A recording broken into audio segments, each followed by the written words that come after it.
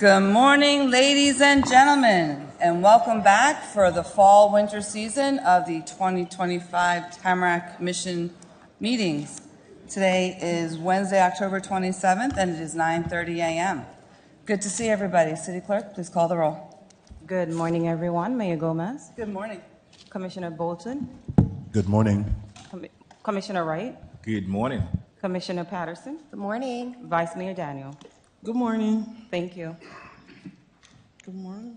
If everyone would please silence their phones and stand for the Pledge of Allegiance, that will be led by Vice Mayor Keisha Daniel, and then we will have a moment of silence.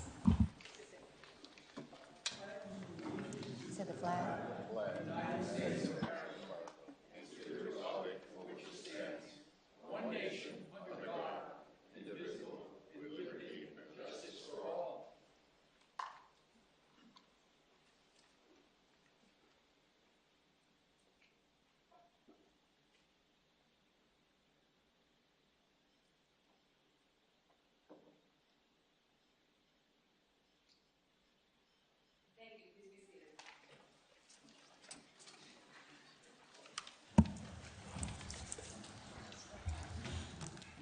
City Attorney, any report? No, Madam Mayor, thank you. Thank you. I would now like to introduce Sharon Hughes from Family and Youth Resource Director of the YMCA, and she's going to come up and present to us all about the YMCA programs and community resources. Well, hello, both of you ladies. Hi, good morning. Hi, good morning. Good morning, everyone. Sorry, my back turned to you guys. So thank you, Commissioner, Mayor, Vice Mayor. We did present a 2-minute video because I know we only had 3 minutes. So then we did a little video so then that way you guys can ask questions. Is that okay? I did submit it, so I don't know if they're going to play it. The L.A. Lee Myazel YMCA is proudly serving as a trusted community resource across Broward County. The YMCA strengthens health, education, and opportunity through programs that empower individuals and families. Community health strategies. The YMCA Health Navigation Program provides free one-on-one guidance to manage diabetes, high blood pressure, and other chronic conditions through education, self-management, and referrals. Employment Health Navigation assists with career support with resume building, job search, interview preparation, and direct employer connections. Services are currently offered in Lauderdale Lakes and Fort Lauderdale, with expansion to other cities based on funding.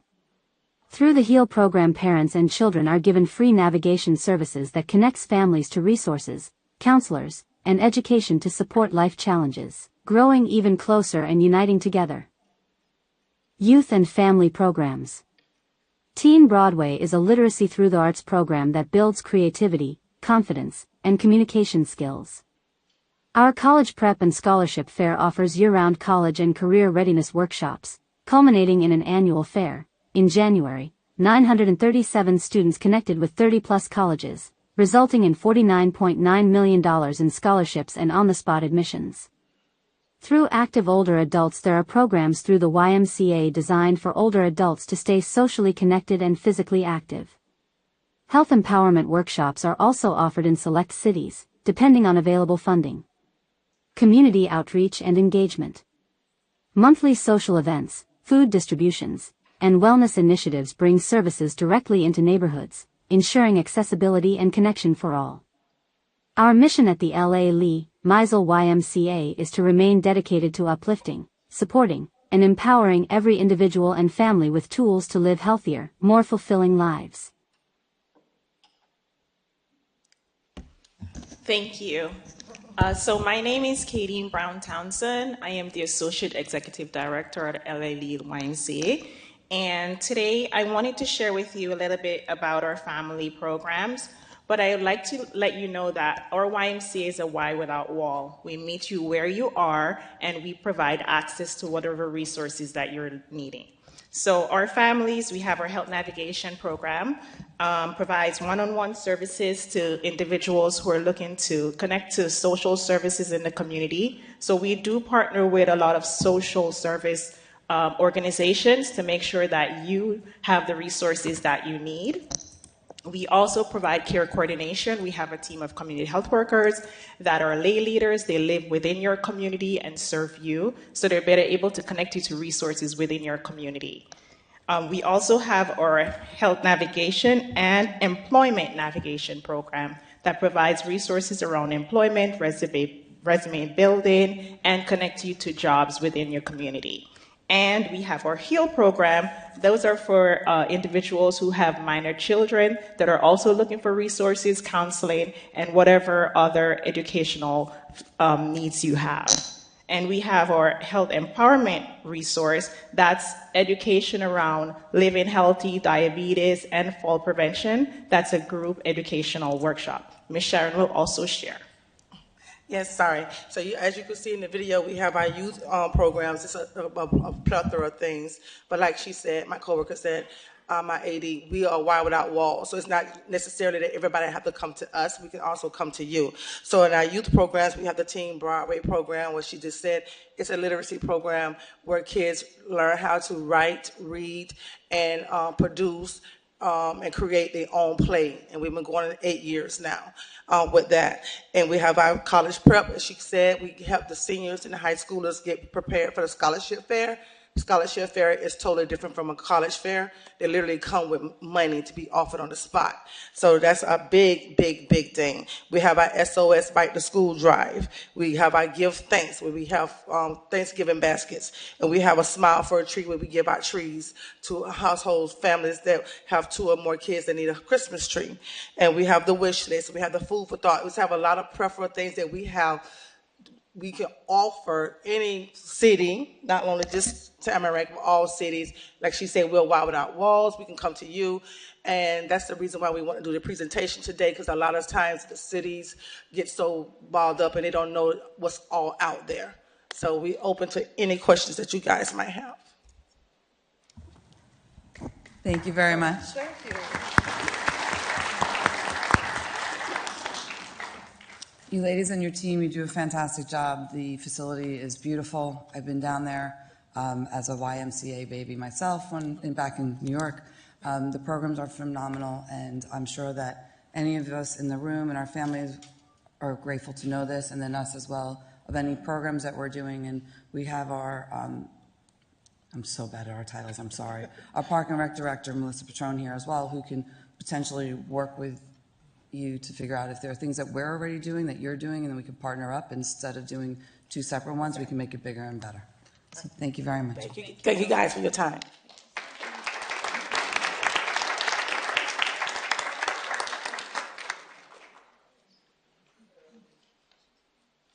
At this time, colleagues, if we would go to the well.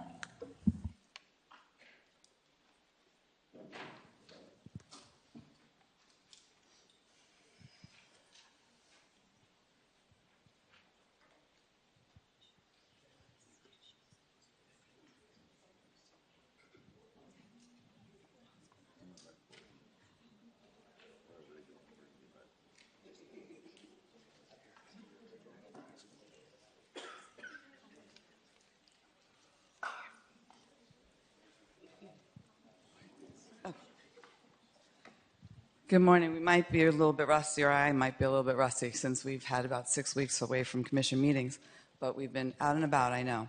So at this time, it is our pleasure to have a check presentation to community project funding recipients for residential assistance programs. And it would be our pleasure to have Edward A. Mejia, the district outreach manager, to join us. He's already here. Isn't Nadaj here? Okay, so she's not here, but she's wonderful, district chief of staff. And they are from the office of the Congresswoman Sheila Shafillis McCormick. And now, is there anyone who has been a recipient of our residential assistance program that would like to come up and have some photos with us? And we knew it might be a little difficult to get him here today, but, oh, come on up.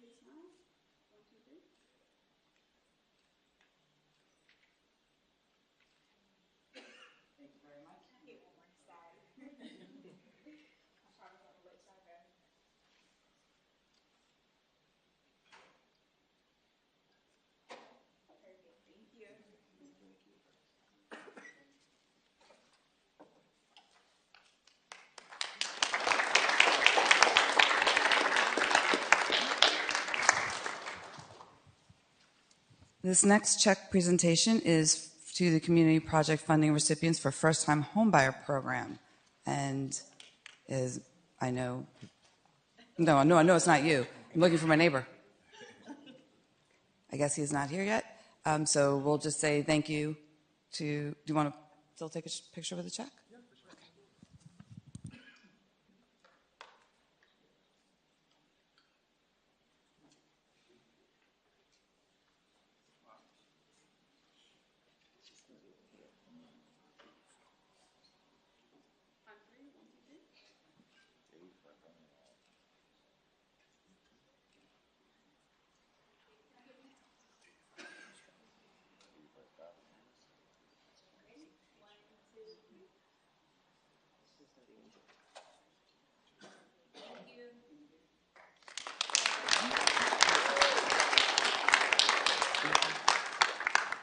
And the city is very honored and very appreciative to the Congresswoman and the whole team for making sure that we were able to have the money to help our residents, whether it's for the residential assistance program or the first-time homebuyer program. So thank you very much.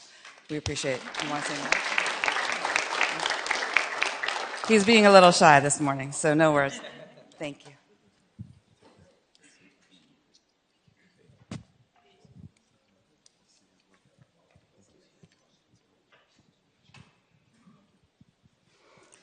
And now we're going to the presentation of a Medal of Honor to Challenger Elementary School in recognition of officially achieving an A school rating. And this was requested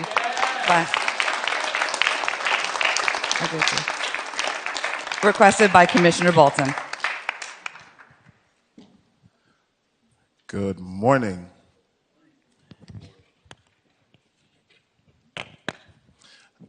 If Principal Z would come join me.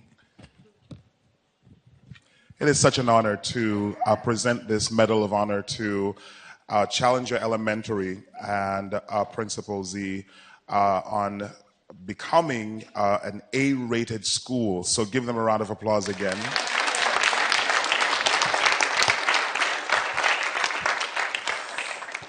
Okay, and the Medal of Honor reads, whereas Challenger Elementary, located in the city of Tamarac, has demonstrated exceptional academic excellence and commitment to providing a quality education to its students. And under the leadership of Principal Tara Z and Assistant Principal Claudine Dunbar-Curry, Challenger Elementary School has risen to the occasion and earned an A rating, recognizing its outstanding efforts in education and nurturing its students. And whereas Challenger Elementary School is dedicated to fostering a family-like environment where teachers, students, staff, parents, and community members work together to achieve a common vision of providing a quality education for all students. And whereas the school offers a gifted and talented program for students with high academic potential and provides them with tailored instruction and resources to foster their intellectual growth and keep them engaged in learning, which is one of the contributing factors to the achievement of an A school. And whereas Challenger Elementary School's commitment to character development and literacy through collaborative conversations and targeted instruction has a positive impact on its students' educational experiences today and beyond. So now, therefore, be it proclaimed that the City of Tamarac hereby confers to Challenger Elementary School the Medal of Honor Award for its outstanding achievement as an A-rated school and recognizes the hard work and dedication of its students, teachers, staff, parents, and community leaders. In witness hereof, I have hereon to set my hand this 27th day of August 2025.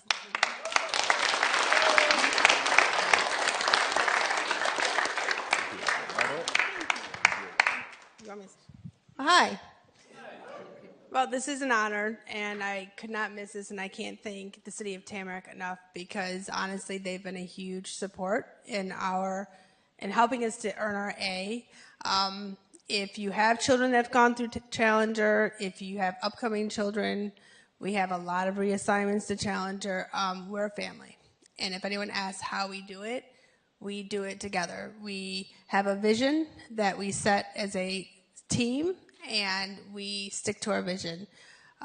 Last year, the only new person in my building was my new AP. Teachers don't leave, staff doesn't leave. Our students are dynamic. Our families that come, they bring in their neighbors, and I'm blessed to be the principal at this school. I'm blessed to be in the city of Tamarac. I couldn't imagine being anywhere else. And again, it really is the support of not just who's in the building, but the outside community, and our families are dynamic. And again, if you've never had the chance to come to an event, or you have children and they're not at Challenger, bring them over. We do compete sometimes with some of the charter schools, but most of the time they come back home. But I'm honored, and thank you so much for this honor. And again, it's a great place to be. Our motto last year was level up. We leveled up. Our motto this year is follow the yellow brick road to success, and there's a yellow brick road painted through the entire building. So we're going to keep following our yellow brick road, and again, thank you. It's an honor to be here. I appreciate you all.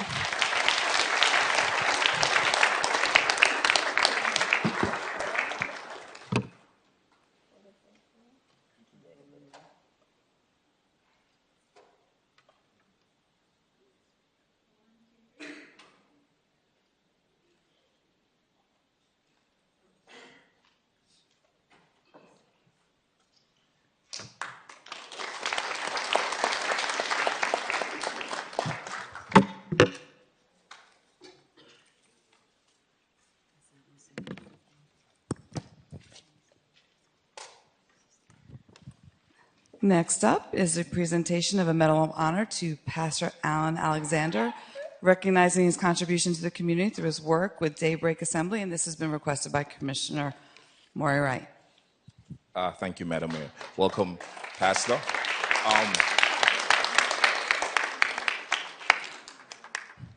Every year I hold a stroke awareness event that brings awareness to stroke and stuff like that. Some time back, I met your wife and asked her for you, and she told me that you had a stroke, and her reaction wasn't very positive. But when I went to your church a few weeks ago, I saw that you were back strong, healthy, and well.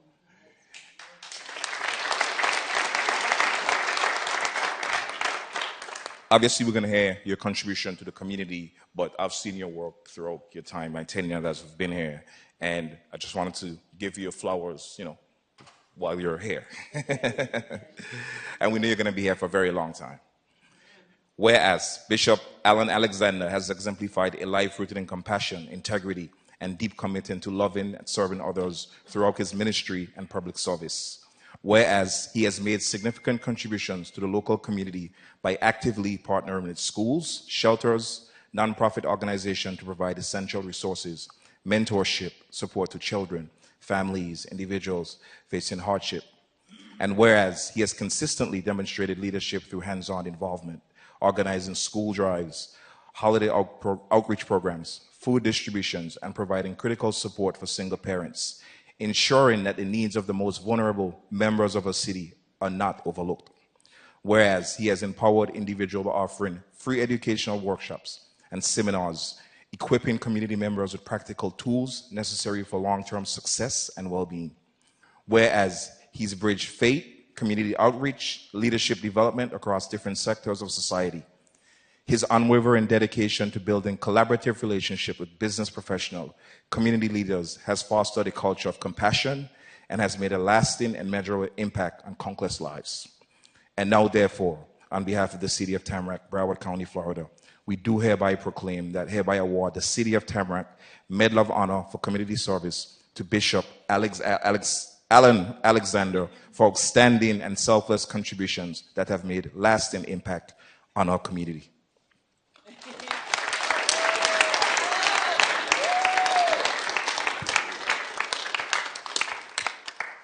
Well, when my wife and I moved in to Tamarac some 27 years ago, we realized it was a city that we would never leave.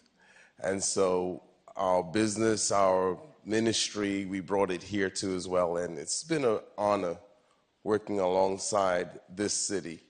And boy, we've seen changes. We've seen a lot of changes, and it has been very good. I want to commend you, Mayor Gomez. I want to commend you, Commissioner Wright, and all the other commissioners and just the city leaders here at Tamarac that you have done and you continue to do an excellent job. This is a city that shines bright, and it's been an honor working alongside the businesses and residents of this wonderful city. I pray that we continue to be that beacon that I believe the city has been to this region as we continue to work together. God bless you, and God bless the city of Tamarac.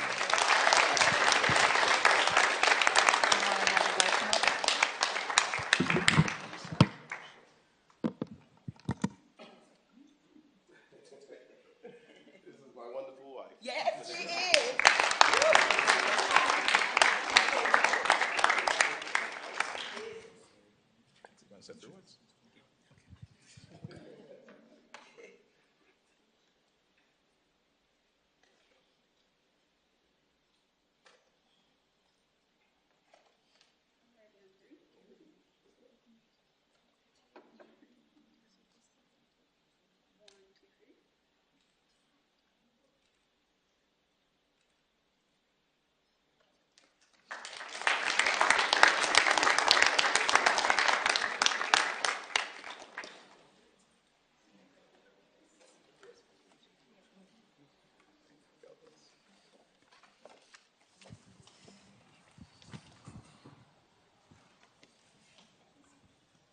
All righty, we are going to Hunger Action Month proclamation, and this was requested by Commissioner Maury Wright.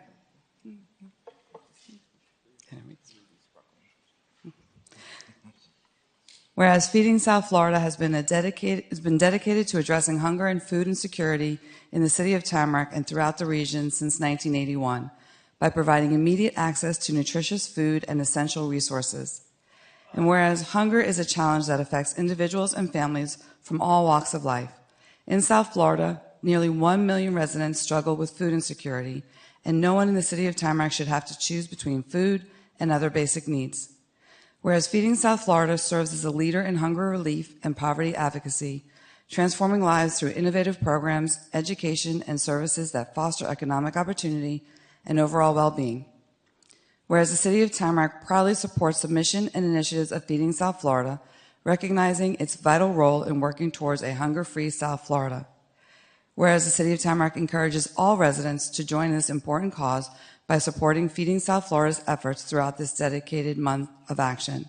And now, therefore, on behalf of the City of Tamarac, Broward County, Florida, we do hereby proclaim the month of September 2025 as Hunger in Action Month. And is anybody here from Feeding South Florida? So sorry. Come on up. Good to see you. Thank you.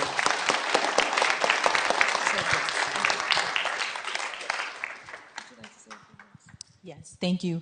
Thank you to the mayor and to Commissioner Wright for issuing the proclamation. Feeding South Florida serves 4 counties, but we are very localized in how we serve individuals and families in each community.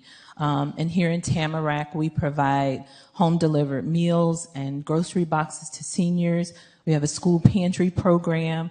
We also work in partnership with about 11 partner agencies locally so that, we're not just this big monster serving 4 counties, but we're actually serving the individuals in Tamarac specifically in a way that makes sense for them. So thank you for this wonderful honor, and we are grateful for the partnership. Thank you. Thank you very much.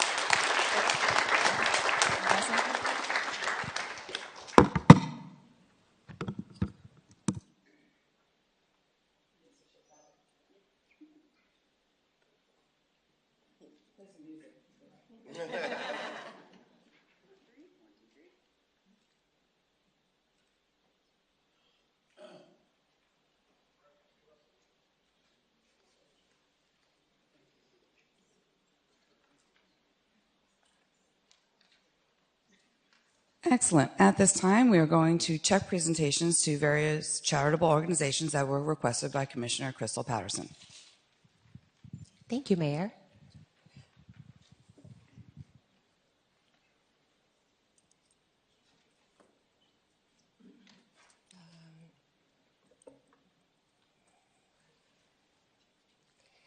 Thank you, because I definitely didn't memorize it. I was nervous. If at this time, good morning, everyone. At this time, if I can call the Tamarac Cougars.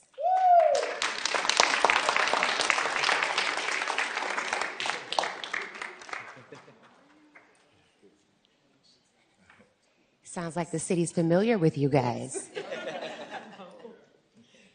It is with great pleasure that I present a charitable donation from my office in the amount of $500 to support the Tamarac Youth Football League Tamarac Cougars. Woohoo! Over the years, the Cougars have been more than a football team here in our community, have built a tradition of discipline, teamwork, and perseverance. Your program has helped countless young athletes develop not only their athletic abilities, but also life skills such as leadership, accountability, and community pride. From building championship-level teams to fostering a family-oriented environment, the Cougars have set an example of what youth sports should be. This contribution is intended to further that legacy by ensuring your players continue to gain the discipline, achievement, and values that will serve them well both on and off the field. With the right foundation, determination, and guidance, I am confident the Tamarac Cougars will continue to thrive this season and beyond. I look forward to celebrating another year of excellence and watching your athletes grow into strong, active, and dynamic leaders within our community.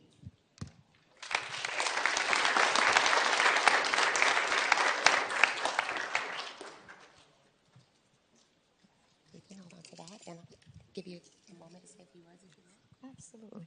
Thank you so much. This is a great pleasure. I have Tamarac Cougars been around for 25 years. The last 10 years I've been a part of it, and the last 6 years I've been the president of the organization. So I've seen kids come and go, including my own son that's now in college. But I just thank you so much for the honor. Thank you greatly. Everyone has all been by the park, so we enjoy it. We're right here at Tamarac Sports Complex. And thank you so much for this donation. It's very helpful.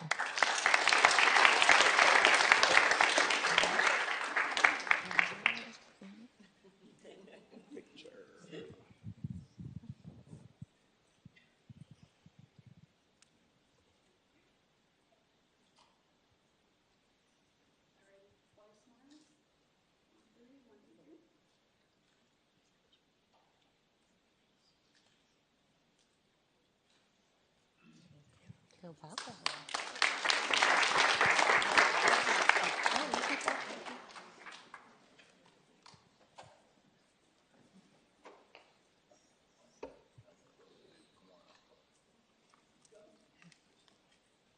All right, more money, more money, more money. Can I call the Kiwanis Club?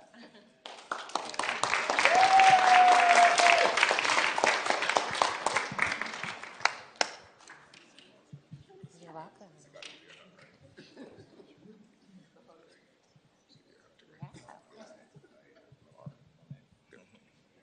All right, who's going to hold the money? That's the real money. So. All right, I'm pleased to extend my support to the Kiwanis Club of Tamarac with a donation of $500. Your mission to improve the world one child and one community at a time aligns deeply with my shared values of service, compassion, and building stronger communities. I commend your continued dedication in programs that uplift families and create lasting impact for future generations. It is an honor to contribute to your efforts, knowing that 100% of charitable donations directly benefit your programs and initiatives. I look forward to seeing the continued positive change the Kiwanis Club of Tamarac brings to our community. Thank you for your work.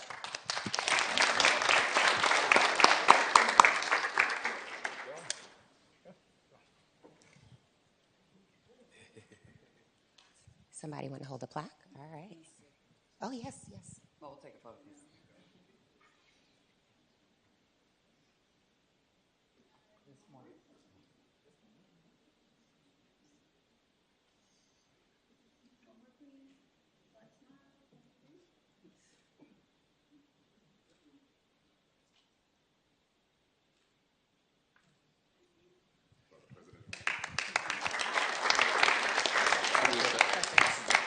Good morning, everyone. Thank you, Mayor Gomez and Commissioner Patterson, for this amazing donation. Kiwanis is a volunteer service organization. We focus on serving the youth in our community and strengthening our community. So thank you for this opportunity. This donation will help us continue our service projects.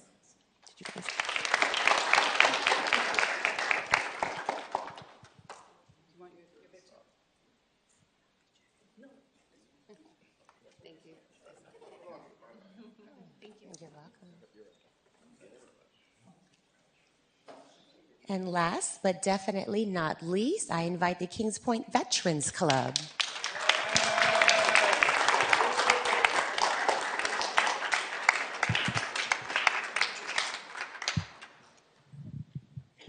You're welcome. You guys should all come. I welcome all of you to come. Who's going to hold the money? All right. This is the real check, so we'll hold you accountable, Madam Wife. It is my honor to present a donation of $500 in support of the Kings Point Veterans Club.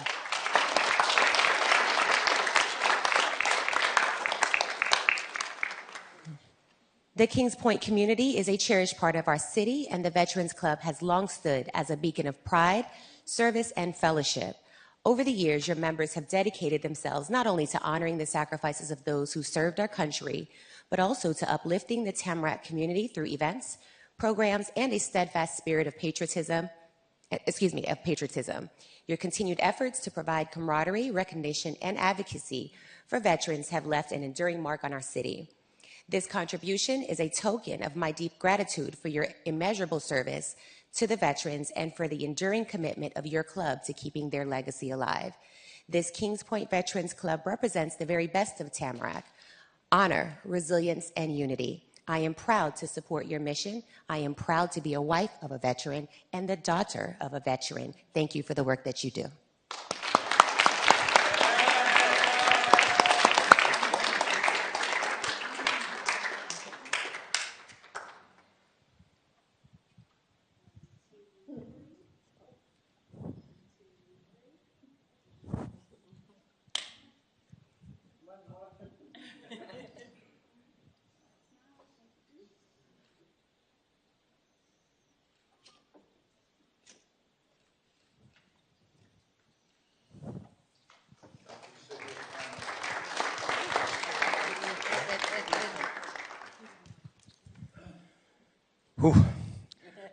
Thank you so much, Commissioner Patterson and the City of Tamarac, for this generous support. The veterans really appreciate this, and it's really hard. It takes me here, and I'm really proud of my veterans, and I'm also proud of the city commissioners for what they do, and also for the residents in this community. We all pull together, but our veterans are my number one goal, and I thank you all very, very much. Thank you.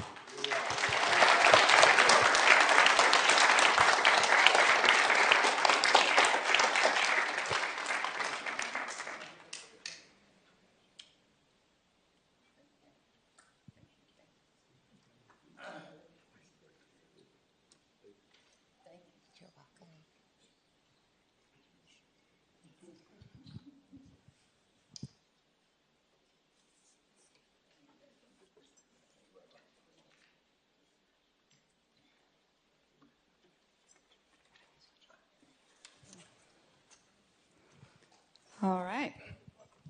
We are now up to Diaper Needs Awareness Week, and we have Adora West from the Greater Fort Lauderdale Diaper Bank. Come on up, and I know you have your team members here too. Come on up.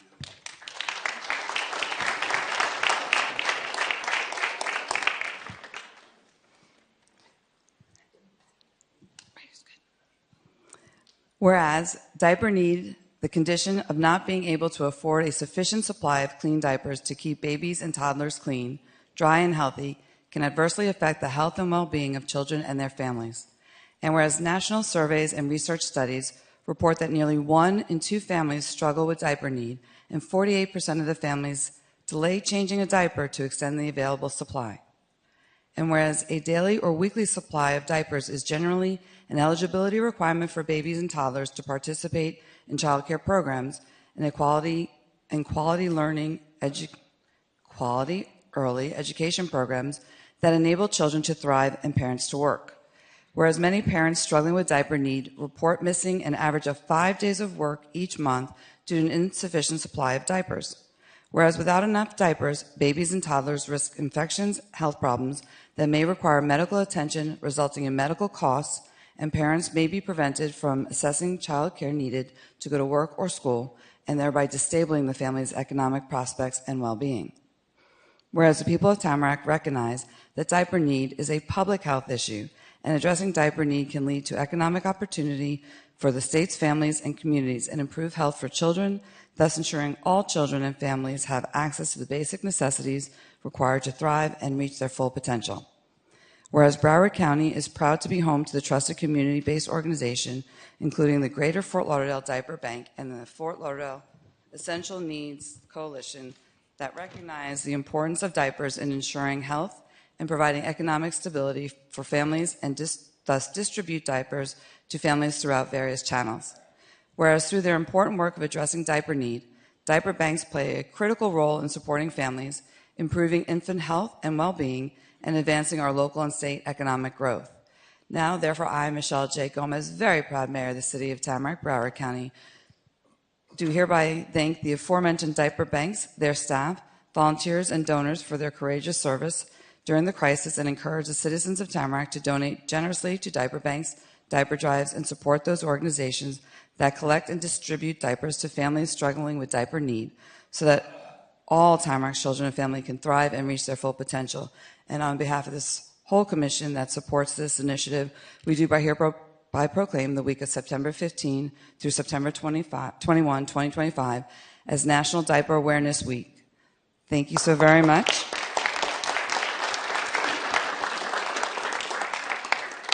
And just some diapers for you to bring back to the bank. You're very welcome. There's a package for each of you. Would you like to say anything? Would you like to say anything? Hi guys, my name is Brian with the Greater Fort Lauderdale Diaper Bank. I just want to share what we do. We provide diapers to disadvantaged families and partnering community organizations to support families in need. We organize diaper drives, holiday drives, diaper delivery, and in-home visits for those who need it. We are committed to providing education support and advocacy as a way to foster strong community ties and values while aiding families in gaining access to resources needed to succeed and flourish. We want to thank the city of Tamarac for supporting and bringing awareness to this important cause. So thank you guys. Thank you. Thank you. Thank you very much.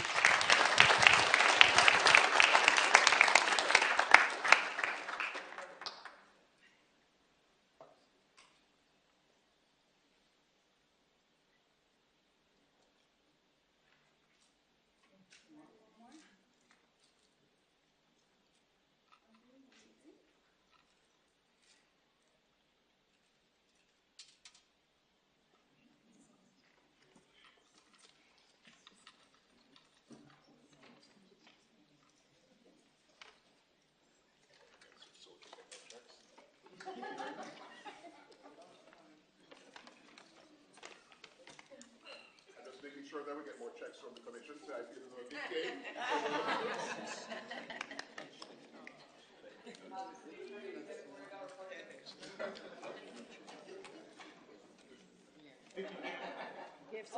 Everybody sees it, so we're good. We've recorded. Always have to have some fun. Is Phyllis Barbarov here?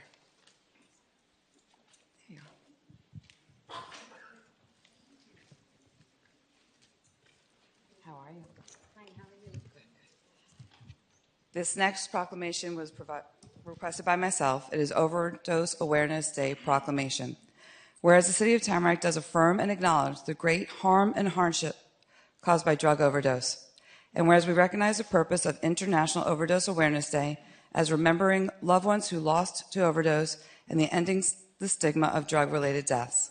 Whereas we resolve to play our part in reducing the total overall overdose, the toll of overdose in our community, which claimed the lives of nearly 5,000 Floridians in 2024, together with countless more affected forever.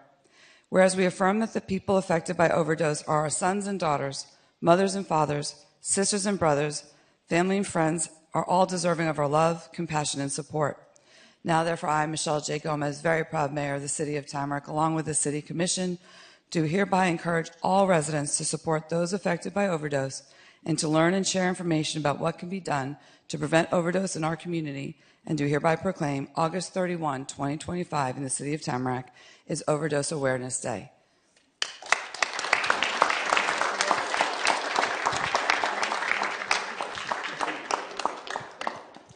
Thank you.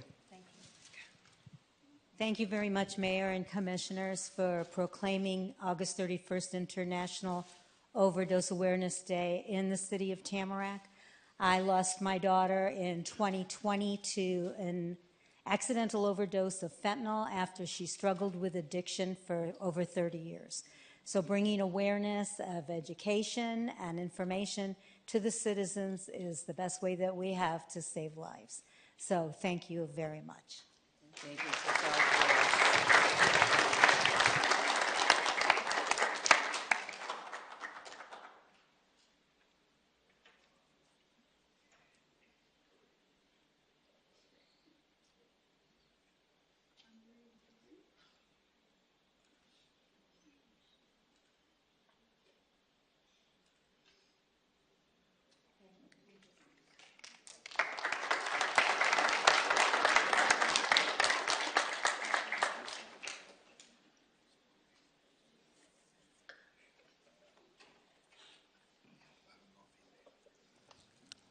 Do we have anything else on the agenda? Well, this is a time we all love. Yes, Mayor. Our Employee Service Awards. City Manager, take it away. All right. Thank you so much. Good morning, everyone. Welcome to City Hall. And so we're here to recognize our long-serving employees. And we'll start with Eliane Benjamin for 5 years of service to the City of Tamarac.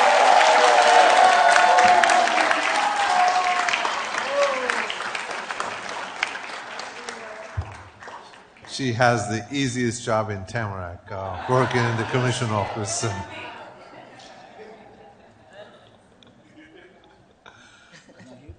She's not here.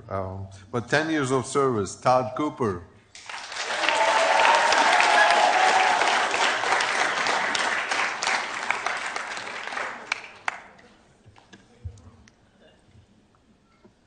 Surprise, surprise, our own Kim Dillon.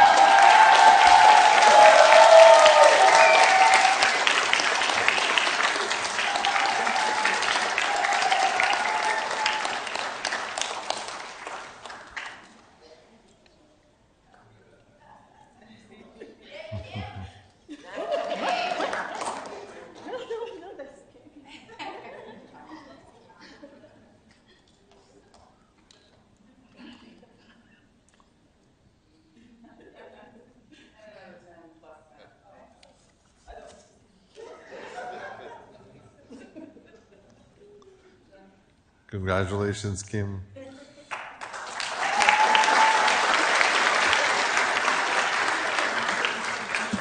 Rafael Diaz, 10 years of service.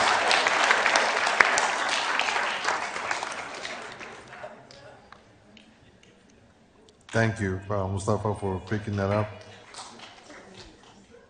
It's time to recognize Simi for 20 years of service in Tamarac.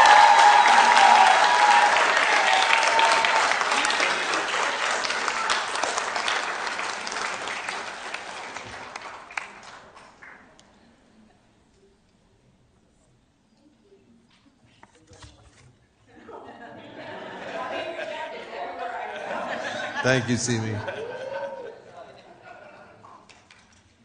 20 years of service. The word is bird.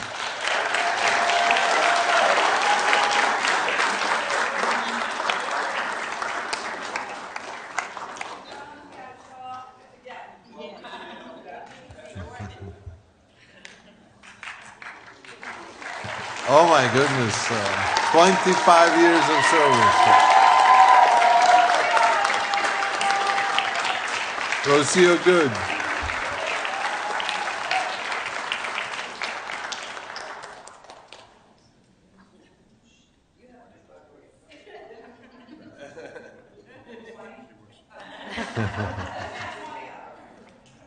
Congratulations, Rocio. Thank you so much.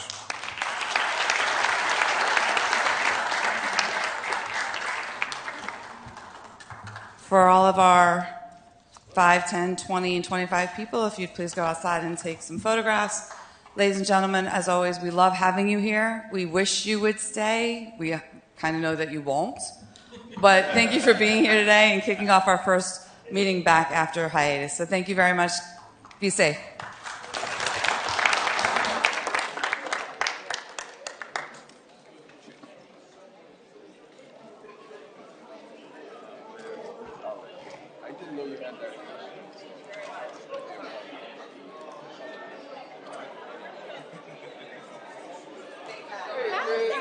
You know I couldn't miss this one. How are you? You good? Yeah.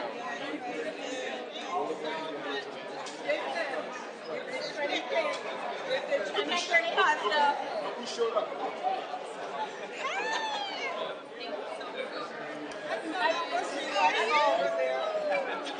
When he called me, when he called me,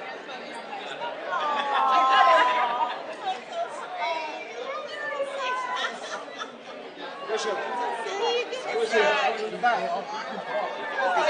You're good? Yeah.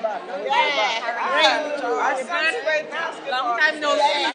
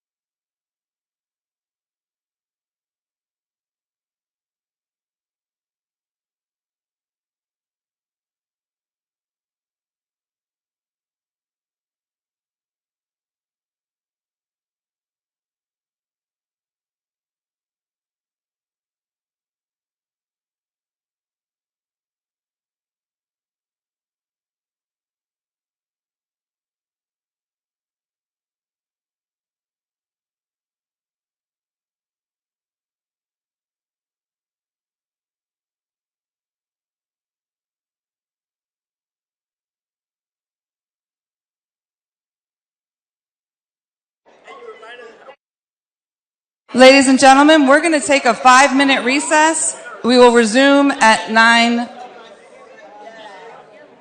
10:25. I could tell time. 10:25. Thank you.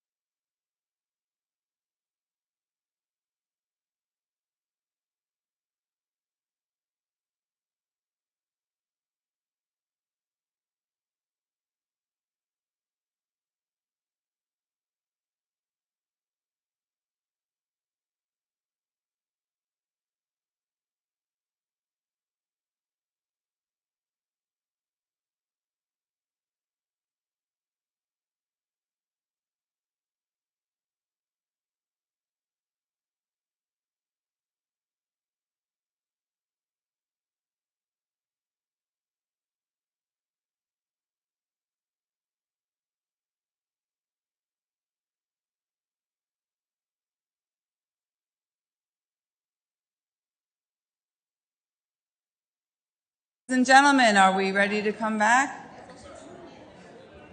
It is 10:25, and we are regrouping to start the rest of our commission meeting.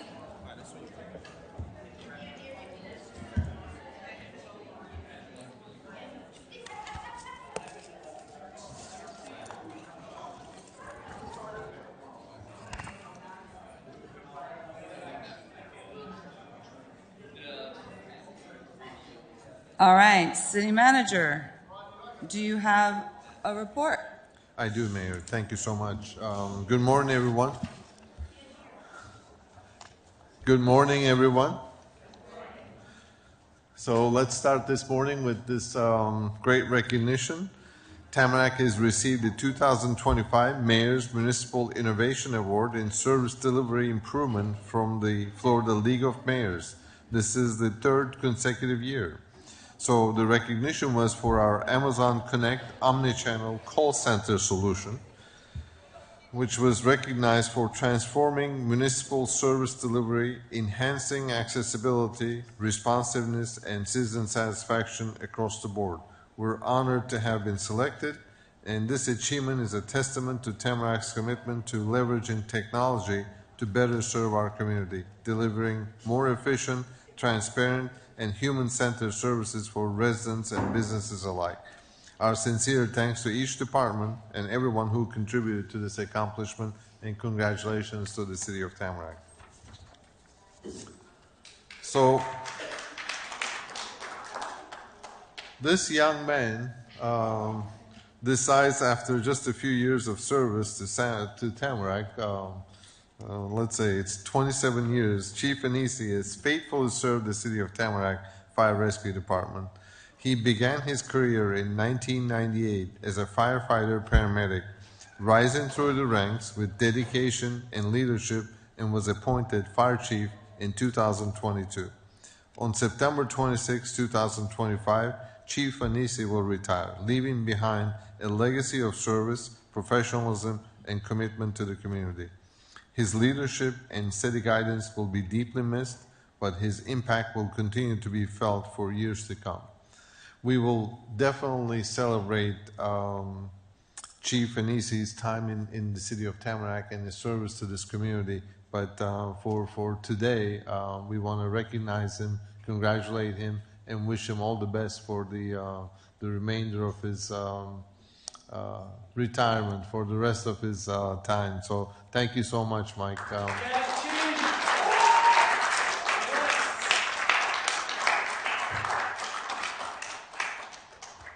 He truly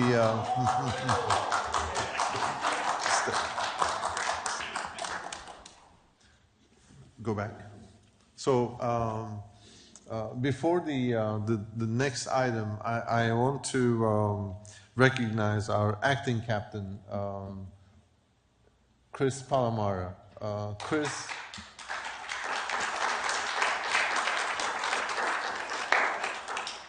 Chris has been part of our community in the past, and at times of difficulty, during times of transition, he came back to Tamarac, and you know, he took the reins of leadership in Tamarac and helped us through these very difficult times. So I truly want to recognize Chris and his efforts, and we'll forever be grateful, Chris. And although we'll be seeing Chris at a different post in the Broward Sheriff's Office, we're always going to remember you, and we appreciate everything that you've done for our community. So thank you so much for your service. We appreciate it.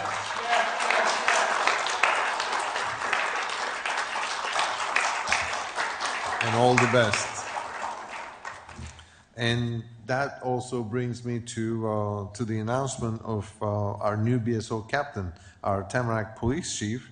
And in honor of Tamarac's newly appointed BSO Captain David Franks, City of Tamarac invites you to join us for a special reception to welcome Captain David Franks as the newest leader of the Tamarac Division. This event will provide an opportunity to meet Captain Franks, learn about his vision for the community, and extend your personal congratulations. This is going to take place. We'll have a a small reception for Captain Franks on Tuesday, September 10th at 6 p.m. at the City Hall atrium. This is just before the commission meeting. We're looking forward to celebrating this important occasion with members of the community, city officials, and our public safety partners, and then we'll serve some refreshments. So we're looking forward to seeing all of you. September 10th. Tuesday, because September 11th, City Hall is closed.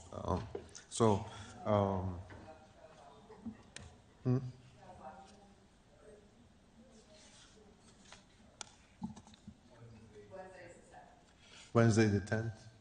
Okay, my mistake.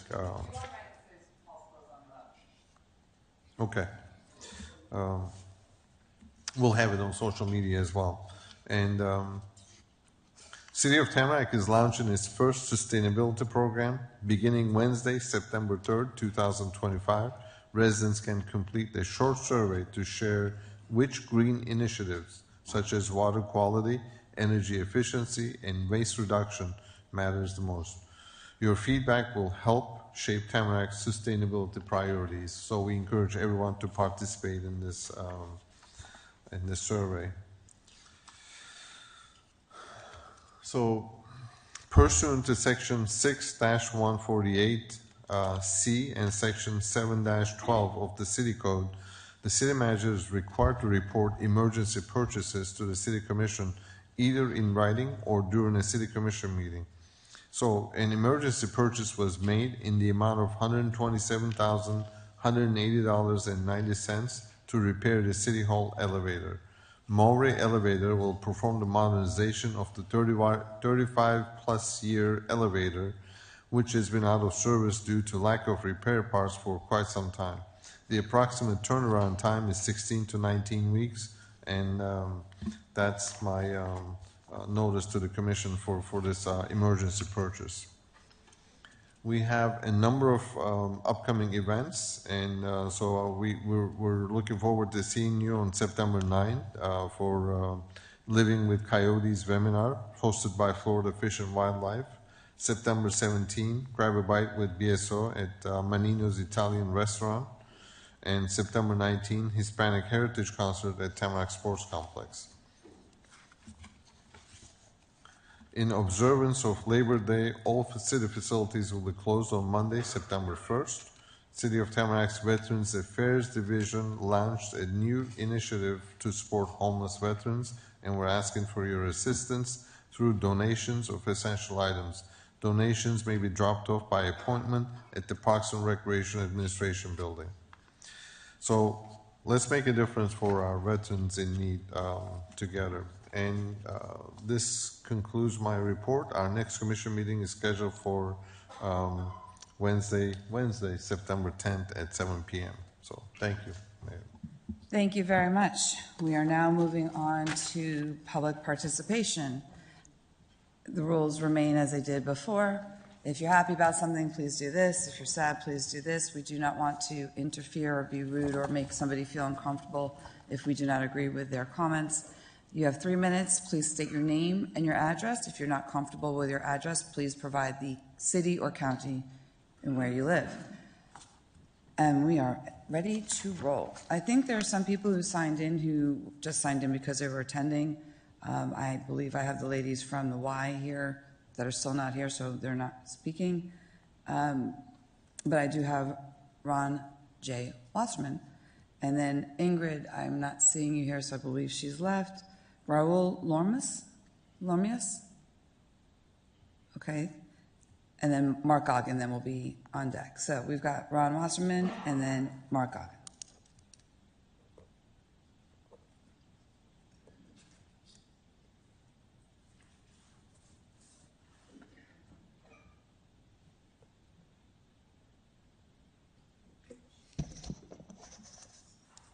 Good morning. For the record, my name is Ronald J. Wasserman. I live at 8577 J Drive, here in Tamarac, 33321. Before I speak, and it goes quickly at 3 minutes, I want to thank the interim captain, Captain Chris, You were a breath of fresh air, sir. Seriously. You gave me your cell number. Thank you, Chris. I also want to thank Chief Anisi. I had a health scare a few weeks ago and I had to go to the hospital. And his capable crew, how fine are they? So, here's why I'm speaking today. The last time I was here, I raised my voice beyond control. I want to apologize to everyone who was in this room when my voice got so high. What I was saying was not wrong. Now let me just give you a personal experience. And I'm on fire again. This is about BSO. We had to call the police on Sunday. 911. Guess what? They never showed up. Never showed up. And I've heard all the excuses. Oh, shift change, we're short officers, budget. Excuses all the time. There's something wrong with BSO. The dispatcher told me, and Madam Patterson, you can listen to me too about this. The dispatcher told me, sir, we have a car on the way. So here I am waiting for the police. Oh, what's the big deal, Ron? Oh, trespassing. For those of you who don't know, I have to speak very quickly now. My Miss Sandy, the queen of my house, was assaulted and robbed trying to get a pizza. They strangled her. Our home has been broken into 3 times. So if you think that trespassing is just an issue, it's not. We have all the appropriate signs up. Again, I'm raising my voice. What the heck is going on? And I have not stopped with the commission. I've let my congresswoman know. I've let Broward County know. Should be ashamed. Ashamed of this police force. Thank you, Ron. You're welcome. As Mark Goggin is coming to the podium, Jean Crawford. Patty Lynn will be next.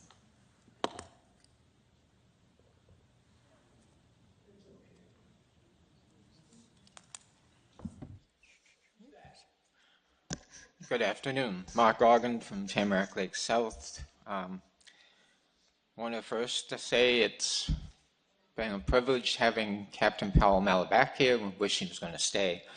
And for Chief Anisi, who I've known, I've been working disaster services. I was here for 34 years with the Red Cross and a number of years with him and served on the county's Fire Chiefs Association. And he did a good job, and I know his replacement will do good because he has a good staff that's been underneath him. My other thing is, I know you guys have a budget meeting coming up after this. We didn't know about it, but hopefully, unfortunately, rather, I'm not going to be there because I have to go to Broward Health's board meeting because they're doing a presentation for the cancer doctor that I had. And since I was one of his patients that cleared up within 8 months, they asked me to be there for him. Also, what I want to make sure is that hopefully this isn't a meeting being held out of public view, because it seems to be moved over to the sports area and not here where it can be filmed. It's about money. Money that's going to go to things that aren't needed. We saw other cities trying to raise commissioners' salaries and cities fighting it back. You got to remember, our money is not flowing in like the water. Our money, a lot of us in the city are young, but a lot of us are on Social Security, so it's limited funds. What is our tax rate? Our taxes are going up. The housing values are going up. So we need to consider that. We have $69,000 spent on the Caribbean event a couple weeks ago, or a month ago.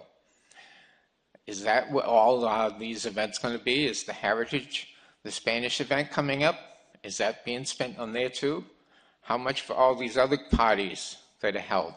Why should one party have so much money and not the others? We need to watch and what we're spending on each money function. And remember, it's coming from the hard residents of your community who work hard to pay the taxes that you set. Thank you. Thank you. I'm very happy about being cancer-free. Kate Johnson's on deck. Good morning, Patty Lynn, Mainlands 8. Yeah, it's going to be tough saying goodbye to both of the chiefs. They did good work, and we like them. We'll like the other ones, too. I was happy to see people from Congresswoman Sheila Sherfless McCormick's office here. She works very hard for us. She's got an opponent already. We really need to support her for what she's done for us. Employees. My water meter got changed out the other day, and I didn't get the young man's name who came and knocked on my door, told me it was what he was going to do, how long it was going to take, how long the water was going to be off, and everything went boom, boom, boom, and he did a good job. That's because you guys do a good job with hiring, and our employees are super. We need contact information from our homeowners associations. I know all of you know your homeowners associations presidents and people to contact. Can that be shared? When we had the President's Council here, nobody remembers it, Michelle remembers. Dot Murphy was a president for a long time. They met, they shared that information. The Ruth Bader Ginsburg Commission on the Status of Women is looking for all kinds of things, and we need to contact people so that we can go and speak to them. And nobody's got a list. The list is 15 zillion years old. And I know you have contact with those people. You know who they are. Let the city know. Don't keep it to yourself. It's important that we know. Thank you. Out of control spending. I think we spent almost $10,000 promoting a gas card giveaway. Taxpayer dollars used to promote District 1. Why? Why are we doing that? Why are we spending money promoting individuals and promoting free things? And I don't want to pick on District 1 because it's not just District 1. North Lauderdale did a terrible thing, and every one of those commissioners raised their salaries. This is not a full-time job, people. It's not. You all have full-time jobs. You're already getting car allowances, spending allowances, this, that, and the other. Pay attention. We're not getting the funds in from the country, and we're not getting it from the county. Tighten your belts. Stop spending taxpayer money. We have people in need here, and it's not you guys. Thank you. Thank you. As Kate Johnson comes up, I have Nairdoi. I'm not. Nairdoi. Aguero?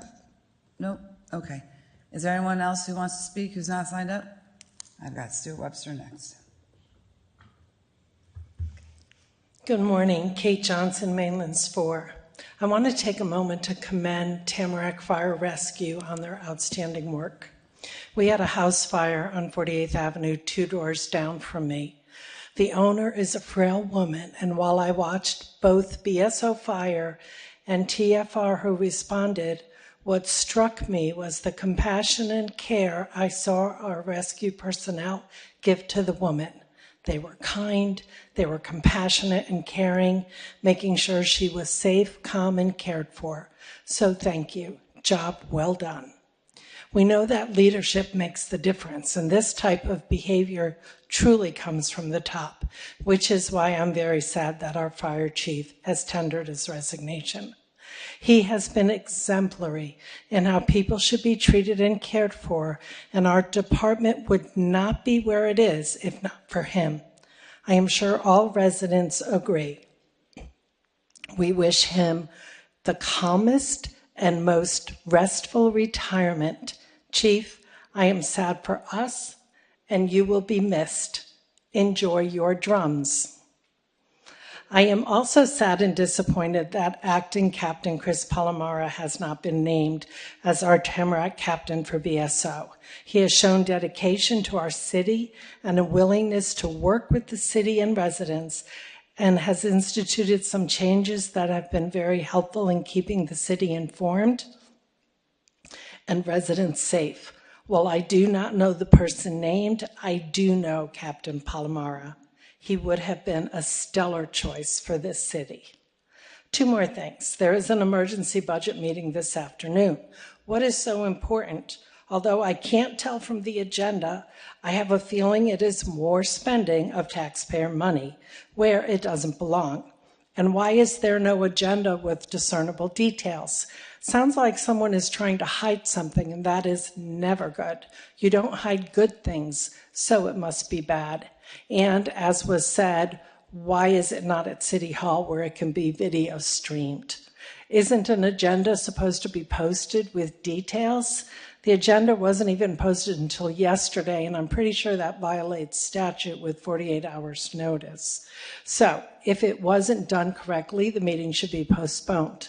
Lastly, the state of the city is on as an item. Again, no backup materials, so I have no idea what it is about. However, I can tell you the state of our city. With all your spending, we're going broke. Thank you. Stuart Webster comes up. Is there anyone else who wishes to speak on an item that's not on the agenda?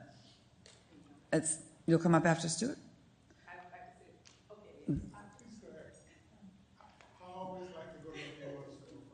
And it's an item that's not on the agenda, correct? No. Good. I am Marjorie Brown. I'm from Bermuda Club. And as I was just piggybacking on what she just said about the fire, yes, we had a fire also. And the fire, they came out like wildfire. And they were there with us. And I called the office to ask them some questions about how our fire alarm respond when we have a fire, because we had the impression that the alarm thing that they set up, it would go off to the city if we have a fire. But I called the office and they responded, and it's Inspector Giovanna or something, Giovanna, and he responded. I didn't get the call. And I called back, and he called me back, and he explained to me how our system works. And I sent him a message yesterday to find out if he could come to one of our meetings. I don't know if it can happen, to explain to us, because we all have a wrong impression of how the smoke alarm system works. So I didn't get an answer from him yet. It was late yesterday, so I don't know if it's possible, and I would like to ask if he would come. And I told him I will let him know when we have a meeting, so he could come and explain to us really our fire system works, because it's a 55 and over community, and we were thinking that we were all set, that if the fire comes, it would go off to the fire station, and we would know. It's a total different thing. We had to pull the pull station and all that, and he explained to me very well. But that was just me. So I would like for him to come so everyone could understand really our fire system work. Thank you. And we've got the nod from Chief Anisi, because he's still our chief. He's not leaving us just yet, and it will be arranged. Yes, thank you. Thank you. Thanks. Is there anyone else before Stuart Webster comes up? Because I know he likes to be last. Okay, come on. No, he likes to be last, so go ahead. You got sharp elbows. Well, wait, so have a seat. We got.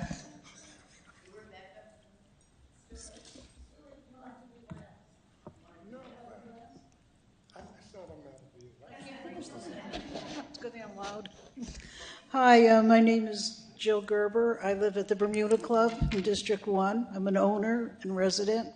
And I just want to bring up for item 7D about... We're going to ask you to come back at item 7D. Oh, come back? Oh, Yeah, please. okay, sorry.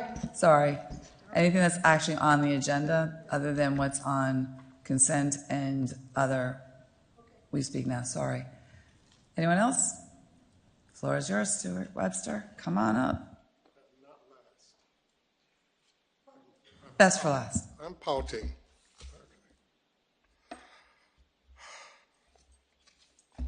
Stuart Webster, Versailles Gardens. I echo the sentiments that Kate said about this fantastic and exciting meeting for this afternoon. But what can I say? Madam Mayor, persons on the dais, all protocols observed. Welcome back. I hope most had time to meditate, drink a glass of bubbly, and prepare us for what's coming down the pike.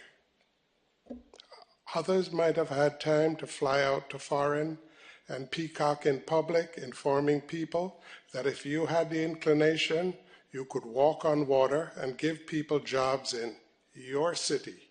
Even had the time to go on TV and talk about Sinsima for 2026. Our commissioners, as you know more than I do, there's much going on in P-Land that it's like a firestorm or a tsunami. Washington has nothing on the city for your life. You may say, huh? Well, look at today's agenda and this afternoon. More anon. For possibly the first time, I speak about myself. I may be one member of this city, but I'm a vocal one, and I will not be silenced. I believe in preemption. My record and credibility stand on their own, and I will defend myself when necessary.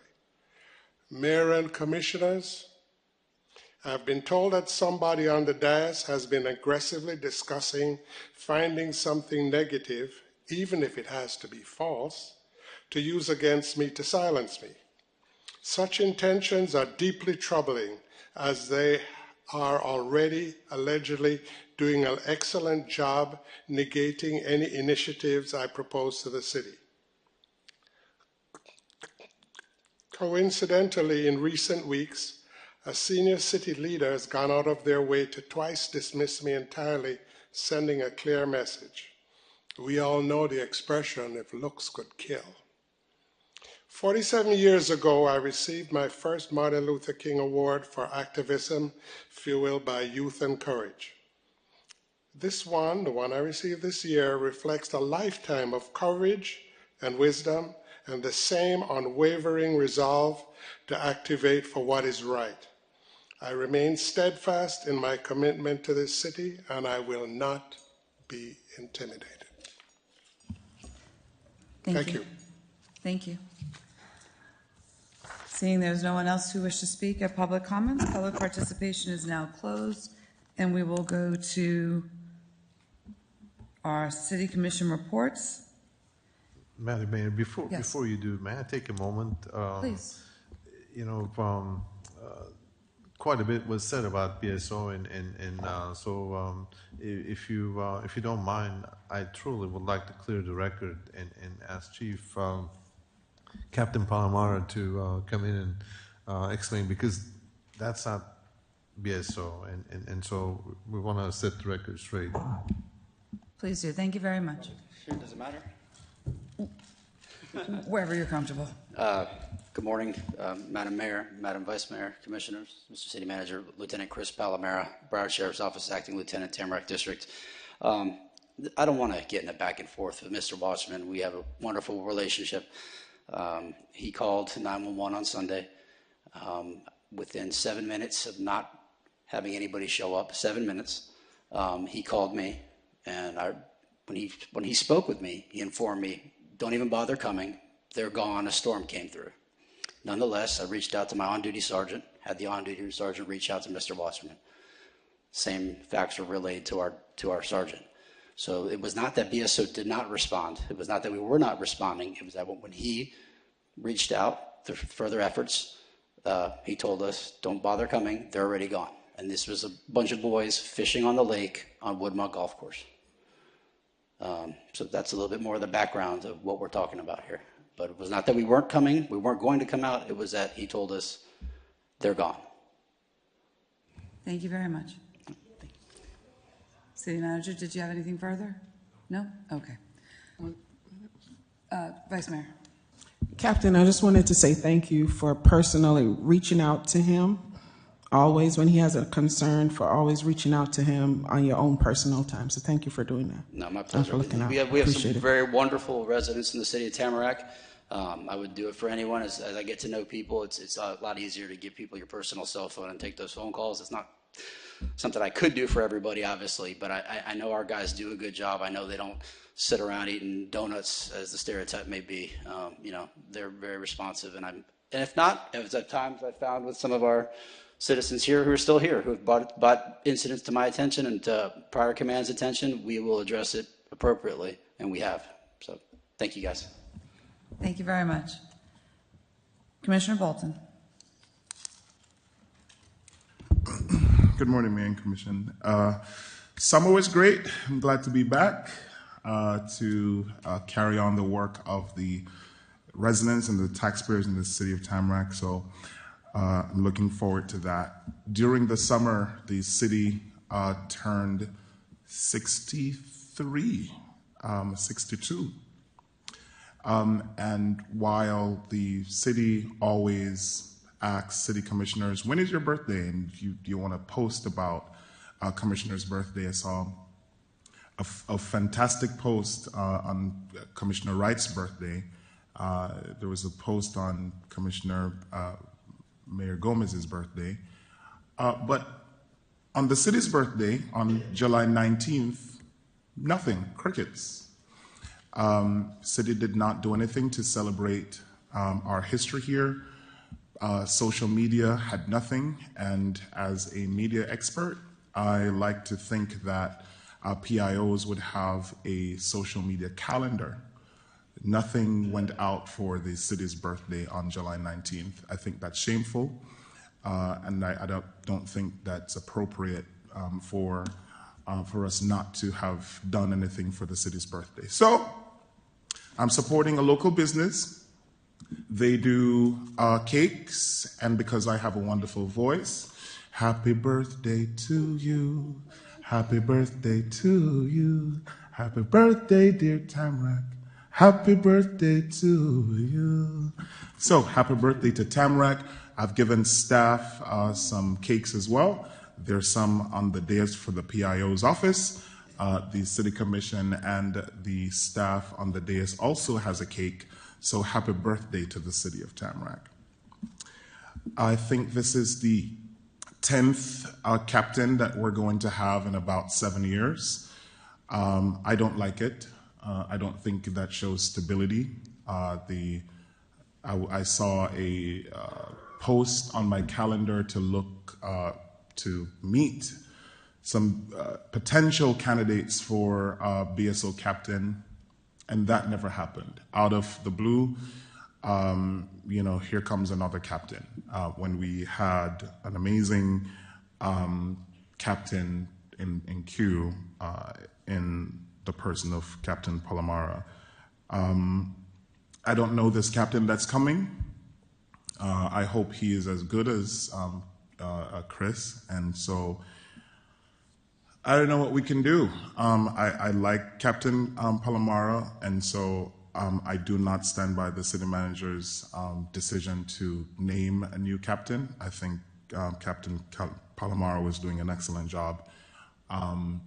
And, whatever I can do to keep him here, I would absolutely love to do that. So I think, city manager, you're wrong, and I'm calling you out. The fire chief, I don't know why you're leaving. It seems sudden. It doesn't feel right. It feels like something other than you just retiring when you're looking so young is amiss. but hopefully you too can take your resignation back or your retirement back. I don't see eye to eye politically with the fire department, but these fine gentlemen, Chief Anisi, you are just an amazing person. You're an amazing leader. I think they appreciate you, and every time I go by the fire station to hang out or meet the guys where they are, they have been incredible. We have some of the most personal conversations. The union may not love my politics, but the men and women of the fire department really love some Bolton, and I know that because they tell me. So, hopefully you'll stay too, and I'm looking forward to that. So, with that said, if anyone in the public wants to reach me, my cell phone is always on and available, 954-275-3850. And you can follow me on Instagram, and you can see all the amazing work that I've been doing locally and internationally. Simsima, who got the keys to my bimmer. Instagram / Commissioner Marlon Bolton. Thank you. Commissioner Wright? Thank you, Madam Mayor. I'm going to second Commissioner Bolton's thoughts on the captain as well. I think he's been doing a fantastic job. And, we've seen a lot of improvement since he's been at the helm in this short little time. He was also here before, so he kind of know the people, know the staff, know the community. Yeah, I would second that as well in Commissioner Bolton in supporting the captain. Of course, the fire chief, I always say you look like a young Richard Gray.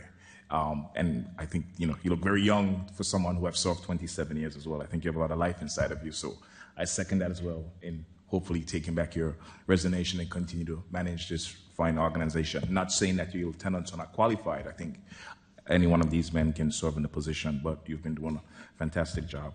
I also want to give shout out to Challenger, but also to Millennium High School, who was recently ranked as the #1 school in Broward County, #4 in the state, and 56 in the country, according to U.S. News War Report, public high schools. So they're doing an amazing job.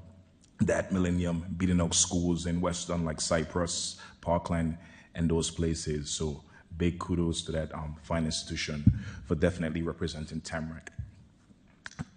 Welcome. It's good to be back, focusing on the things that we have to do for our residents. As you know, you can always get in contact with me. My direct cell number, 954-826-8560. Thanks. Thank you. Commissioner Patterson, District 3. Thank you, Madam Mayor. Welcome back to everyone here. I'm actually quite excited to be back as well. I don't know that I took much of a break. I don't know if my colleagues took a break, but I definitely did not. So I am happy to be back. I believe we've got quite a bit of work to do. I want to congratulate the chief. As the newest person on this, newest member of this board, I look forward to retirement. I've not heard anything other than the fact that he looks forward to being able to lay down, what he's been, this work of public service is tough work. It's thankless work, and I think that he is deserving of, what he's decided to do. While I have absolutely no quorums with him at all, and I think, he's been a pleasure to know. I congratulate you on this next season, and I look forward to, I think that whoever comes next definitely has big shoes to fill. But I look forward to, what's next for the city, and then I think that that's just the natural progression. And I don't think we should wait until we're 80 or 90 to retire. I think we deserve to be able to enjoy our lives, our families, and what have you. So again, congratulations to you, sir. Captain, it's been a pleasure to work with you as well. And I think that you have been more than a captain in the short time that I've gotten to know you. I did not know that the stats reflected 10 captains in the last couple years. That is absolutely concerning for a number of reasons. while I understood that the role was acting, I think you did a stellar job, and it's my understanding that there was a process, but, I think ultimately, this is, and I'll reserve a little bit more of the commentary for the item that I do have on the agenda that discusses the state of the city. But I do think that you're a fantastic person. I think that you did a fantastic job leading in the season in which you did, and I think that you're going to do amazing in your next chapter as well. So thank you for your service. With all that said, I just wanted to briefly just make mention and thank some community partners. I recently hosted a back-to-school clinic, and AAA Urgent Care, who is a fairly new urgent care center in District 3, was gracious enough to partner with my office in delivering free physicals to the students. And community partners, it's impossible for the city to do the work that we do without community partners. So I'm grateful to them for what they were able to do in providing free physicals to these students, along with Lucky Scoops, who is a new minority-owned ice cream shop in our city, as well as the Lemonade Squeeze, who, by the way, I've never had a passion fruit lemonade, but I think that if you're not familiar with the lemon squeeze, definitely try to find. I think that she sets up posts at the farmers market, and it's phenomenal. So I just want to thank them for their partnership. I want to mention that on October 27th. I will be collaborating and bringing a mammogram bus to the city, or mammogram service to the city, and making that available to our residents. And so I know the city has had a history of making a mammogram service available to staff, but I want to make the mammogram service available to our city. So if you have insurance, this will be available to you upon registration. If you do not have insurance, no problem. This mammogram bus will be available to provide mammograms to those that live in the Tamarac community on October 27th from 9 to 1 at the community center. And I urge everyone to please get there, get your mammograms done. If you are a woman, female, old, 40 or over, I highly encourage you to do that. I recently had a very close friend of mine diagnosed this summer, and that brought some severe awareness to my attention, and I thought it necessary to make sure that those in our community have access, whether they have insurance or not. So I just wanted to make that available and put that on the record and share with you all. And two last things. I have a business spotlight initiative that I've made available to our community. Everyone knows that I'm very, very passionate about our small businesses. And so if you're a small business in the city of Tamarac and you're looking for additional exposure, you want folks to know that you're here, and I certainly want to partner with you. So I encourage you to get in touch with my office. Let us know that you're interested in being spotlighted so folks can kind of get to learn a little bit more about what you do in our community. I'm interested in working with you, so please reach out to my office. That's District 3 at tamarac.org. Thank you. Thank you. Vice Mayor, District 4.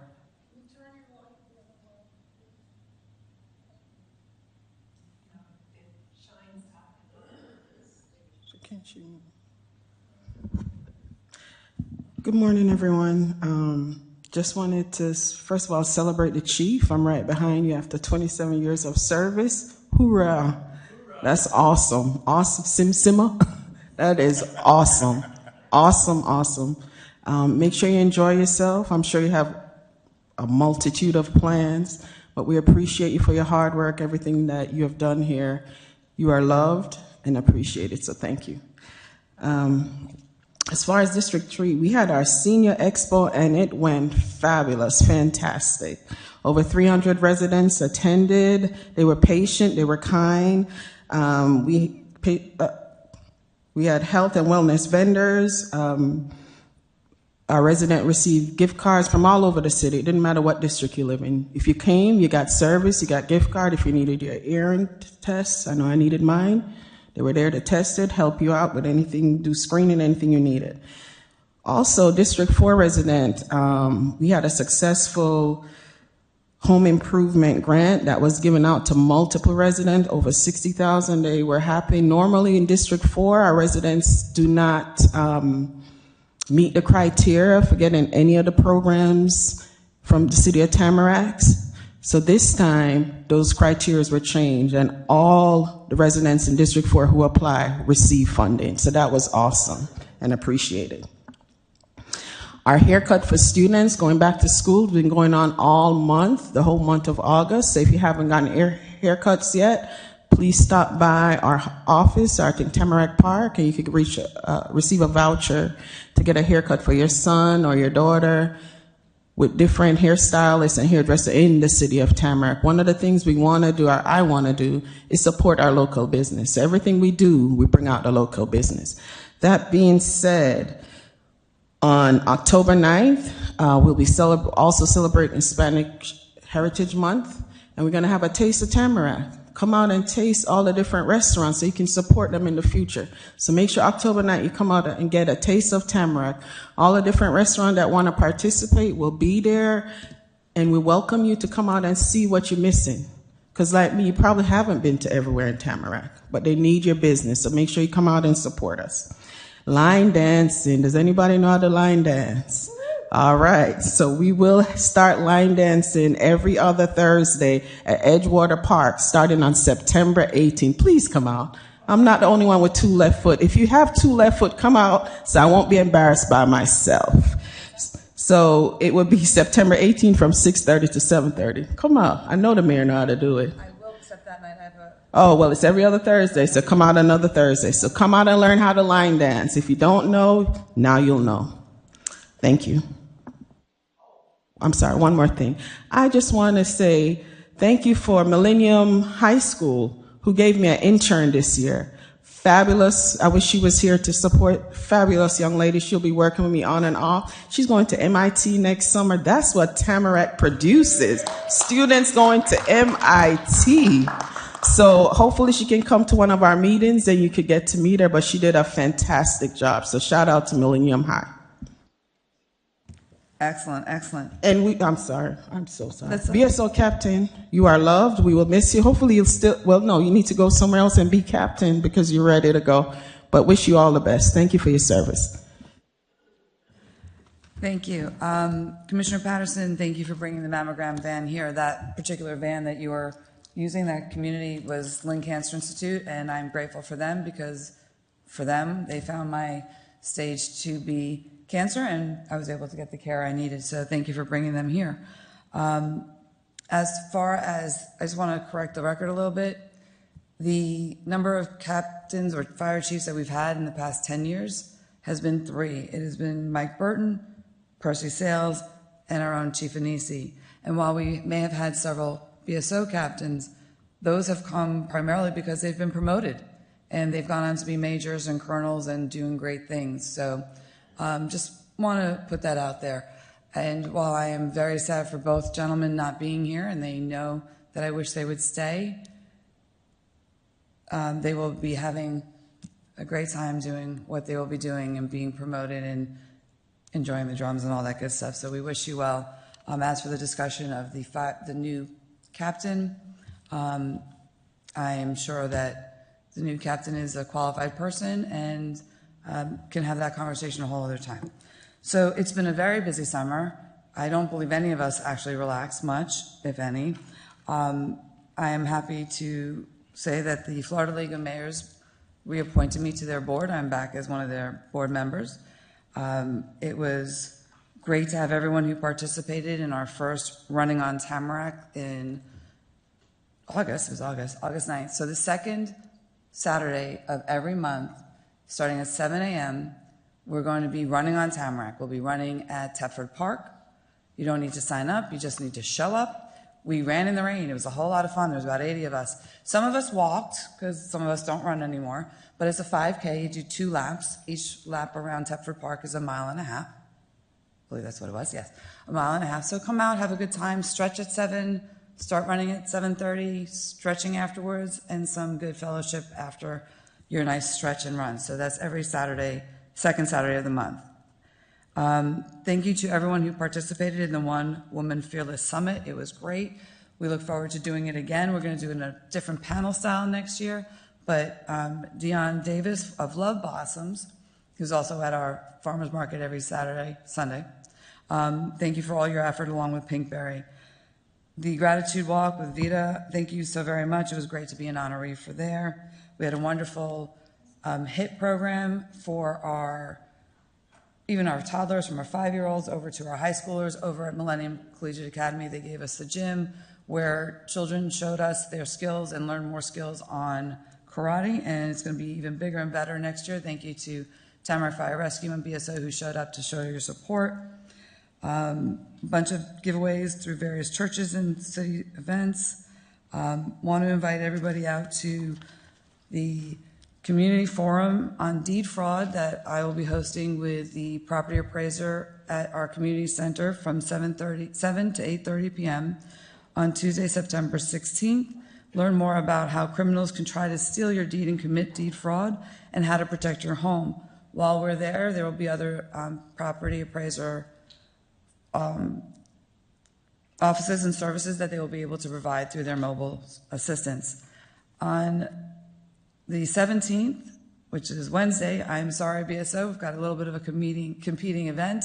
We're doing Women on the Golf Course. Women on the Course, Colony West is doing a free event to encourage women to come play golf. It is not just learning how to do skills, but it is a social lifestyle and an empowerment for us to be able to succeed, because it's not only for businessmen to do some fun on the course and do some business, us women can do it too. So it is a free event at Colony West, and that is at 6:30 to 8:30 on September 17th.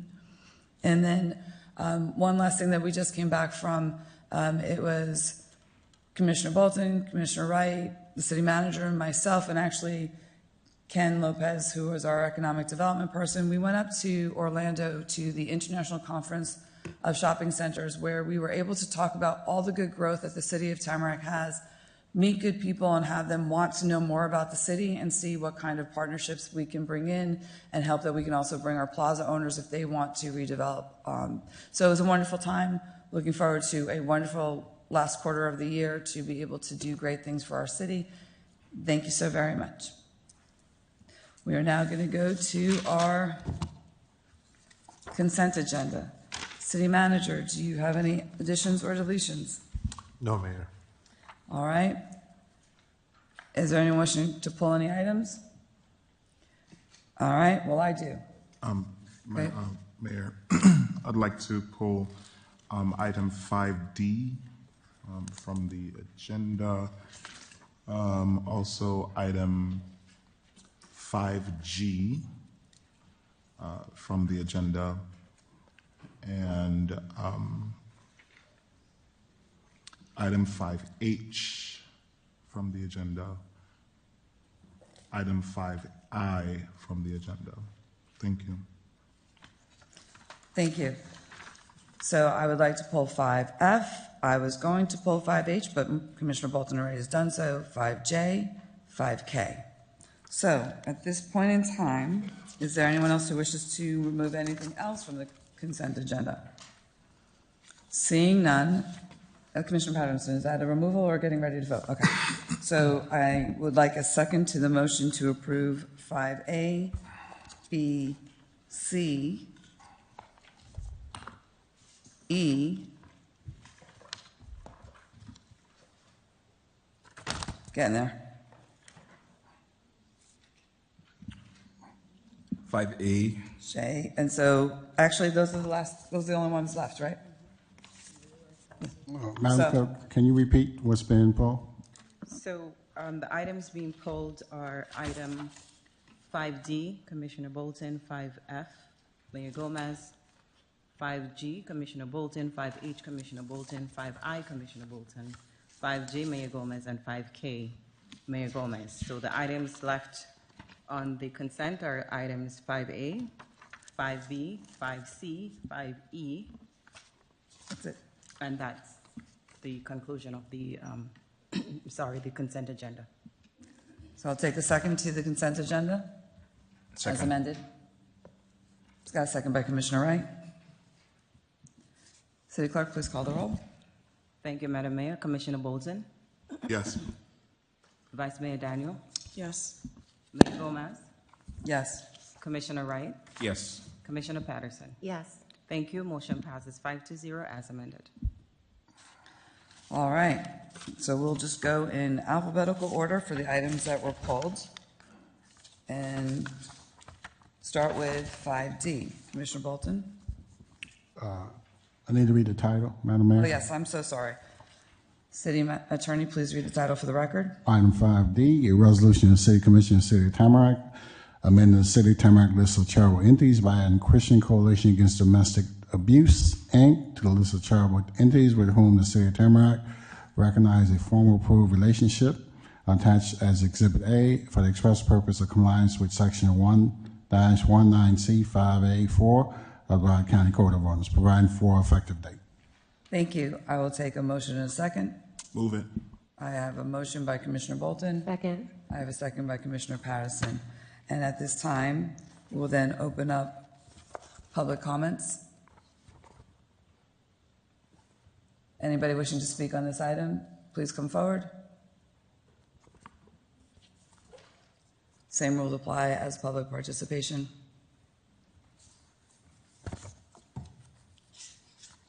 Kate Johnson, Mainland's 4. I bet a couple people that this item would be pulled because I said it's my nonprofit that I run. And we know that certain people on the dais have an issue with me personally. And therefore, I figured my nonprofit would be pulled, although I have never seen any other nonprofit on the consent agenda be pulled for discussion. So let me tell you a little bit about the Christian Coalition Against Domestic Abuse. That is our 501c3 name. It is an approved 501c3. I am tax exempt. We are not only tax exempt, we are one of the few charities that this commission has approved that actually are allowed to fundraise in the state of Florida and recognized as a charitable organization with the state of Florida. Now, what we found when we started, we have been around since 2007. What we found when we started was people objected to our name because it was Christian or because we had domestic violence in it. And we would have tables to the community and we would watch husbands pull their wives away because the words domestic violence were in it. And we would watch people from the secular community walk away from our table because we had Christian in it. So we prayed long and hard and we came up with the DBA, which is also approved by the state of Florida, called Living in Freedom and Empowerment. Since we changed our name, we have had much more acceptance from the community and from the religious community. We do resources, we do trainings, we do speaking, we do counseling services to those who are affected by domestic abuse, child abuse, sexual abuse. So we provide help, hope, and healing to those affected by abuse over the lifespan. So I would hope that that is enough for this commission to approve our nonprofit as part of this city. If you have any questions, I am available. By the way, I've never taken a salary for doing this work. I'm not sure every other nonprofit can say that. Thank you. Thank you. Anybody else wishing to speak? All right. Same rules as before. Patty Lynn, Mainlands 8. I think when we had the worst tragedy that Tamarac has ever endured, our triple homicide, that charity was the one that came out and helped and offered assistance. I would hope that you work for the people of Tamarac and not for somebody else's feelings about a charity. Thank you. Thank you. Is there anyone else who wishes to speak? Public participation is now over. Commissioner. Thank you, Mayor. And for the record, the poll is not personal. As a matter of fact, charities have been pulled in the past from the consent agenda, and particularly It has been commented by the very same speaker that came to this mic. As a matter of fact, on the last occasion that we had added a charity, Get Vision International, the same speaker spoke against that charity. Get Vision International does the same exact work as that charity. So to say that the charity is pulled because of personal vendettas, not necessarily. Perhaps it is pulled because of the character of the people on the board. I don't think that the board of directors are necessarily, fit for a Christian domestic violence charity. However, that is besides the point. The reason I pulled this charity is because I looked extensively at the Form 990 filings for this charity over the years. And this charity seems to not be a good fiduciary of the funds that they receive. As a matter of fact, this charity was $8,363 over in expenses last year. A charity is for charity, so you need to manage the charity well. You cannot operate in the red. And so, I don't feel comfortable adding a charity like this that does not have a good financial footing, a charity that seemed to promote a husband and a wife on the board,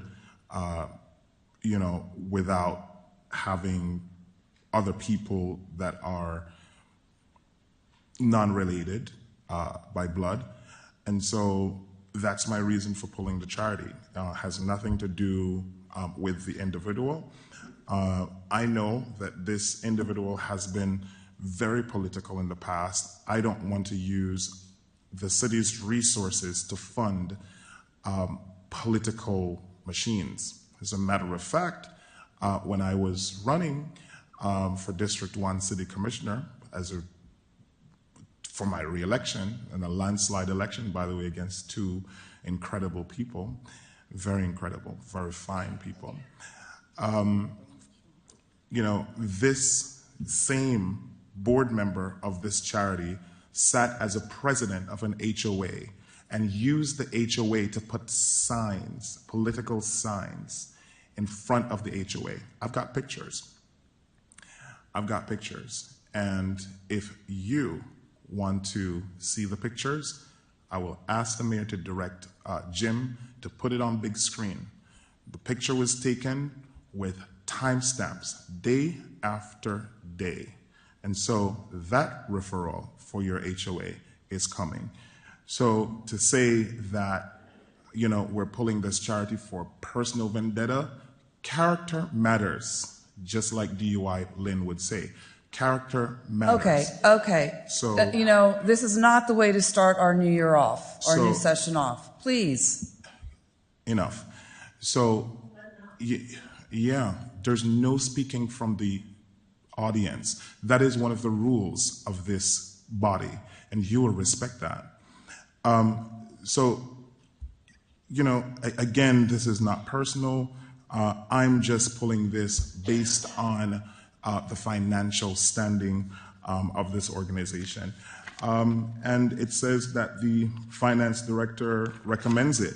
I don't understand why the finance director did not look into the finances of this organization. So I guess it's only to have good standing that is registered with the IRS and the state, but you don't take a deep dive into the organization.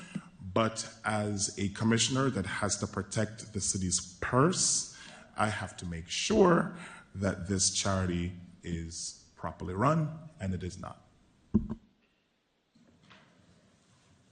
Commissioner Patterson.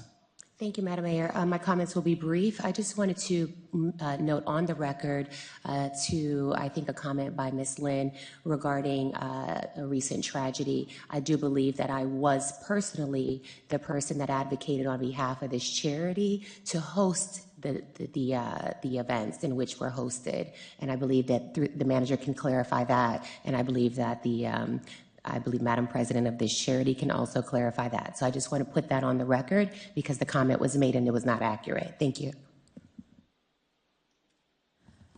Thank you, and I feel that there have been several comments that have been made that are not accurate. I feel that there have been several comments that have been made that are personal attacks, and it is a personal opinion.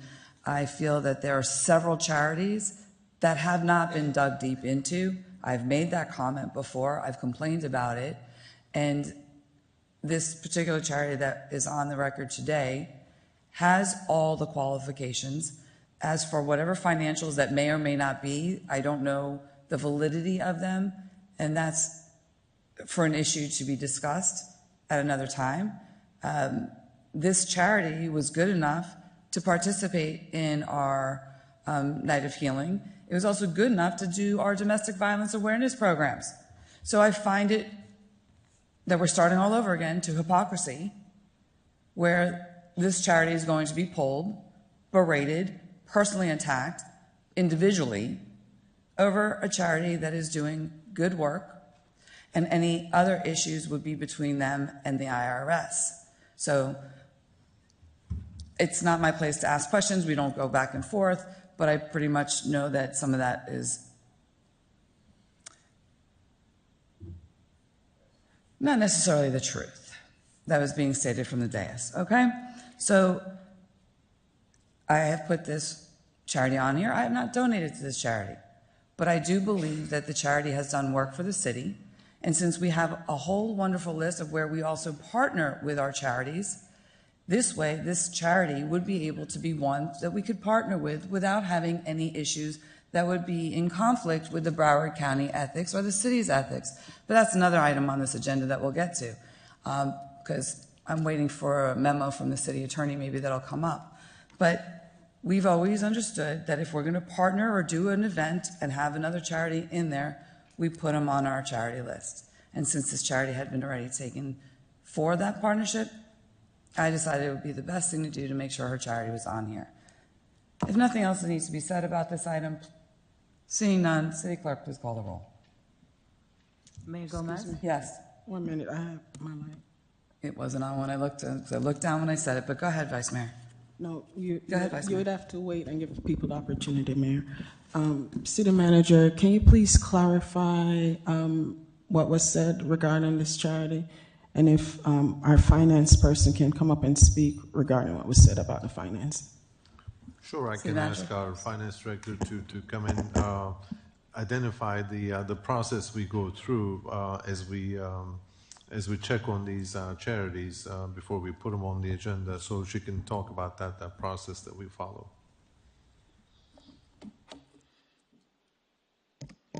Good. Can you hear me? Okay. Good morning, Mayor and Commission. I think I'm destroying it. Sorry. Christine Cajus, Director of Financial Services. When we are asked to place charities on the agenda, our only due diligence is to ensure that it is a charity recognized by the IRS as a 501c3. So therefore, you wouldn't verify what was said by Commissioner Bolton or what was said by the mayor? No, we do not investigate the charity to opine on whether or not we believe it's a good or bad charity. We just do our due diligence to ensure that it's a valid charity that's recognized by IRS. Thank you.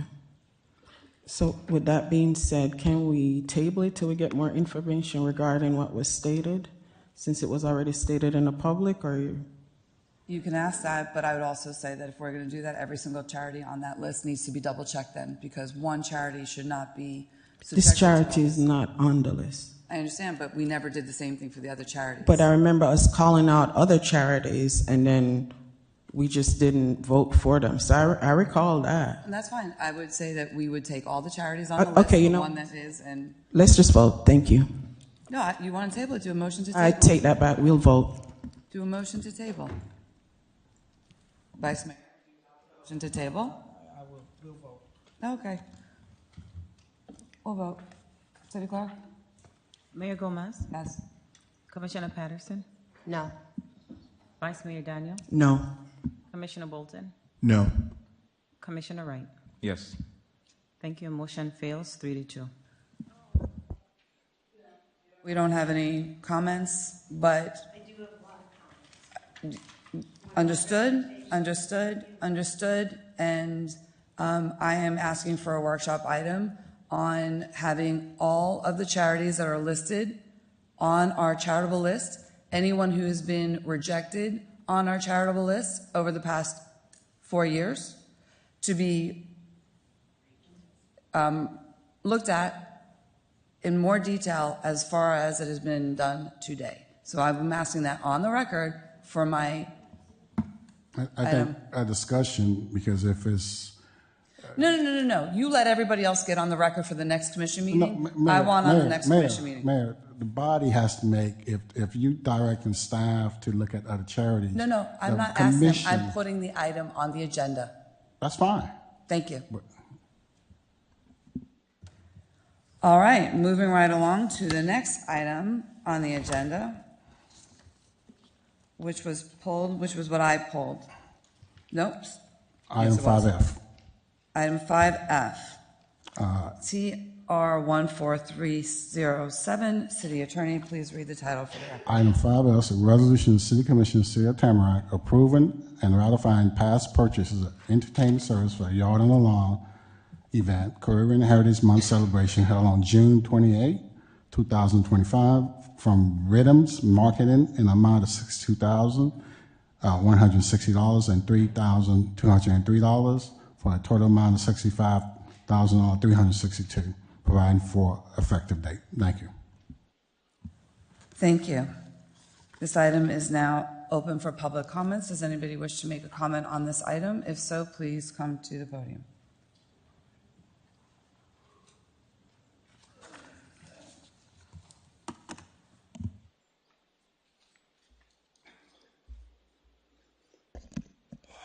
Kay Johnson, Mainlands 4.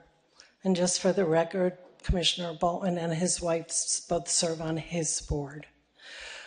Regarding paying Rhythms Marketing for Caribbean American marketing, you have already purchased and paid for this Yard on the Lawn service. The description states $65,362 has already been paid. Why are you paying for things you don't have the authority to pay for? Also, what was the total amount spent on this event that was attended by many people not from Tamarac? This event, these fees to this vendor have cost each Tamarac resident almost $1,000, whether they attended or not. Add to it what you have paid Dunn Films, and it's another $1,000 per resident. And that doesn't include all other expenses. If what I have heard is correct, the money spent on this event is well over $200,000, but I will be requesting that information. That is almost $3,000 per Tamarac resident for this event, most of whom did not attend. That doesn't include flying a commissioner to Jamaica to appear in a 10-minute TV spot, if that, putting him up in a hotel, and other expenses. Honestly, what is the payoff for the citizens of Tamarac? I am sure there are communities and households here in our city who could benefit from access to those funds. Instead, you act like this city is your private piggy bank to do with as you wish. People will remember this when elections happen, and those who curtail spending will be more likely to win. Those who line their own pockets for their own benefit will not. I heard a statement the other day about justice. Quote, "The wicked disadvantage the community to advance themselves. This is unjust." End quote.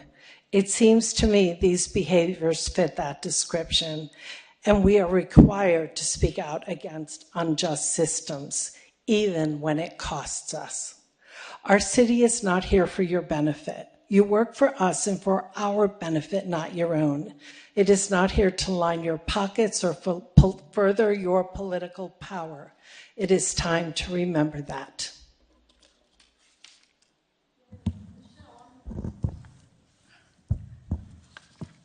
Name, address, or place of work.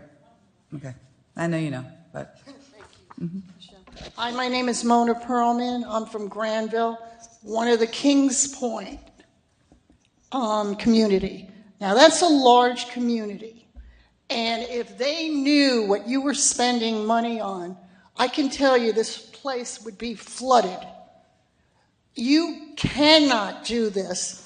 And I want to know why the city manager isn't looking at the funds more closely. This is my money. This is their money, and I'm getting a little disgusted. Bolton, don't look at me like that. Because, no, I don't like it. The smirk. Okay, so let me tell you something. You guys have to let us know. This is past the time. It's past June 28th. And that's not fair. It doesn't benefit us. What we need better is more police and safety in this community. Also, there are people that cannot pay for their condos. If you are going to spend money ridiculously on an event that nobody from Tamarac went to, then you're really not working for the city of Tamarac. Thank you. Thank you. Is there anyone else who wishes to speak on this item? Seeing none, public comments are now closed.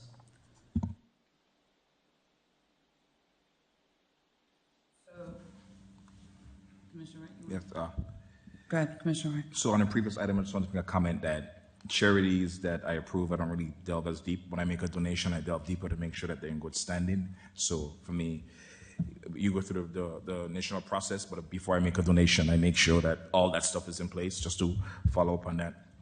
This item, city manager, aren't we just approving 3,200? Just to clarify, what are we approving? We're approving actually about $200 and some change. The city manager has the authority to spend up to $65,000, and this expenditure is about $362 over that threshold. So this is already paid. This is something that I think this is something a bill that we've taken care of already. That's correct. And I think we as a commission agreed that we were going to have a nice big Caribbean concert. We all came to that consensus. And we were going to have a big artist, and Morgan Heritage, of course, is a Grammy-winning performing group. I actually know someone who is a promoter, Rebel Salutes, BRT, Sim Simmer. And I had a conversation with them, asking them about the price, looking at this and asking them about the price of this, and they said actually this price is actually on the lower end in terms of getting the level and type of artists that came and performed for us on that day. I also asked about the breakdown of the flights and hotels, if that's common in the industry. And they said, yes, that is common in the industry, and the price is not necessarily out of line in terms of doing my due diligence. Rhythms marketing, I've seen them do work in the Caribbean community. Jog Fest, also do other events so they have a stellar reputation as doing Caribbean events. So I think looking at this in terms of the vendor, I can see that they're known in the community. Looking at the pricing and speaking to someone who is in the industry, I think the price is in line. I understand from the taxpayer's perspective, but we did all agree to have this event, and we're going to try to upmarket Tamarac and bring additional people.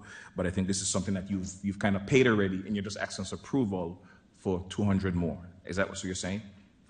That's correct, Commissioner. Okay, and doing your due diligence, I can talk because I've seen the company in the community. Doing your due diligence, do you do diligence on the companies that you bring as a vendor?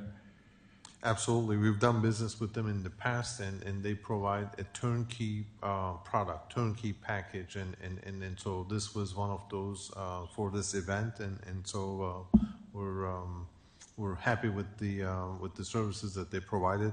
And you're absolutely right.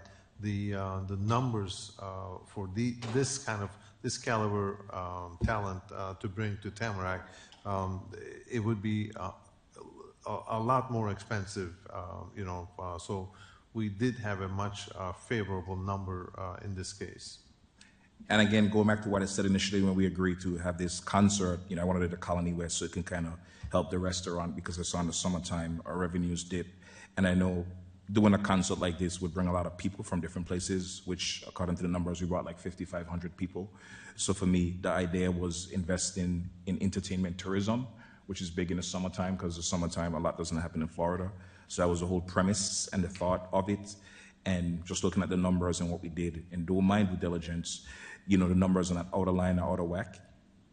And this is what you guys kind of did. You did your due diligence. And for us, your Excellency just approved $200 more because you've made the payments for all this stuff that's here. Well, you're not asking for 65,000 more. Just to clarify. You are correct. We're asking for ratification of $362. Okay. Just wanted to clarify that. Thanks. Thank you. And since I'm not going to be timed, since when the other commissioner pulled his, he had plenty of opportunity to speak, I'm not going to be timed. I am going to get City Manager through you. I know that would like to have here Christine Cajuste, our Finances Director, and Melissa Petrone, our Park and Rec Director, not necessarily saying others might not be called for some questions. As Commissioner Wright said, we were going to do a bigger item on Groove in the Grass so we can have it at Colony West, so we can have alcohol at Colony West, be able to promote Colony West, and have all that kind of good stuff. What was the budget amount that we had for Groove on the Grass originally? Good morning, Melissa Petrone, Director of Parks and Recreation. Our original budget for this event was $20,000. And then when we decided to make it a little bit bigger and move it at Colony West, what was our budget amount? We didn't increase the budget. Okay. So right off the top, an event that was supposed to be at Colony West that got moved to the park, you can see right off the top where it's $65,000. That's just noting for the record on the expense.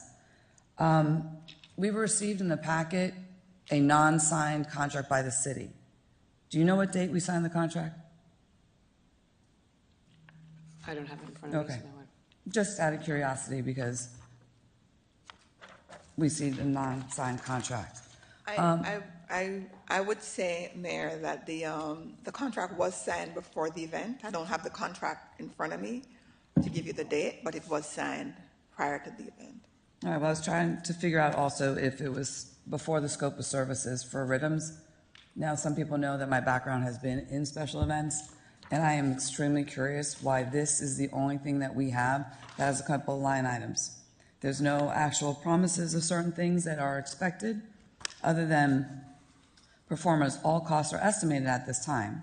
Don't know what time that is because, well, we can see from their particular signing of their certain affidavits that aren't notarized. But the per diem, how many people are we giving a per diem? At what amount for how many days? Except for the local band, performers will require. Who are our local performers? What do they do? Air and ground transportation, hotel, approximately 12 air flights, $6,500. Approximate 12 hotel rooms for 2 days, $5,760. Where did we put them? Where are the invoices? What airlines did they come from?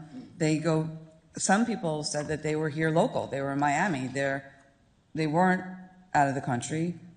Born in Brooklyn, lived in Springfield, Massachusetts, traveled the world. I get it. There's 4 band members. They played to tracks. They did not bring a band with them. I have no problem with a big party. I've shared that with you all. I have a problem with the lack of transparency for this. So ground transportation, we already have $3,500. We're paying $2,500 for production assistance and a booking agent fee for Rhythms. Now, is Rhythms an authorized booking agent for Morgan Heritage? They are a booking agent like any other agent we contact. But they're not the authorized booking agent, which is actually Universal Attractions Agency. They're the ones who believe Rhythms had to contact in order to obtain. Our agreement was with Rhythms. Right, so Rhythms did the work. And I get wanting to put all the work on someone else and letting them organize, despite all the work that really was done by our city. Why was it not known that there would be an additional $3,200 for transportation when we already had $3,500 allotted for? So rounded up to $6,700 for transportation for 2 days? How many people? What kind of cars were we putting them in? Are they limousines? Did we have them chauffeured? Where did they go for all that money? It was a discussion prior to with our special events supervisor that at the time of the line items, it was an estimation because flights go up, hotel night stays go up, so that's just an estimation. So the invoice that came after was told to us those were for the increases from the time the agreement was done until the event. Well, why would you wait till July 1st for that? You know how much your flights cost the day you book them. Why didn't that information come to the city, or why didn't the city ask for it? Why are we getting a July 1 item that says additional transportation costs for yard on the lawn? Is it for ground? Is it for air? Pay for a cruise? What is it? My biggest problem with all of this is the failure to provide detail. And it says quantity one. One person had to pay $3,200. It's not the fact that it's $200 over the city manager's amount. It's the fact that the city of Tamarac would allow a contract to come in and spend all this money that's only on Rhythms. Just wait till the rest of the stuff, right? Because, Ms. Kajus, how much is the whole bill? Not how much the city paid, how much was the whole bill for the Morgan Heritage? The whole bill for? The whole entire concert. Everything that went out for the concert. Advertising, police, fire, building of stadium, paying for the stage, all that kind of stuff. How much did this cost? I don't have that exact sum, but it was somewhere in the region of $150,000. I'm going to call BS on that. Absolute baloney and a half. Okay. So, especially when I've been told a number by the city manager, which is almost double what you just shared. I'm not saying what we paid because I know $150,000 out of waste management.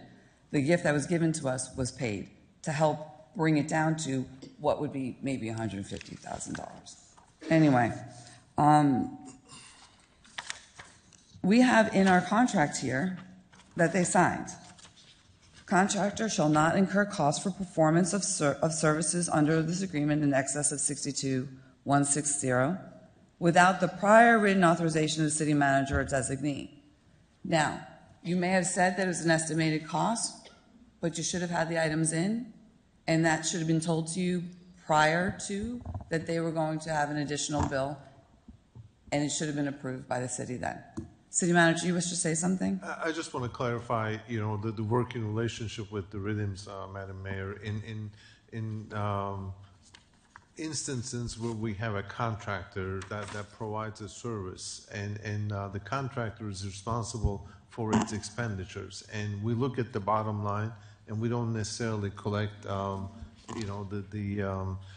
details of expenditures, because we look at the bottom line. They provide a service for $62,000, and that's what's important for us. And so in this case, as Ms. Patron mentioned, we had delays from the original date that we had initially asked for a quotation, which was at $62,000, and the day that we were able to commit because of some other concerns that we had for the entire event. The flights went up and other things have changed, and it's not just the band members. They also have sporting staff, with their equipment, with their, materials, and, they have an entourage. And so, but all of those details are the business of the provider. And so part of the comfort level we have with working with these kinds of agencies is that we don't get to deal with the complications of these, talents, bringing them on site and doing all those things. So, that's the level of comfort we have when we have a turnkey project, and we, that's the bottom line that we look at. Well, I appreciate that's your opinion of how it should be, but a turnkey item, they also should have been organized well enough then to provide us the details prior to the event happening, because this transportation, allegedly, we knew the numbers prior to the event. So you would have known, and it would have been able to be incorporated, and it would have been able to be in a prior meeting for us to discuss this overage.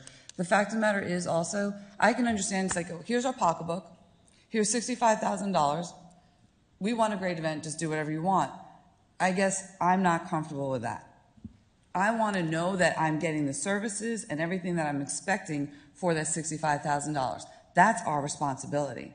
And that, I feel, may have been done, but it is not transparent and it is not properly provided for us, and it feels a lot of last minute things. Right. And just want to add one more thing. And in fact, they did come to us for these potential additional transportation charges, and we didn't know at that time because we still weren't fully committed. And verbally, we said, I said that we'll be taking care of those additional charges because the delay was on us at that time. So that all ended up being $3,200. Okay, but at the same token, they demanded the balance. They demanded immediately $37,910 immediately from whatever the date was that I guess the city signed the contract to confirm artist booking and secure airfare, hotel, and others. And then the balance was required no later than June 24. So by June 24, we should have known exactly what the amounts were. And that would have been before the event. And then there was plenty of time to get it on, if not the end of June meeting, the July meeting, to let us know that this is there and provide us with the detail.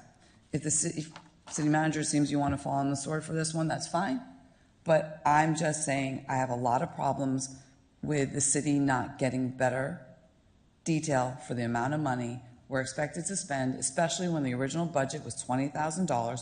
And yes, we agreed to more, but everything morphed into something big. And it just feels like the pocketbook was just like, here it is, bless you. Sneezing at the truth, as my grandmother would say. Ms. Cajusi, seems like you want to say something. No. You're okay?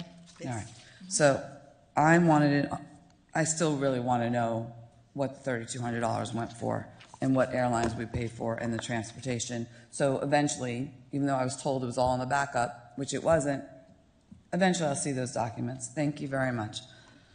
Commissioner Bolton. Thank you. Listen, there's a question about whether or not the cost of Ms. Patron, can you come back for a second?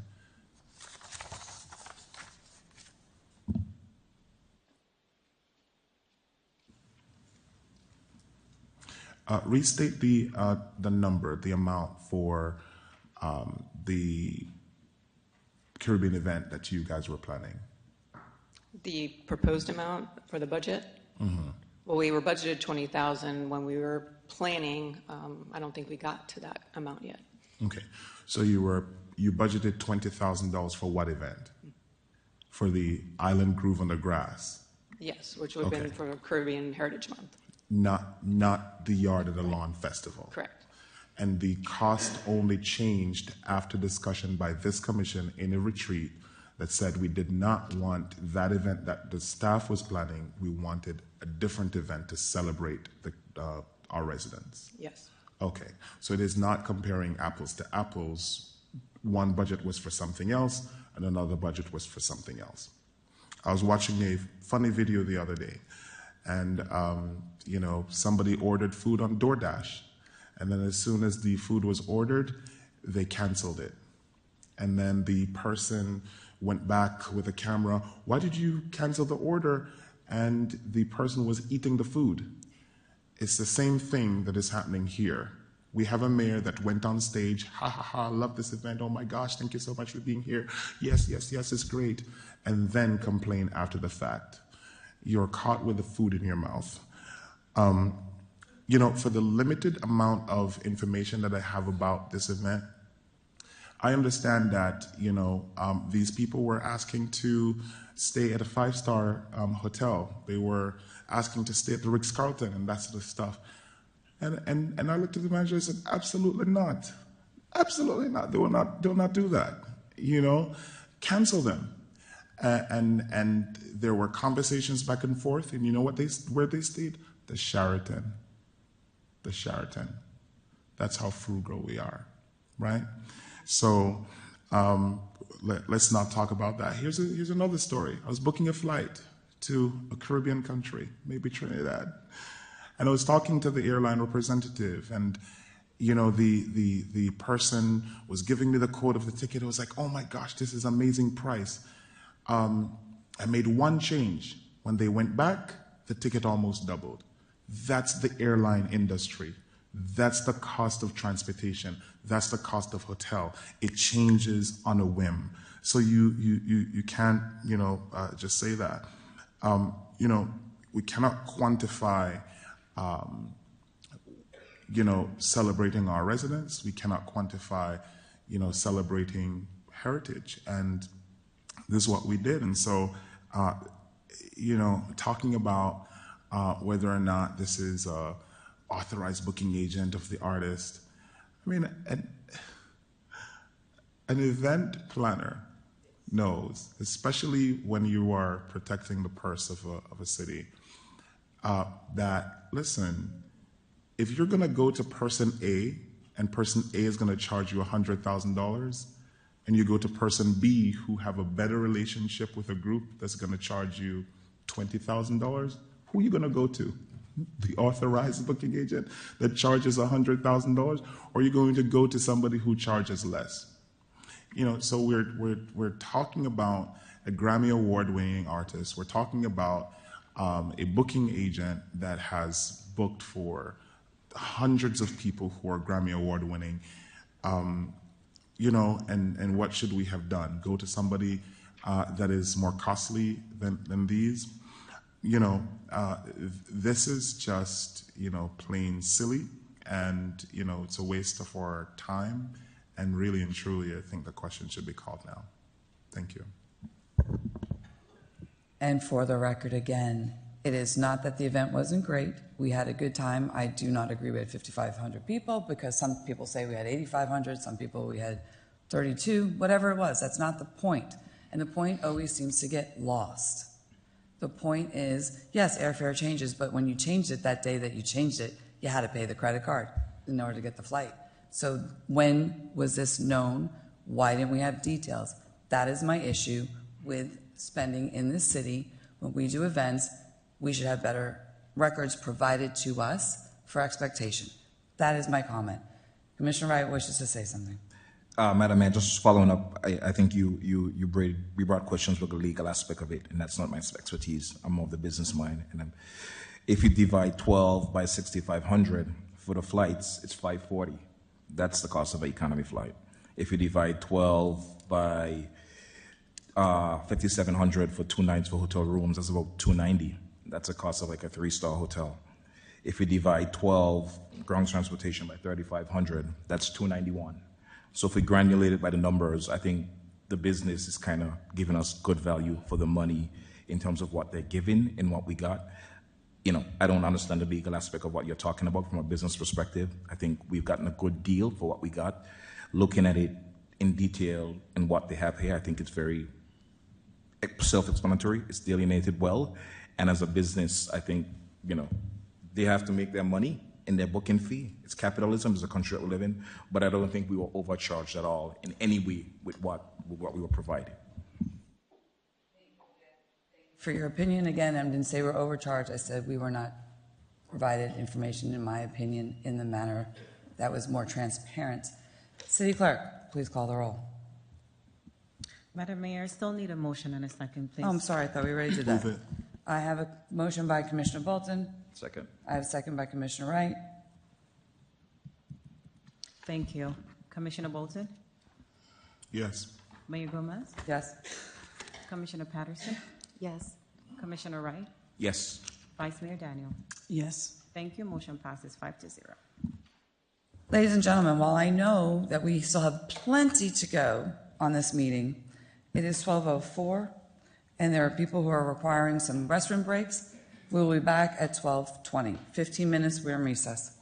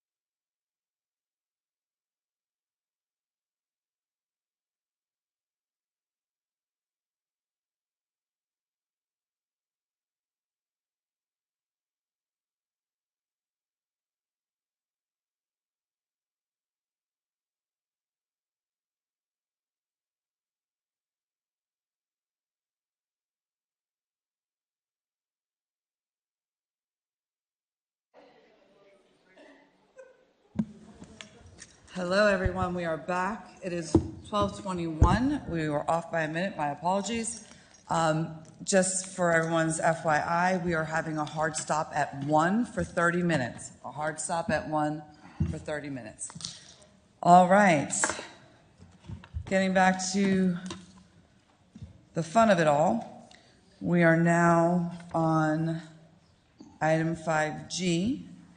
TR 14308. City Attorney, please read the title for the record. Item 5G, resolution of the City Commission of the City of Tamarac approving an agreement between the City of Tamarac and Waypoint Contracting for the design build of West Side Dog Park and the project in accordance with RFP number 25-16R for a contract amount $696,536.40 with a contingency amount of $69,653.64 for a total project budget of $766,190 plus 4 cents, providing for effective date. Thank you. I'll take a motion. A second, please. Move it. Second. I have a motion by Commissioner Bolton. I have a second by Commissioner Patterson. At this time, this item is now open for public comments. Please, Mr. Wasserman, come on down. Is there anyone else wishing to speak on this item? You can speak after him.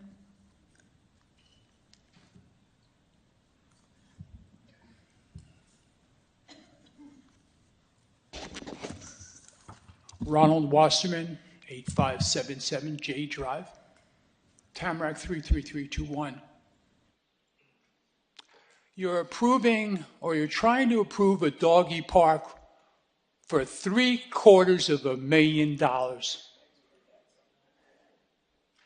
We have doggy parks. Why do we need to build another one? You talk about budget. There's an override of $16,000. Why are we building another dog park in the West? Get on Southgate, get on University, come to the beautiful park, doggy park we have. Please. It's well used. And for those of you who love your animals, I understand. But why do we need to spend $750,000 for this? You talk about budget woes. We need more police. We don't need doggy parks. I've been told that it's the budget. So, I'll make this pretty simple. I'll look behind me. None of my neighbors are here.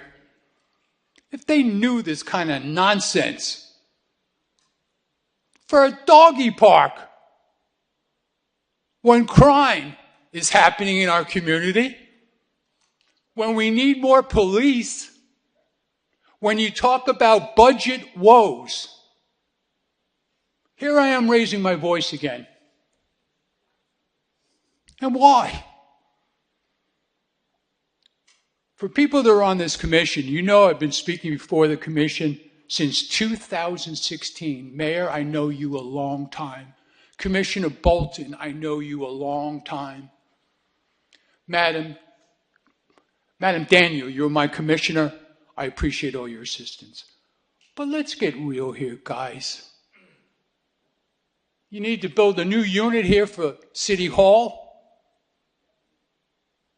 What the heck? $750,000. I've heard we need 9 more policemen. Boy, that sure would cover it, wouldn't it? So I'm going to end, and you know, I come here. This is freedom to me.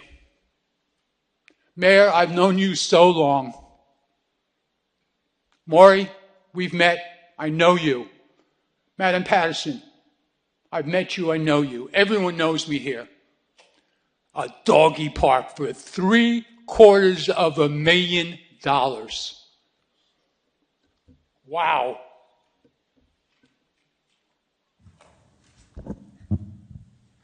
Thank you. Is there anyone else in the audience who wishes to make any comments on this item at this time? Seeing none, public comments are now closed. Commissioner Bolton, you pulled this item? Madam Mayor, yes. You pulled an item for $300. I'm pulling an item for $750. You pulled an item for $300. I'm pulling an item for Okay. $750,000 Who's of criticizing? taxpayers' money. You know, I agree with Ron. This is ridiculous. $750,000 for a dog park. It has nothing to do. Start the clock, because then I don't want her to be talking forever. Burns my ear. You know, $750,000 for a dog park or $1 million. It's ridiculous. It's, you know, and so I think this is under whose department? That's Public Works? Parks and Rec? Okay. Melissa, can I ask you a few questions?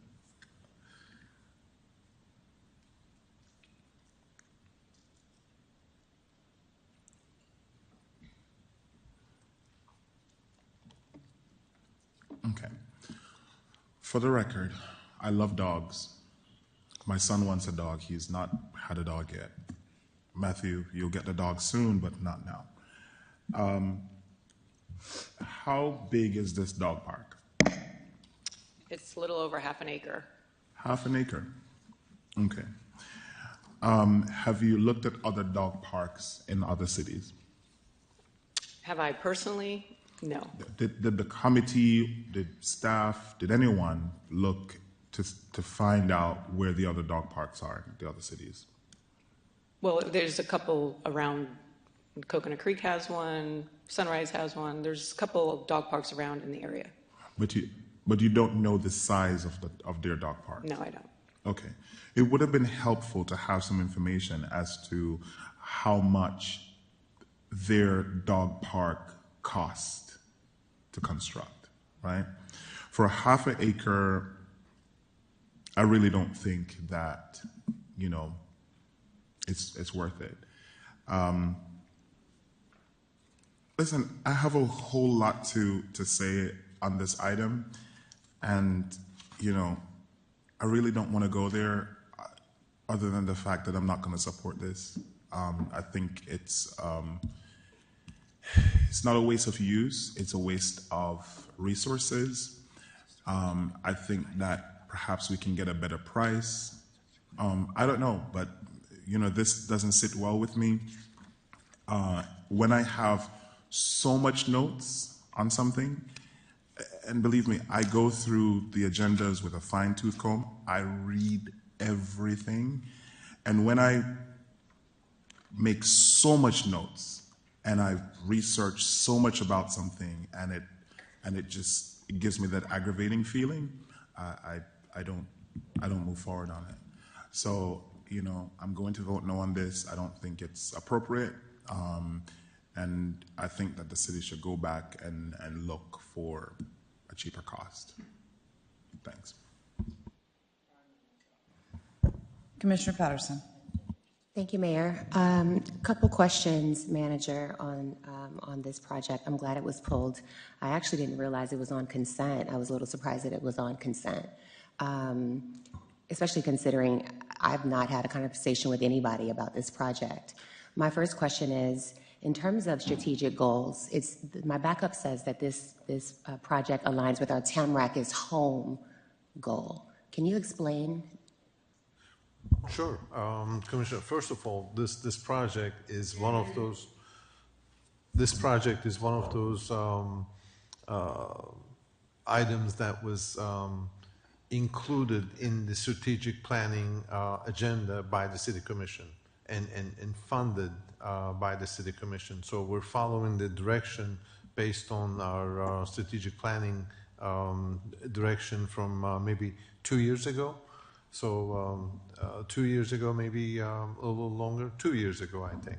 And so that's the history that where we're at. So in terms of the relationship, each one of our strategic, or if each one of our projects, we need to make sure that they support one of our goals, one of our strategic goals, and it's the most appropriate home for this kind of project in our strategic planning goals or strategic goals. So That's the relationship between the park and the item. In terms of the cost, $600,000-700,000 for a little over half an acre. Unfortunately, whether it's half an acre or 5 acres, there are certain elements of these parks that needs to be taken care of, whether it's lighting, electrical, drainage, and fencing. Some of those are essential components that make up most of the costs for these parks. Other than that, it's just an open space essentially. Okay, so regarding, you spoke to costs. I've seen various forms of backup on this particular item. I actually got something this week from your office that told me the project cost was $500,000. However, in the backup, it gives me a total cost of approximately $1.1 million. However, it does not, that number is not inclusive of ongoing maintenance. What is the cost of delivering a dog park? So the bid, this was a straight bid, by the way, and the bid had a number of components. One, the base park itself, which had the essential parts and pieces of the construction, and the second part was for some optional equipment, some lighting elements, some security elements, Wi-Fi, those kinds of solar lighting, those kinds of elements, they were optional. And so when we noticed that the optional elements was costing about $376,000, we opted to leave them and keep them out of the project and kept the base bid in this item. You mentioned not long ago that in a strategic planning session, staff was guided by the commission. What commission? Was I a part of that commission? You are not. Okay.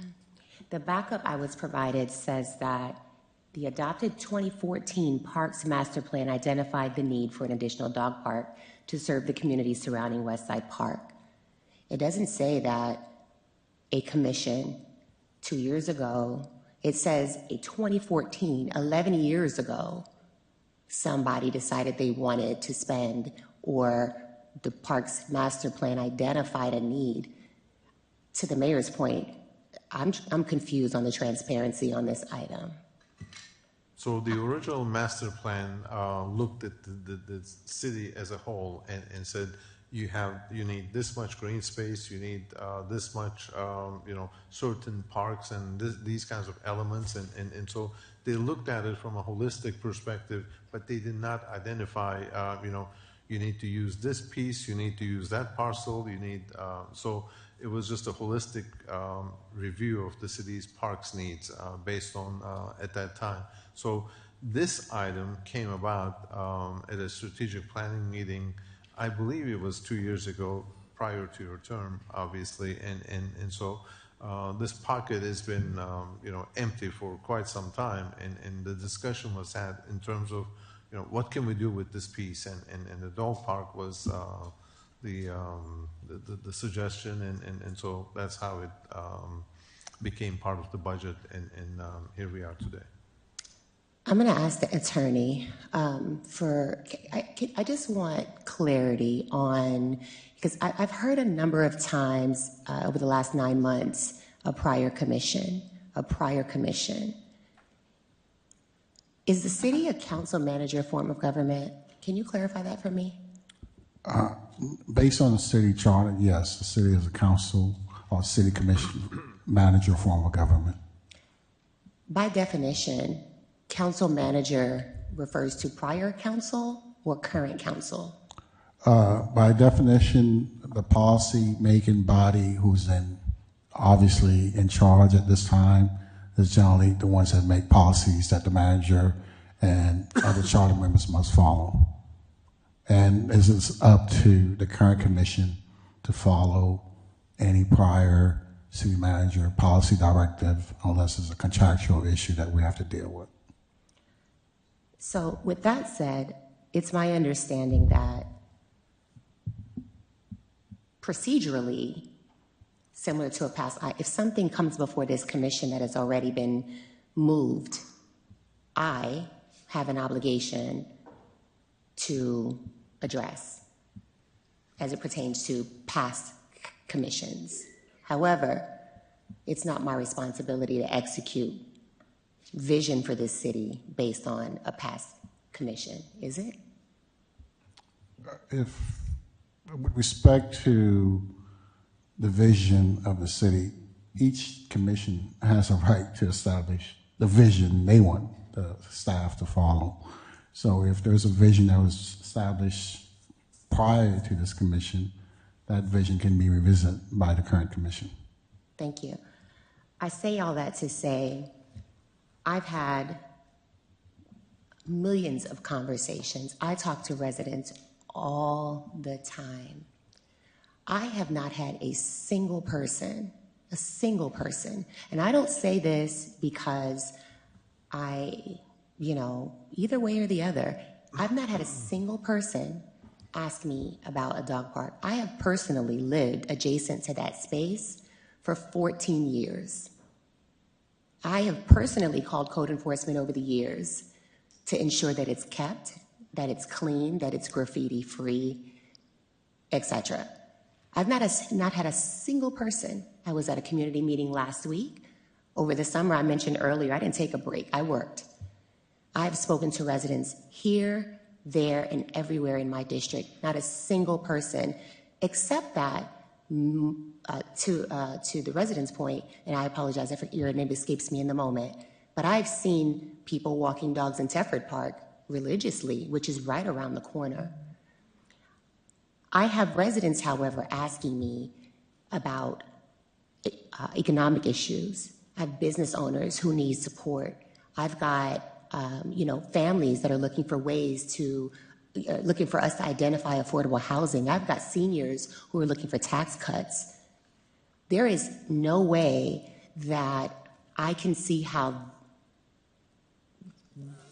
I just can't align. To me, this project seems misaligned with this current commission. I'm not here to execute on any other past commissioner's vision. I'm met with that verbiage on a regular basis around here, and I have a real problem with that. Respectfully, I'm requesting that before a project come before me on this commission, that I am briefed on it. I agree with the residents. I will not support $1 million plus dog park. Thank you. Well, I'll ask some questions. I don't know who can answer this, but was this, maybe Ms. Patron, was this in our master park, east side park plan? I know that's the east side, but did we do anything about the west side at that same time? The east side feasibility study? Yeah, did we do anything at the same time regarding? No. Okay, it's fine. We got a grant for $250,000 for this, or is it $225,000? We do not have a grant for this one. We had it in the state of the city, didn't we? It says not for this. Well, could have sworn we had something in the state of the city about the West Side Dog Park about this. Anyway, we've been asked to beautify. We know that activating areas that have graffiti and are not always kept clean, the city had this come forward in order to activate that area, beautify that area. People and their pups were going there anyway, and make it a nice place between Captiva and the other residences to walk their dogs or sit and have a good time outside, and was going to have free Wi-Fi and safety. Since we don't have a grant, there goes that question.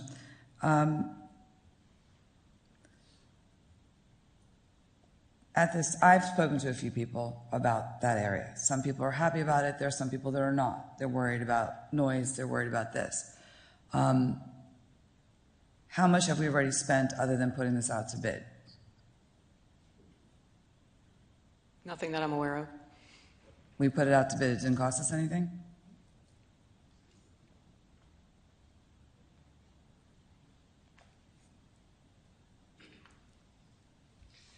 Good afternoon. For the record, Mustafa Al-Bassam, Public Services Director. Mayor, we did spend money to survey the property, so we did have the sketch, the property survey included in the RFP that was advertised. So now, I don't have the exact number on me, but we did spend that. Did we go out for public comments on the park, as we are supposed to be doing for every time we redo our own parks or sites, to get public comments on this? Not this one. I didn't believe so.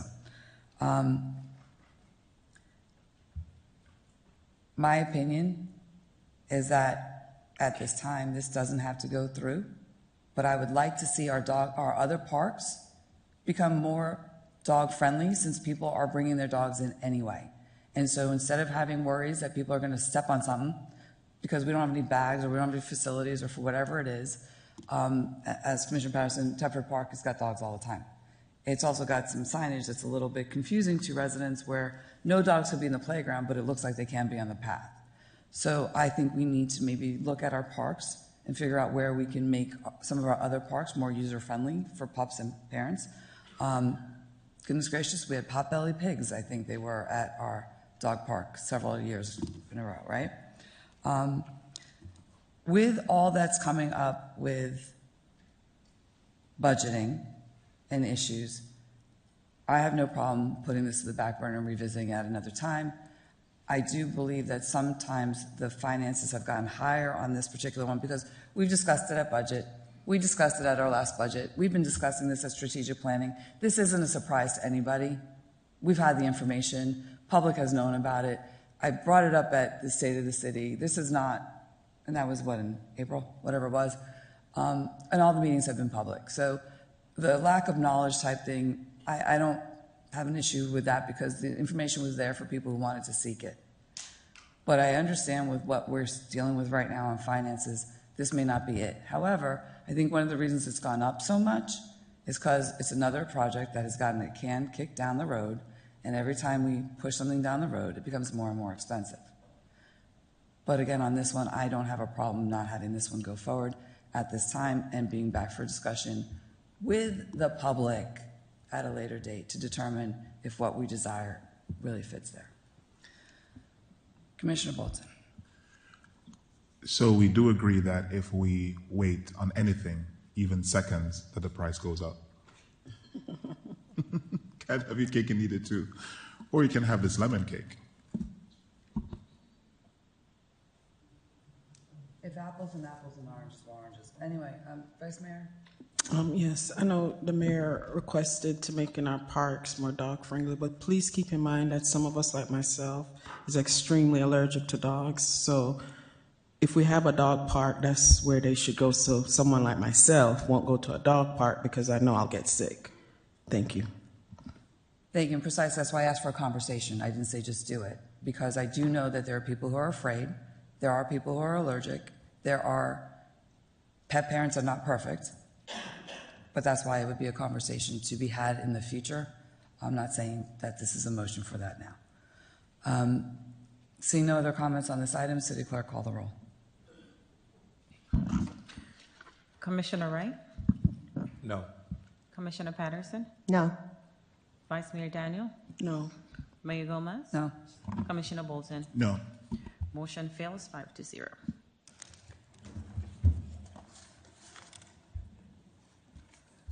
Moving to 5H, TR 14309.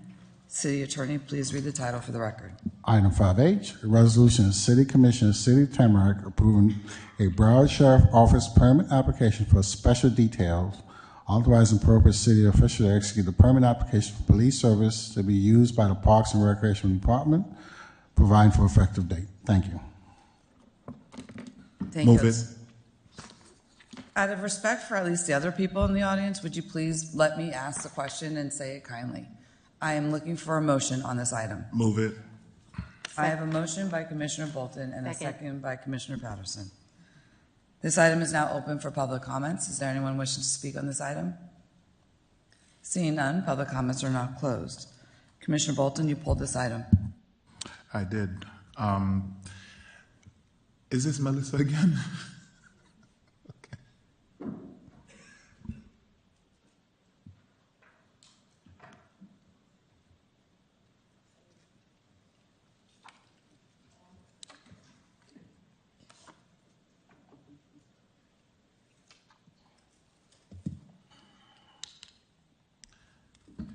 Okay. Name and title for the record. Sorry, Melissa Petrone, Director of Parks and Recreation. Okay, Director. $107,000. This is for fiscal year 2025, right? Correct. So it's from October last year to next month. Correct. Okay, so is this money that we already spent? Yes, we have currently expended the $107,000. That's why we're back getting approval, because the agreement went for $107,000 not to exceed. So we're requesting additional funds to pay for our parks detail. Okay, so we already spent this money. Correct. Okay. Christine?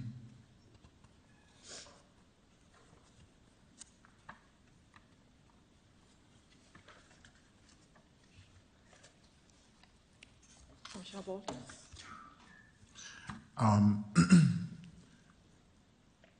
Can I see the checks that you wrote to BSO? Yes, you can get those. Why is it not in the backup? We don't normally include the checks in the backup. You don't normally include checks in backups? No. Oh, really, Christine? I wonder why. And this was also not my item. I wonder why. You don't include checks and backups. When somebody's paid and we're ratifying an item, you don't put checks and backups? We used to provide a list of the payments. Say that no again, loud and clear, so I can hear it. Not that I'm aware, no. Oh, okay. Okay. Manager, why do we have a separate agreement? This is outside of normal law enforcement services that the BSO provides under their annual contract. This is detailed service that we utilize for our events in parks and such. Okay, so when I go to events, right, I see like waste management garbage cans for the trash, right? Well, it's on. And a part of, let's say, waste management's agreement, they agreed to provide some trash can, provide some additional services, right? You've seen that? Yes. Okay. Why can't BSO do that? Why are we paying an additional $107,000 for additional services that are not normal? Because these are provided by BSO deputies or BSO staff that are outside of their normal working hours. So this is not part of the BSO's working services. I understand that. I heard it the first time. I'm saying, why can't they put this as a part of their general agreement to say, hey, we're going to throw in $100,000 or $150,000 in extra services. You can use, these fine gentlemen, which I love, by the way. I don't know why I love BSO so much. But these fine gentlemen, fine women, why can't they do that? Why can't you then, as the city manager, negotiate that? It can be done. It can be done, yes, but we did not do it. And we did not put the checks to BSO either. Yeah? Selective criticism? Okay. So, show me the details for this $107,000. Show me a list of things that we're paying. Yeah, we can currently provide that. Oh, it's not in the backup? Why? I guess we didn't Why realize weren't to we include so detailed that. with this item? It's $107,000 more than any other item that we're ratifying. It is more than $300, Melissa. So why is the list of things that we paid for not in the backup? Because we currently pay BSO about $2,000 a week for park detail. So I want to see every And we can provide single. that. Oh yeah, I'm not voting on this. I'm going to ask that this be tabled. I'm going to ask for more information to come on this. I want to see every check written to BSO. I want to see a list of all the services that they rendered for this $107,000. Y'all want to play games? Y'all want to play games? I want to see a complete list of what this $107,000 is. I want to see all the checks. Put them in the backup and let me make a decision that is right for these residents. I'm not voting yes on this. I love BSO. I think they do a great job. But if you want to talk about transparency and pick and choose what items we put a list of things for, I've heard about Hurricane Katrina. You're going to hear about Hurricane Bolton this next couple of years. Commissioner Patterson. Thank you, Mayor. I too have some questions, clarifying questions. This item was not packaged, in my opinion, transparently either. I believe the Commissioner did ask one of my questions, but I'm still not explicitly clear. The City of Tamarac has a contract with the Broward Sheriff's Office in an amount of $20+ million. This is a separate item, which I understand is a separate contract from the $20 million in an amount of $107,000 for special detail. Is that accurate? That's correct. So we have, who's managing the contracts? Melissa, are you managing the $20 million contract? Yeah. So why does one contract with BSO sit in parks? Who's managing the other $20 million? We are. Who's we are? City Manager's Office. So we've got two contracts with the vendor, and we've got two different spaces in which they're being managed for compliance. Who's managing them for compliance? The Parks and Recreation is managing the detail service because they're the recipient of that service for their events and parks and such, and so they manage that contract like many of other service providers for parks. When did the parks contract, because I understand the BSO general contract is preparing to be termed. When did this, because the backup shows a resolution signed September 25th, 2024. Was that the first year we entered into this supplemental agreement? No, this is an annual practice with BSO for detail services. Okay. So every year, it's a budget item. We come back to Commission for approval. Okay, bear with me because again, I'm the newest kid on the block. So, you know, in order for me to be able, I ran on government efficiency. And so, you know, I can care less about anyone's politics. I am here to make sure that we are good stewards of the dollars that we are responsible for overseeing. So my questions are pertinent to that and that specifically. I want to understand, regarding special detail and off-duty. Is the captain here? I have a couple questions for clarification. Lieutenant?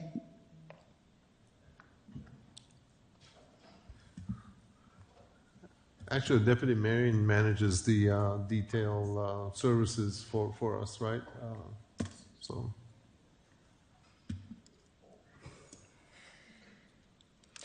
Thank you. How are you, Lieutenant? Doing well, thank you. LT. Can you clarify for me the difference between a special detail and off-duty? So basically, a deputy shift, and I'll use myself, I work 9 a.m. to 5 p.m. When I'm off at 5 p.m., there's the availability for off-duty details. So obviously that's going to be not necessarily an overtime status, but it's going to be extra duty that I'm doing above and beyond the scope of my own regular shift. So I hope that kind of clarifies. So special detail and off-duty are synonymous? A special detail usually does occur when the deputy is off-duty, correct. Otherwise, the other characteristic would be an overtime status, but that's something the district encumbers. So an on-duty officer can't work a special detail? Correct. An on-duty officer can't work? So is community policing a special detail? Community policing, there are different special details that we provide which go towards the community, and I'll give you a couple examples. Halloween hoopla, movies in the park, Yard on the Lawn, which just came and went, 4th of July. Those are community events that we are hiring special details for, which is above and beyond what the normal status of the deputy's job would be that day. So yes, you have to be off duty to do a special detail, correct. So community policing is a off-duty service that the city is provided generally? I would say it's in conjunction in both ways, because we do have units that address community needs. We have things that are during normal business hours that engage and involve the community. However, certain events like this, which fall in those off-duty hours, are the deputies that are available to do them in the first place. Okay. I hope that clarifies a bit. There's a little ambiguity here. It's not necessarily entirely clear for me, but because it's my understanding that Deputy Marion is a community policing officer specifically. She's not on road patrol. She's not a detective. She is, right? So I just want to make sure I'm accurate in my assessment. All right, thank you. So I kind of took some time just to kind of take a look at what we're doing here, just because I need to make sure, again, that I'm clear. I looked at the existing contract, and it says goal number 3 is to develop a district that encourages accountability and community policing. The objectives somewhere there says enhance our community policing efforts by actively participating in community events. That's a part of our existing contract. So I'm a little bit confused at how we arrived at a space where we need to fund that service separately if it's a part of the BSO goal and commitment to the city of Tamarac. Well, we do have downtown services, does provide community outreach programs, community outreach units, neighborhood response, things along those lines, but those are all Broward Sheriff's Office units that are not necessarily assigned to Tamarac as part of their official duties. So similarly to, we have turkey giveaways. That is a neighborhood response program that's provided by the county. So that's a group of deputies headed by a sergeant and lieutenant that oversees those projects similar to a turkey giveaway during Thanksgiving. So that wouldn't necessarily be something that was available to Tamarac. It would be available to Tamarac residents should they want to go to the public safety building and participate, of course. But those are not people that are assigned here to the Tamarac district, so we wouldn't be able to utilize that service or those deputies without incurring some cost. So if a private entity like Publix asks for police services, is that a special detail or is that off-duty? Special detail.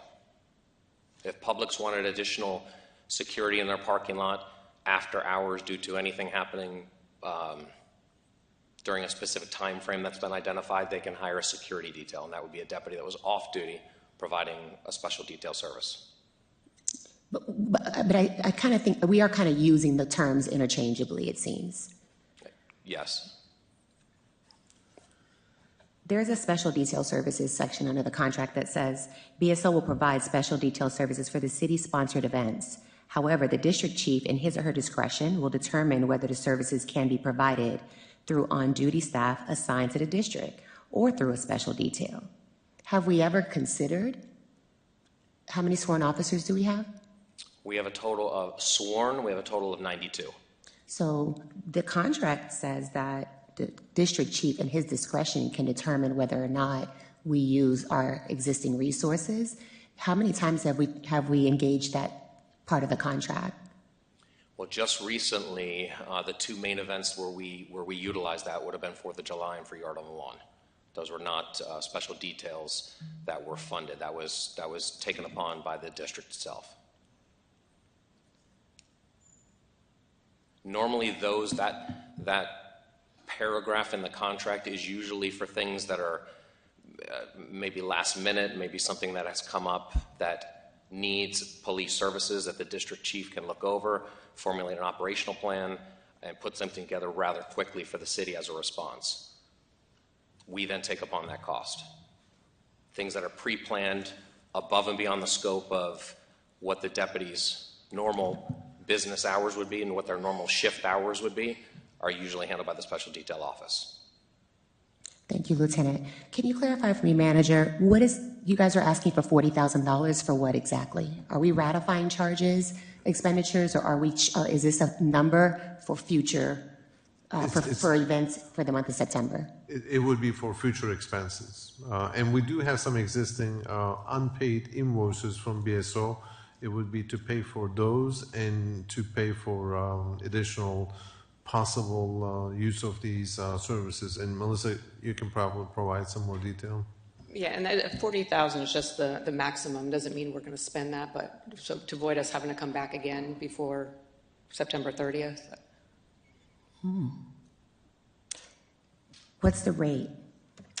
The rate is $74 an hour for a deputy, $81 for a sergeant, and during holidays it's $96 an hour for a deputy and $103 for a sergeant. And sometimes we utilize CSAs, which are $34 an hour, and then holidays $47 an hour.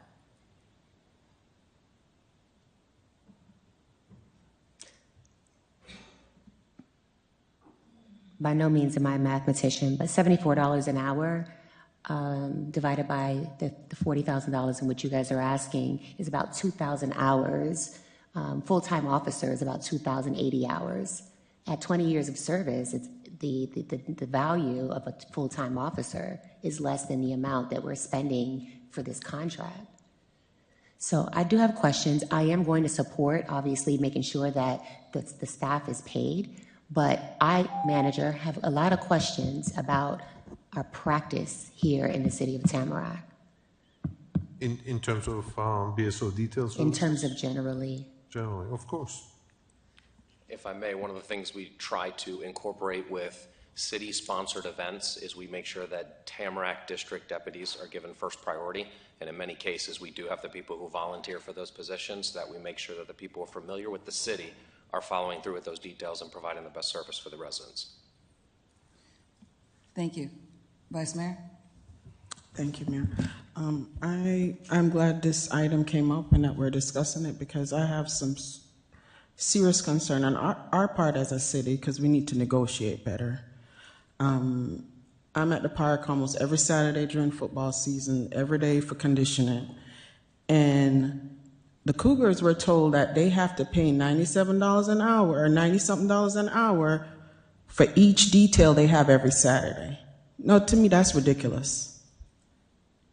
The money's absurd. Now, either we need our own police department in-house as well as BSO to do certain of these jobs, but where are they finding $97 an hour? It was just $47 last year. Now, all of a sudden, it's $97. It's too much.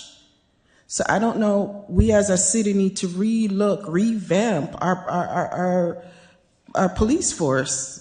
We contract BSO, but maybe we also need something in-house to save us some money. Because these are children, we're all volunteering at the park, right? Each Saturday costs about $10,000 to run the series of football games, and the park is packed. So our residents do attend. Normally we had our past captain, his daughter was on the cheerleading team, so normally we do have BSO people there just as parents, right? I think a BSO officer is a treasurer. But $97 an hour to service the community at a community event, which we will not have security, right? It's too much. So I think as a city, we need to relook at this whole package, because it's not working out. It's the bulk of the tax money's going here. I don't recall fires out there. I don't see a big bill coming from them. But I realize that, they're our own. Well, maybe we need to have our own as well to at least accommodate this part. And I want us to really look at that when we think about what are we going to do for the upcoming contract. Because this should have been included. Or we need to revamp what it's going to look like in the future. We all coming up with these scenarios, but we truly need to look and not go back to a contract that is constantly costing us more at the last minute.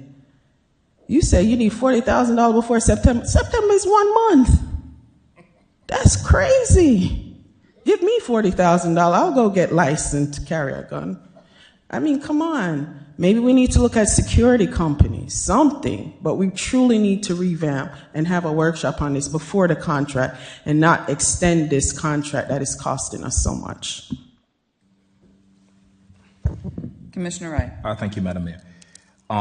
Going to the point of the breakdown, go back to what Commissioner Bolton kind of said. I like to see numbers. The previous item, 12 people divided by whatever. I can see the breakdown and granulate the costs. So I don't see that in here in terms of how many officers, how many hours, what specific event. I do not see that in here. But going to BSO, a detail, and correct me if I'm wrong, Lieutenant, a detail is additional, some shift that someone picks up, isn't it? Correct. Can the Coral Springs Police work a detail in Tamarac? No. We are contracted for Broward Sheriff's Office special details for the city of Tamarac. Can the Florida Highway Patrol work a detail in Tamarac? No. They can't? If the Florida Highway... Not that I'm aware of. I believe have according to this contract, when it's approved each year, it's specific to the Broward Sheriff's Office for special detail. So that's only specific to BSO? Because sometimes I see the Florida Highway Patrol at the church, like working details. Going back to Commissioner Patterson's question, like BSO can work a detail at Publix, but can Coral Springs Police work a detail at Publix? In the city of Tamarac? Yeah.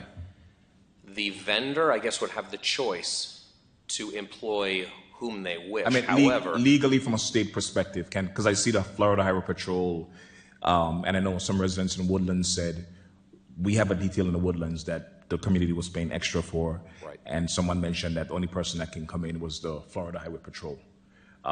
In terms of state legality, I don't know how true it is. It was a person who's a brilliant attorney. Right. However, in terms of the details, is there something additional that we're doing additionally? So the Woodlands contract is paid for by the county, so they can fill that at what they try to use it with with Tamarac deputies as well. But so you're saying this detail you can do because it's a part of your contract. That's what you're basically saying. I believe so. I would like to probably do some more research on that and find out. I personally don't have the luxury of doing many details with some of the things that I have to be at parks at night with my kids as well.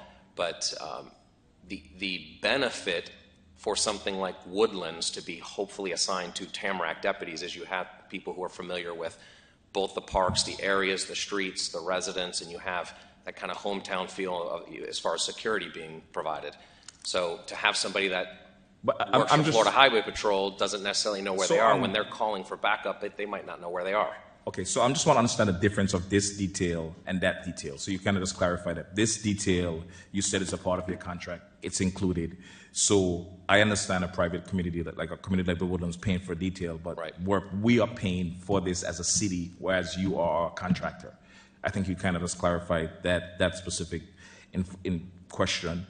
So it's nothing against BSO. You guys are fine people. You guys do a fantastic job. It's just us looking out for the residents and being good steward of the money and understanding exactly how this works. And as a contract comes up for renegotiations, how the partnership can get better. Sure. It is not just about fighting, it's about how we can make this partnership better, or if we decide, to look into different ways of making the partnership better. But it seems like the cost doesn't have a breakdown. It doesn't have specifics. I don't see that in there. I don't see how many officers, how many whatever. But I think since it's from last year and we're trying to make sure officers are taken care of, something I will definitely support. Thank you. So I too wanted to pull this item. I am very supportive. I know how much work you as a BSO do and our Park and Rec do and all the events we had. I too had a problem with the fact that there's no detail. What events did they go to? How many officers were needed? There is detail of saying how much per officer, deputy, lieutenant, etc., and if it's regular duty or if it's holiday. So there's numbers in there. So while I'm not the math genius as some, those are really good with it, just taking the lieutenant at $110 at the highest price and divided into the $40,000 being requested for a little bit more than 30 days, it came out to $363 about, or 363 hours, which at 8 hours a day, that would be 15 days straight at 8 hours. So I would like to know why 40 is needed for 1 month. Did we already go over? And is that to cover what we went over? And if that's the case, put it out there, because then I have no problem, because I know what event it would be. I know what was needed.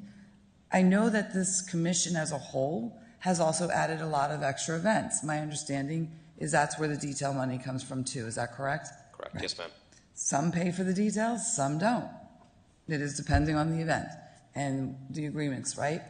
So it would just be nice to know what carried us over the 107, what makes you ask, because I don't see that many events unless you're going to have a lot of people here for a budget on September 12th and September 24th at 5:05, because we've got a lot to discuss on that budget. So unless you're lining us with officers, I don't understand the 40,000. Mayor, let me clarify. It's not just for events. It's our parks detail that happens every day, 7 days a week. That's where the majority of the money goes to. So outside of our regular contract, we have a special detail that goes through all of our parks, our 13 parks and our 12 square miles. Correct. That amount equals? Well, for a daily amount is $396 for 4 hours of detail per night. And then we just cut down our hours. It was on Saturdays 6 hours and Sundays, but we just reduced those hours. To what? To 3 hours. On the busiest days of the week? Well, we've been working with Jennifer from BSO, and she's been telling us the activity on those days haven't been as active, so that's why we reduced. Plus, we are fully staffed as park rangers now, Okay. which is helping. Okay. So Commissioner Wright is doing the math. I can see his fingers going on his phone. You want to shout out the numbers? You said $396 a day. Per day? Yes. Same price, less hours, or same price, same hours? That's for 4 hours a night. The weekends are a little more because they do between 3 to 6 hours depending on the activity that's going on. I'm sorry, can you exclude the Saturdays? Because the Cougars are paying $97 per hour for Saturdays. So that's a lot of police, and I don't see that. We have one detail on Saturdays that go around to all our parks, so they're not always going to be at the sports complex. Right, but they're also paying for 2 police officers to cover at $97 an hour times 2 for the period of the day. And it's usually from like 8 to 6 at minimum, you know, depending on how the games go. So yeah, that is that something money? that's with the Cougars and their detail, so that has nothing to do with us. Right, but now you have excessive police officers with excessive money, and I'm telling you I'm there, I don't see it. Yeah, I'm not sure about the Cougars detail, but our detail has to go around to all 13 parks. Okay. Mayor, I know you said there's a hard stop. I did, but I was advised that I'm supposed to let this one go through and finish it off so we can then have 30 minutes from whenever this is done. Okay. But thank you. Okay. I'm following the directive. So basically, if Commissioner Wright can continue to help me and give me an idea of how much we're talking about. And like I said, the 40,000 is just a maximum. That's something we put in here so we don't have to come in case we did go over, which I don't foresee, but just a Going maximum over, number. going up to, going under. I mean, it could be 20,000. Okay. 396 times 35 more days until September 30th. Is it? Yeah. And we still have invoices that are coming in from Before. the past 2 months that we haven't paid yet. So that's about 14,000 based on your 396 for the remaining days until September, end of September. Right, and still the back invoices that are still coming in.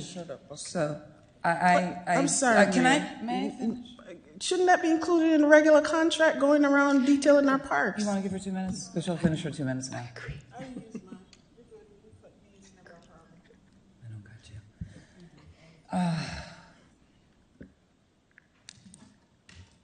So basically, my problem, as with the other items, is not having the detail and the backup and the information. So we make educated decisions, decisions that make sense, decisions that are clear, decisions that don't have our community thinking we're either we're overspending or that we don't think we're overspending, or maybe we are. I feel like a broken record, but I know I've not been heard for some reason. Put money in the backup. Put details in the backup. Because when we don't put it in the backup, it looks like we have something to hide. And we have the backup. It's as clear as that. So I hear what you're saying, and I know what we need to do to finish the contract off. I get it. I want to know why we spent so much up to date, but I do believe that from what you're saying, why we need to spend them, have the ability to go up to. Definitely not to exceed. Commissioner Patterson. Thank you, Mayor. I just want my colleagues to consider, I kind of said this a little while ago, but I really want to articulate and reemphasize what is in our contract. Under Special Detail Services, Section 2, it says, BSO will provide special detail services for city-sponsored events.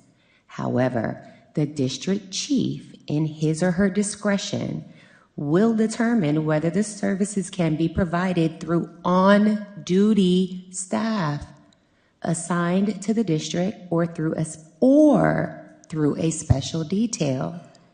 If in the district chief's discretion, BSO is able to provide the required level of services with on-duty personnel,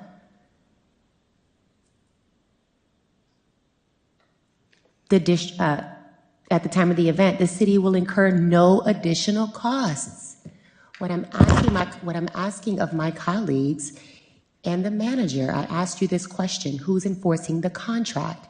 Right now, we are arbitrarily asked to just pay some money.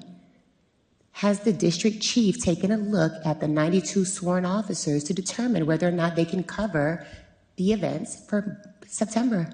Every single time, Commissioner. So every single time this, review is done, because when we're doing events as part of the planning process, we meet with BSO, we meet with Deputy Marion to identify the security needs based on the event size, and so. Manager, it doesn't say Deputy Marion. It says the district chief. Right, but I'm going to get to that. So it's as part of that planning, once we identify the security needs, then the chief decides, how much of the deputies he can pull from the streets, from the roads, from the communities to participate in this event. And that's why in a lot of our events you will see rank and file as part of just presence there, BSO presence there, that are not part of the detailed services. So how many events have on-duty officers attended? I don't have that information, but we need to have that, because if there's an item before me, we are asking for $40,000. I don't know what the events are. I don't know whether or not we've analyzed or had a chance. You just announced that we have a new district chief. I think that we might be putting the cart before the horse to some degree.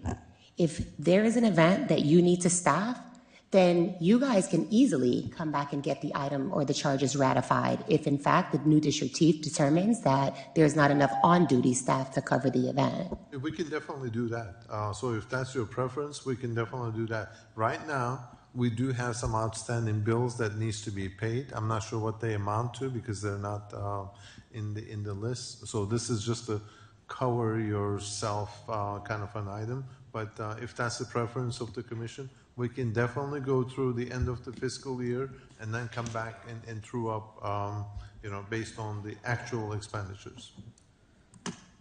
Okay, thank you.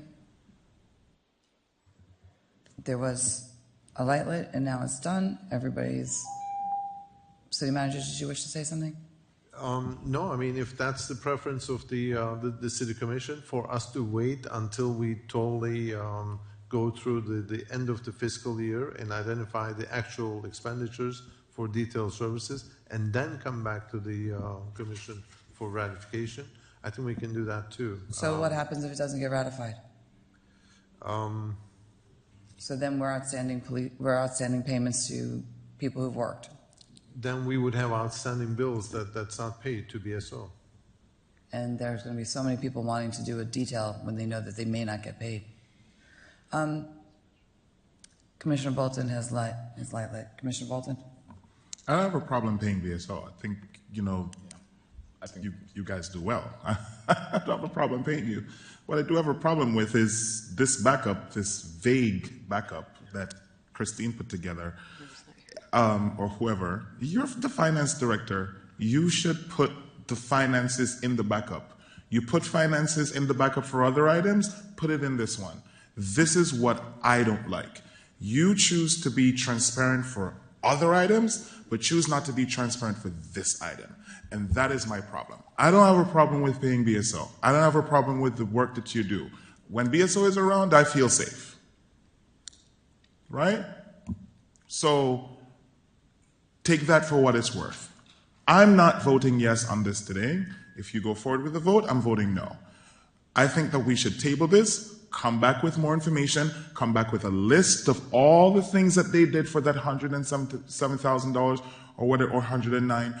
Come back with a list of the things that you're doing for the $40,000. Show me the money, show me where it's going. And I want to see every single check that was cut to BSO. Think that's unreasonable? It could be unreasonable. Could be. But I want to see it. Okay? So that's what my contention is about this item. I don't want to choose to work from home, so I'm not going to, have my shots fired yet. I heard shots fired already. So city manager, you may have to work remotely. But for now, motion to table, please. Second. Motion by Commissioner Bolton to table, time not certain, and a second by Commissioner Patterson. Vice Mayor Daniel? Yes. Commissioner Wright? No. Commissioner Bolton? Yes. Commissioner Patterson? Yes. Mayor Gomez? No. Motion to table passes 3-2.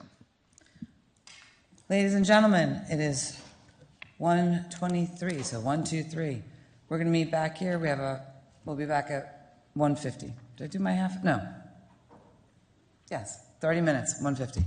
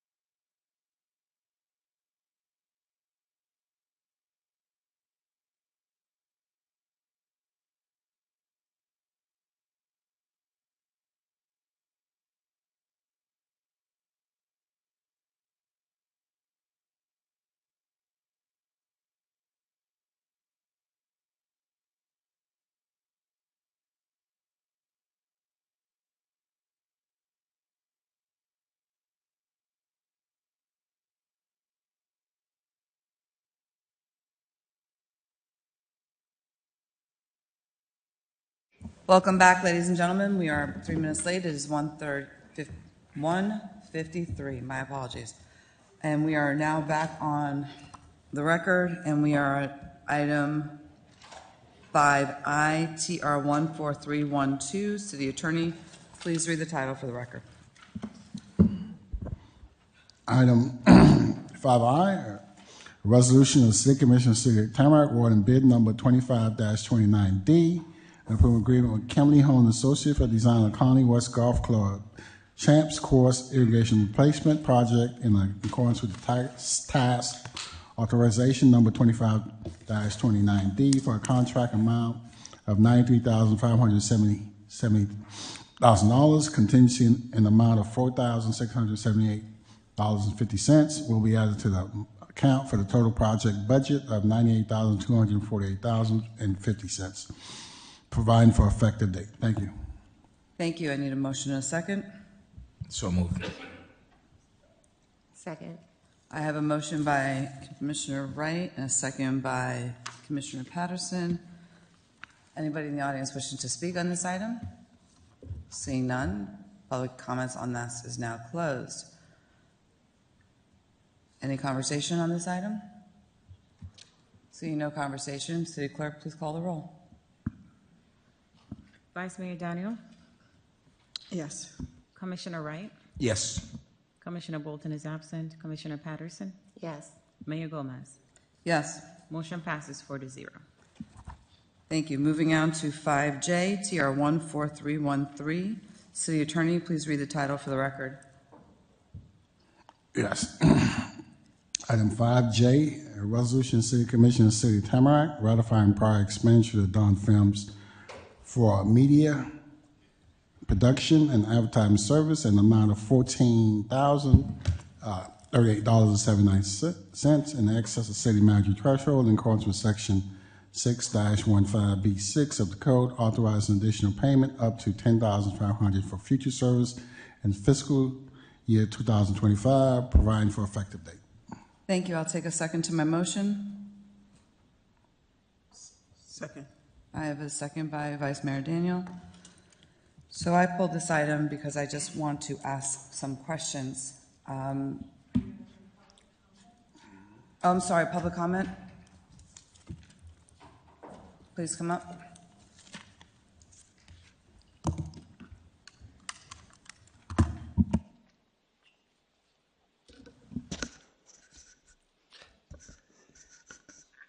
Kate Johnson, Mainlands 4.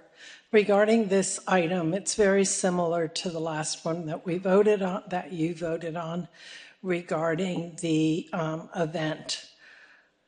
But on this one, you're awarding Dunn Films $14,039 more than what they have already been paid to date, which I don't know what the total is that they have been paid to date.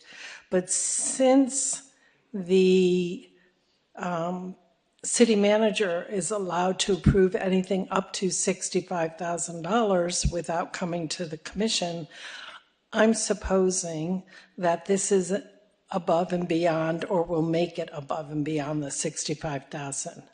You're also asking for another $10,500 for future, meaning this next month, because the new budget begins October 1st, correct? So you're asking for another $10,500 to do what in September?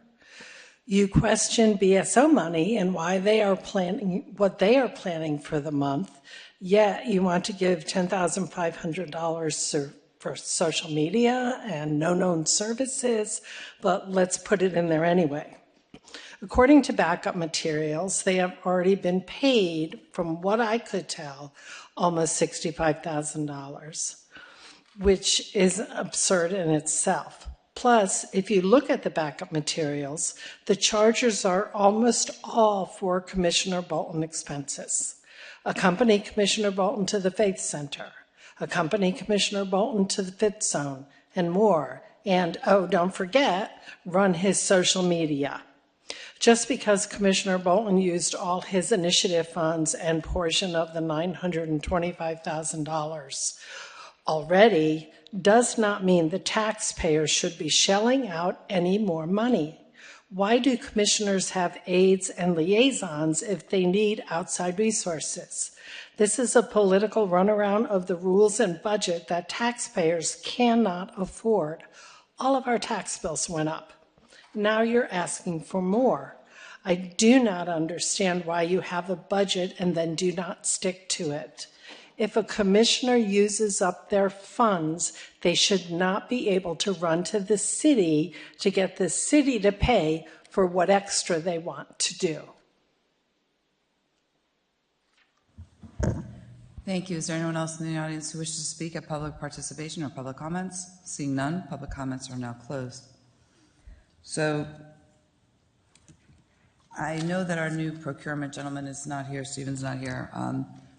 I had asked some questions because I had similar concerns that were just expressed, that we have a city manager who can authorize up to $65,000, and we have where an entity has already been paid over $65,000 by $14,000 and change, and there's another request for $10,005. My curiosity has always been on this: why don't we need procurement on somebody who is performing services for the city in a contract when we have services on this contract in our city with FBO or FMO and Connecticut? Why, when there's a person doing services in the city, does that person not have to go through procurement? I'll take a Yeah, shot I mean, at it. it's a possible rhetorical, but I want it out there, so would you please So this answer the company question? provided services to commission members, some of the commission members, and also to for a very small portion of city services, and so this is not a vendor that the city contracted directly. This is a vendor that provides services to the commission members, as it happens, routinely from a number of service providers. So it's not one that the city is directly went out and contracted with. So the commission members have. Let me go ahead. Just vendors who are hired by members of the commission and members of the commission use initiative funds are exempt from the procurement requirement of city code. It's clearly exemption, so that will explain hiring of vendors by commissioners under the code. Okay, so the commission approved the policy that we don't have to do procurement for when we spend initiative funds, correct? That's the law of the city. The answer is yes. Okay. My concern is when we're using this vendor for city items where procurement has not been done, and we have two contracts with social media and photography already. What makes that okay? Is there something? Again, I'm not aware about, it wasn't presented to me if this vendor being used for other services except, I think, for a yard and a lawn. Again, the procurement code provide exception to vendors who are used for entertainment-related services. So the city manager, based on that exception, could hire any vendors without going through some competitive process. I would like to know if we are in violation with our contract with Connecticut or FMO, because we use services that were not theirs for a city event. No, we're not, Mayor. Their contracts are not exclusive. Okay, thank you. So some of the questions that I had were similar to what had been asked. The City Commission had approved, instead of the liaison money going to an individual that would be on a W-2 and like an employee, they have up to 32 hours at $25 an hour, and that I believe is $41,000 and change. So each commissioner who opted for not having an employee has $41,000 and change for the year to hire a vendor. On top of it, yes, there's The $926,000, which got divided between 4 commission districts, so that's $231,000, so that money is in there to be spent. On top of it, there's the initiative funds, and the commission has $20,000, and the mayor has $25,000. So there's money there, and it is authorized to spend because, as you've heard, the commission approved non-procurement for services such as this and anything over $2,500. So as much as it may not be comfortable to know, this is an item that is approved through the city rules and regulations. I don't understand necessarily the money orders of international money orders, but that obviously went through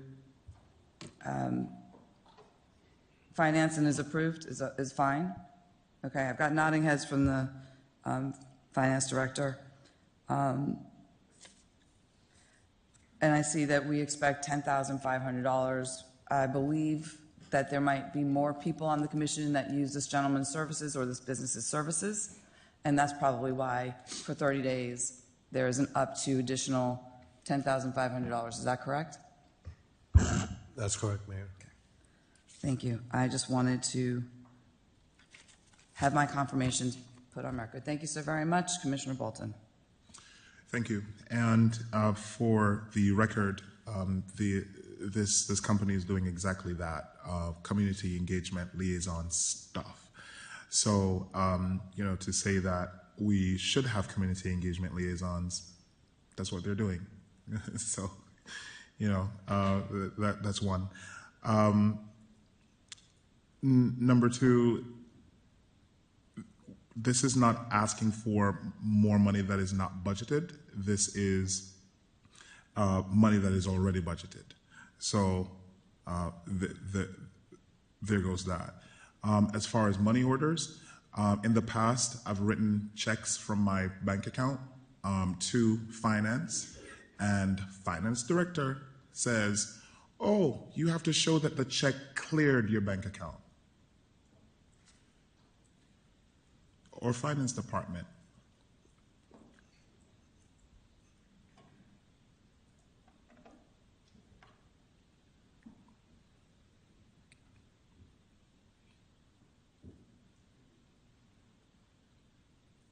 Commissioner Bolton?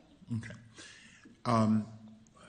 As well as in the past, I think actually for this vendor, I Zelled them money, and I was told you can't Zell them money.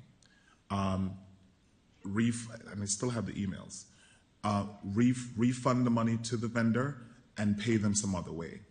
I'm told that if I write a check from my bank account, then the fund, I have to prove that the funds are cleared.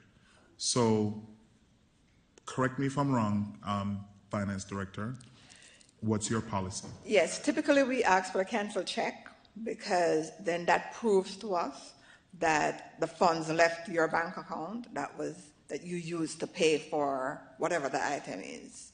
Because otherwise, and this is not exclusive to the commission, otherwise someone can just write a check, show us a copy of the check, but they never issued the check. So that's just a control mechanism. And that is why a money order is purchased either from my bank account or wherever it is, to show that these are guaranteed funds, and that satisfies your requirement to show that these are guaranteed funds that goes to the individual or company, correct? Yes. Okay, so that takes care of that.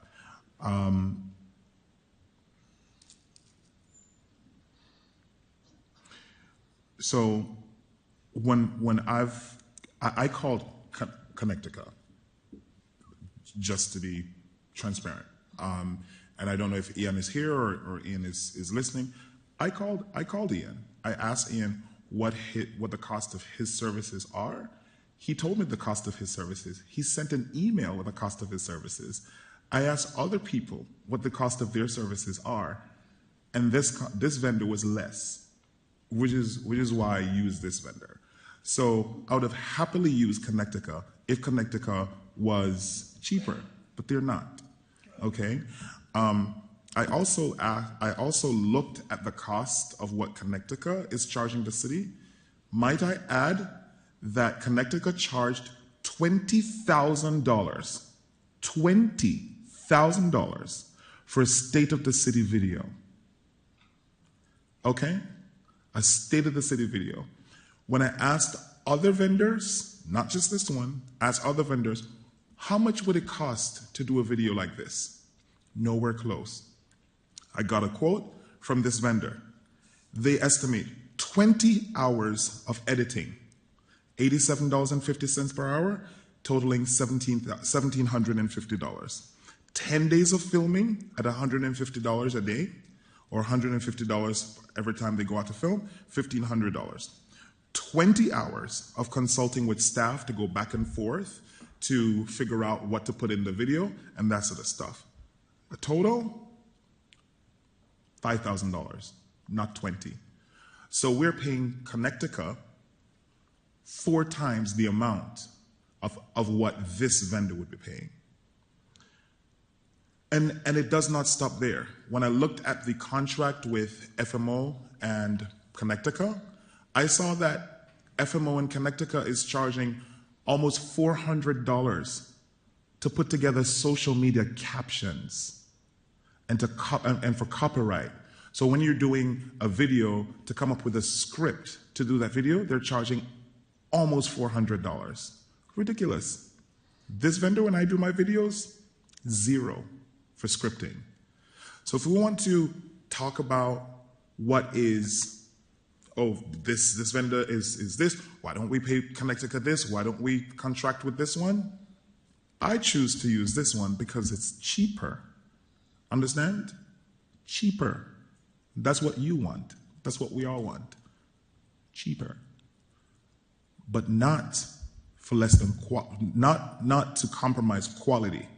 Because this company has never given me a video with fingerprints on the lens. Other companies have. Just for a bit of clarification, Commissioner Bolton, this item, even though it didn't come from the finance department, this is about the vendor. Where did it come from? It came from the City Commission through City Manager's office. Okay, so City Manager's office put together this item and all the backups? Yes. And then sent it to you? Okay, who from your office did that? We don't want to. I would like to know. So, Commissioner, No. I'll answer the question. So, as we process payments, the finance department says, okay, this vendor is reached our 65,000 threshold, so we can't process it anymore. So what's the solution? The solution is for commission to ratify. So therefore, we took that responsibility to prepare the item and submit it for commission approval. So with all the backups? The backup is provided by finance department, Christine?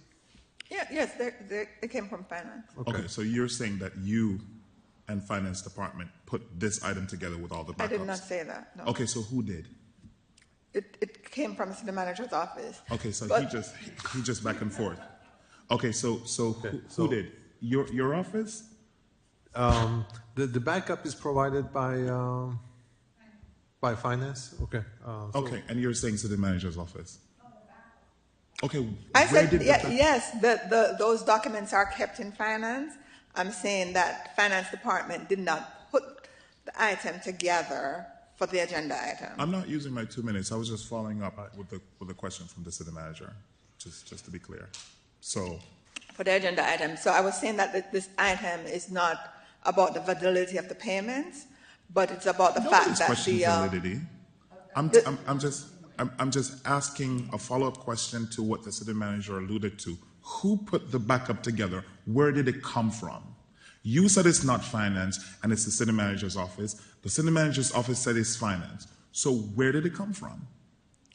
It came, the finance department is the holder of the documentation. And who put it in the backup? We didn't. Who did? Kind of asked and answered, and city attorney, is there any relevance for our city staff to be grilled in such a manner? The backup is here's public record documents, and we need to be moving on. It's up to the manager and his staff to answer the city commission question. Mr. Manager, if you want to direct to answer the question, Sure. it's up to you. So we prepared the agenda item and we requested the documents from the appropriate department and they provided the documents and apparently we attached them as part of the agenda item. Anybody else having any comments on this item? Commissioner Wright? Just clarification, City Manager, because I transitioned one of my liaison into a contract as well. She's not going to hit 65 until like 4 years from now, so I don't have to worry about, hopefully. Question is this just a standard protocol? We have to provide the backup and all that information? Kind of like what was presented in this for Dunn Films, the deliverables with the pictures and that type of stuff. You know, that I'm not going to be able to answer how much of a practice that level of detail is, but as you can see from your experience, that every single commission item that we submit have the appropriate backup. So, City Attorney, you have something? Commissioner Wright, I think what I have seen, especially with Commissioner Bolton, that sufficient information is provided to establish public purpose. And for me, I'm part of the review process. When I have more information, it's better. So I believe from the more, the better. So if sufficient information to show exactly what's the service being provided, it helps me. Okay? Okay, just wanted that for clarification purposes. City Clerk, please call the roll. Commissioner Bolton? Yes. Commissioner Wright? Yes. Commissioner Patterson? Yes. Vice Mayor Daniel? Yes. Mayor Gomez? No. Motion passes 4-1. Okie doke. We are now moving on to item 5K. Item DR 14314. City Attorney, please read the title for the Item record. 5K, Resolution of City Commission of the City of Tamarac, Florida, approving and supporting Commissioner Marlon Bolton, Pink Heroes Gallows, Tamarac for Cure, and South Florida Got Talent initiatives, authorizing the use of city funds and resources for fundraising activities, providing for the distribution of funds raised to the charities on the city approved list of charities, providing the city manager with the authority to do all things necessary to effectuate this resolution, providing for effective date. Thank you. I'll take a motion in a second. Move it. Item is going to fail for lack of a second. Second. I have a motion by Commissioner Bolton. I have a second by Commissioner Patterson. I pulled this item. Oh, sorry. I know that we're still on consent agenda, aren't we? Anybody from the audience wishing to speak on this item? I've got Kate Johnson, Ronald Wasserman, and anybody else who may want to speak thereafter. Kate Johnson, Mainland's 4. Why break my record now? I see these items that are on there, and I think they are all worthwhile events. However, if the city is paying for an event, not a specific commissioner's initiative funds or extra funds, then why is it not promoted as a city event rather than an event that a certain commissioner has? If you are paying for it out of your initiative funds, all well and good, put your name on it. If the city taxpayers, by way of this commission, are paying for an event, then every commissioner and mayor here deserves to have their picture promoted as an event that you all vote on. Otherwise, it becomes campaigning. And if a certain person is campaigning by using initiatives, it's just wrong. I really believe that this commission, every person on this commission, if you're supporting these events, should be on the flyers and advertising and marketing, and it should be promoted as a City of Tamarac event. Thank you. Thank you.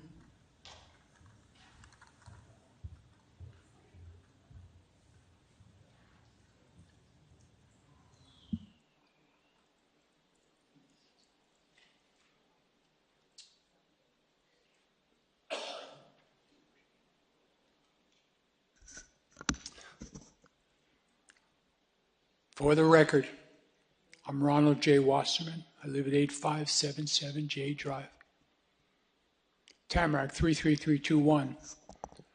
So, thank you for listening to me, by the way. There are a number of charities here that are listed. As a cancer survivor myself, and my lady, who's a breast cancer survivor, we support this kind of stuff. No doubt about it. Cancer is truly, probably the devil working on this earth. Tamarac for the Cure. Is that for cure for cancer? Okay, I'm certainly for that. I'm certainly for that. For the people, I didn't get to do my public service announcement to ask everyone to be tested for cancer. Ladies, breast cancer. You also get colon cancer. I'm a colon cancer survivor, and I'm so grateful to be alive. And South Florida's got talent. Of course they do. I had a lot of fun here 6 months ago, or no, 6 weeks ago, when they had the gala and who was being the musician. So everyone kept on saying, praise Jesus, praise Jesus. It was a lot of fun. It was a lot of fun. So thank you for listening. Again, what is this? I support all of you. But when some of these things come up, and we spent a lot of money, I feel good. I spoke today about a dog he parked. We saved $1 million. So thank you for listening to me. I won't say it's always a pleasure. But again, I want everyone to know in this room that I want to respect you, and I do. Over here to my left, I want to respect you. The people who sit behind me, I've had dealings with all of you. You know who I am. So thank you for listening to me. I will continue to speak out. And what's wrong with that? Who does not want a safe, clean community? Who? Thank you. Is there anyone else who wishes to speak on this item? Seeing none, public comments are now closed. So I pulled this item. I had several questions. City Attorney, did you prepare this?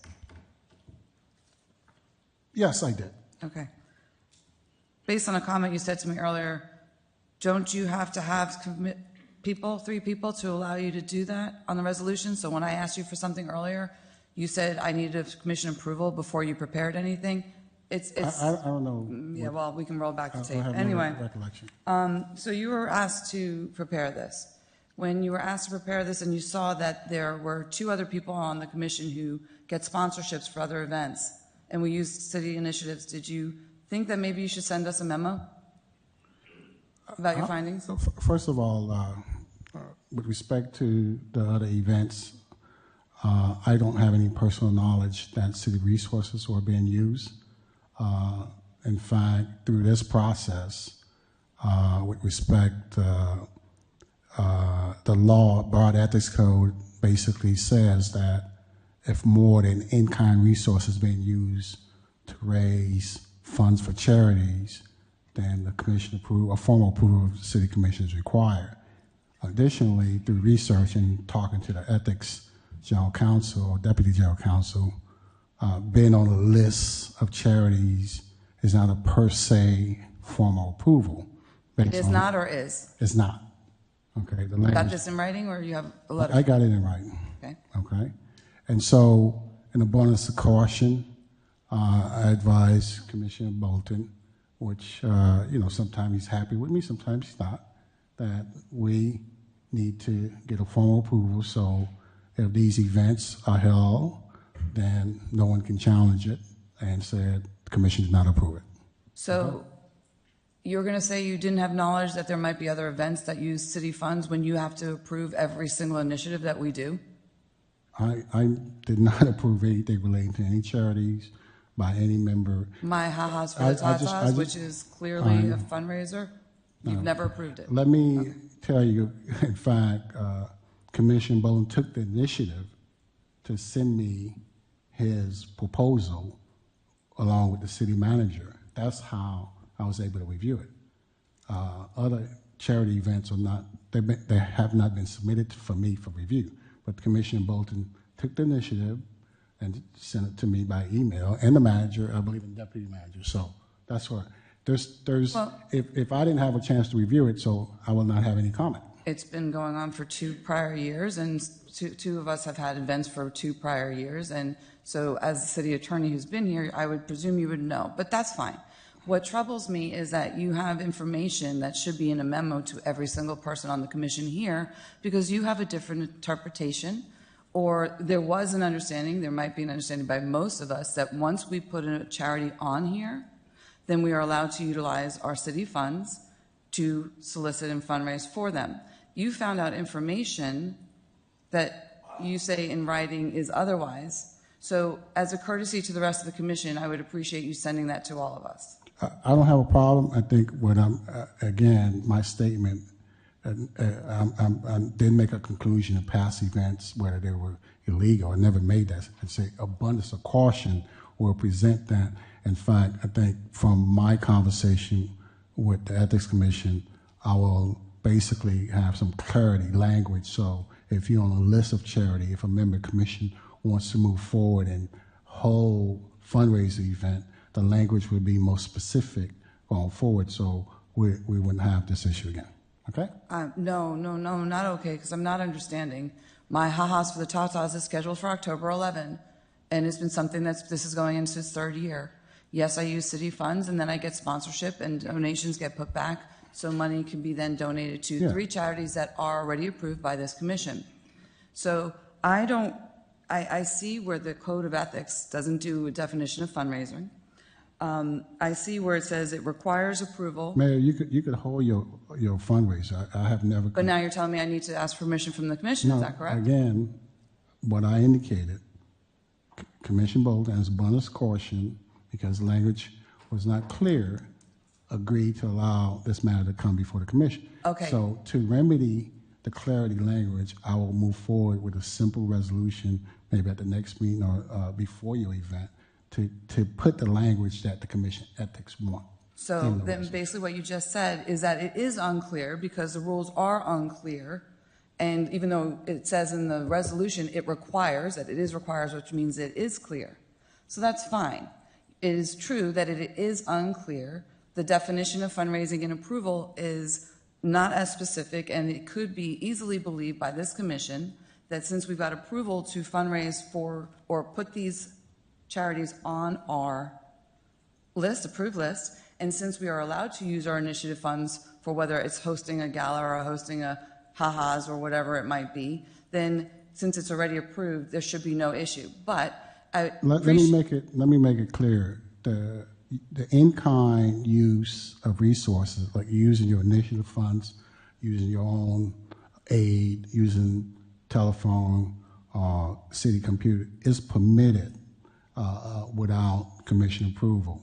The issue is when you go beyond that, when you're using, more than in-kind resources, and they define what is in-kind resources. Your own fund, your own aid, telephone, computer. But when you use more of city resources and fund, then now you're required to go before the commission. which is the question on other resources that do not require expenditure of city funds. Yeah, if you're using, for example, if you're using employees outside your own aid, then now you're using resources more than in-kind resources.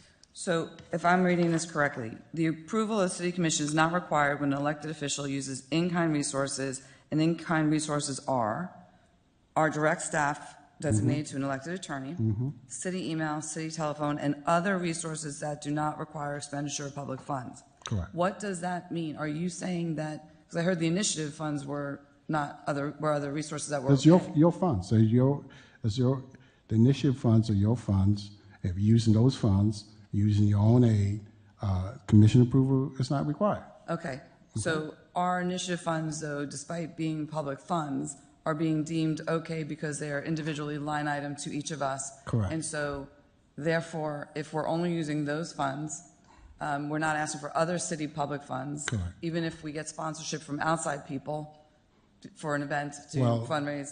The only caveat, if you don't get the commission approval, you can fundraise in your official capacity, but then if you're doing it on your own without a commission, then you have to disclose. You have a disclosure requirement. So does a flyer that clearly says, and emails that clearly say that this is a fundraiser for these 3 charities that are approved by the city, is that sufficient disclosure? Not based on my conversation with the Ethics Commission. Again, I think for me, I will revisit the list of charity resolution and just basically adopt the language I got from them. Madam So you Mayor. said it was a conversation, but you also said it was in a letter. So go ahead, City Manager. Wasn't a letter, it was just email.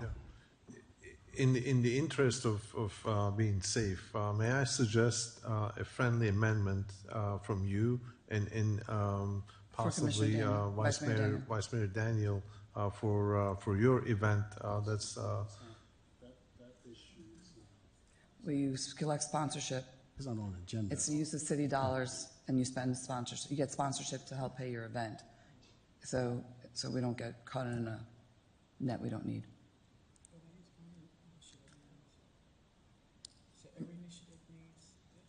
I don't see, again, I don't see if, I don't, in fact, I don't know how much resource we use by your event or a vice mayor event, but if more than in-kind resources. No. Mine is the commissioner, and mine, we stay within what is in our initiatives, and we stay within our assigned employees. Okay. So. Yeah. It's. I don't use any city resources. Okay. I use my initiative and sponsorship. Okay. Right. So you're saying on the record then, if we're using our city employees that are assigned to us, we're using our city initiatives that are assigned to us, and we're fundraising for charities that are already on our approved list that was approved by the commission, then we're okay. Yes. Thank you.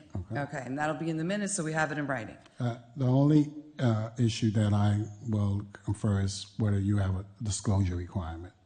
Okay? That's the Okay. only issue. And then please find out if flyers and emails and letters and requests for sponsorship is sufficient enough to cover disclosure, or if there needs to be something else writing. The way I read the chapter here, it doesn't, but please get us for us in writing so we don't have any issues. So I have no problem with Commissioner Bolton wanting to do fundraisers and America's Got Talent version, City of Tamarac style, all that kind of good stuff. And if you're telling him in your version that I guess maybe Commissioner Bolton wants to use outside resources not assigned to him in the city, so that's why he's asking you or asking us for permission. I have problem with Section 5 of the resolution. The City Commission hereby authorizes the city manager with the authority to do all things necessary to effectuate this resolution. The language in that was in the fit zone, and all of a sudden, the next thing I know, we're having a $30,000 budget coming before the commission, and it's coming out of the city's budget to pay for that event. So if this is something that Commissioner Bolton wishes to do with all of his money from all of his initiatives and however he wants to do it from his own direct access, power to you. I'm happy to help you if you want and support, but I can't support it if the city of Tamarac is going to have another budget item to come cover this. Commissioner Bolton. Thank you, Mayor. Listen, I don't like that this item is on the agenda. So, for the first time, we may have aligned there. I didn't want it on the agenda. I sent my proposal to Hans mirroring exactly your haha fatatas. Not because I want to compete. It's because I admire your haha fatatas and what it does. I don't admire the curse words there, but I admire what the money does, right? So I wanted to do exactly the same thing to raise money for breast cancer survivors and for cancer survivors. As a matter of fact, my father died from prostate cancer. I'm now over 40, so now I have a doctor going up, the alley. And so I have to make sure that I support people who have cancer. That's what it is. So the attorney and I, we went back and forth. I literally cussed him out. I vehemently opposed my item coming on the city agenda. This is not a coup to get more money. Each of you will get a letter from me asking for money. So I'm not just going to use my initiative funds. I'm going to ask for help from your initiative funds too, right? So no, it is not just initiative funds. I did not agree with Hans, so I took it upon myself to call the Florida Commission on Ethics, and they actually agreed with Hans. So it would have been in your best interest to add your haha fatatas on the next commission meeting. Okay, I'm just saying publicly, so it's on the record. So they agree with him that if you're going to use city funds, it doesn't matter if it is initiative funds or not, that something like this should be on the city agenda. So for that, I apologize. And I'm big enough to do that. So, no, I'm not promoting it as a city event because it's not a city event. Whoever sponsors my events, just like Maury sponsors the Pet Expo and the Haha Fatatas, then their picture will be on it. So I'm going to ask my colleagues and ask business owners and whoever to help me with this event. So they get the recognition. And so, I believe the resolution is on point. As a matter of fact, I'll correct you, Hans. You did not write the resolution. As a matter of fact, I hired my own attorney, not AI, Ms. Calloway. I hired my own attorney with my own money to put together a resolution. I sent it to Hans, and he did his Tamarac thing. So to say that he moved at the beat of my drum, that's not true. So, again, I copied the city manager on it. So, and you, Ms. Calloway, you're not getting away. So I did that as well. So it is not a city-funded event, and to the extent that it becomes a city-funded event, because I'm going to ask for money, especially from you, Maury, it has to be on here. And listen, city funds and city resources above just a computer and assistance and that sort of stuff has been used in the past. And I don't know if you guys need to ratify past, actions, because if I were mean-spirited to you, Maury, when you used city funds to help some museum in Plantation to come and do an event in Tamarac, I think that should be a resolution as well, and you need to put that. Here, listen, I know this mayor is after me. She keeps telling people that I'm going to prison. So I want to make sure that I dot every I and cross every T, which is why I always send things to the city attorney, the city manager. I always hire my own attorney. I spend my own money to do things and then come back to him with an opinion and go back and forth until I'm comfortable. So that is why I'm doing this. It's not a coup to get more money. So more power to all of you. I think this is a great initiative. Thank you very much, Jay Dry, for endorsing this event. I hope to see you and Stuart Webster and all my fabulous people in the audience to this event. And you're all welcome. I love you, Stuart Webster. You know that. And So do you accept a friendly amendment to? Do your own research. Pay your own attorney. You don't even know what I'm asking. No, so I'm not adding your haha fatatas to my resolution. I was never planning on putting my hahas fatatas with yours. my thing is to section 5. No, That the city and that's commission also a hereby no. authorize the city That's manager also a to no. authorize to do all necessary things to effectuate this resolution except transfer and budget additional money. That's also a no. Okay, well then you get my answer. And for those of you, I can use my 2 minutes. For those of you who think that this is a campaign thing, I'm not on the ballot. I won my election fair and square 2 times by a landslide. And I'm not running for anything else until 2030, unless somebody pushes me to run earlier. But this is not a campaign anything. This is a wonderful event that is going to affect positive change in our city, and this is going to be an absolutely wonderful event. And you know what? If certain charities who were nicely run were on the list of charities, they, in November, would perhaps get some money from these events. But I'm only going to assist charities that are worthy. Thank you.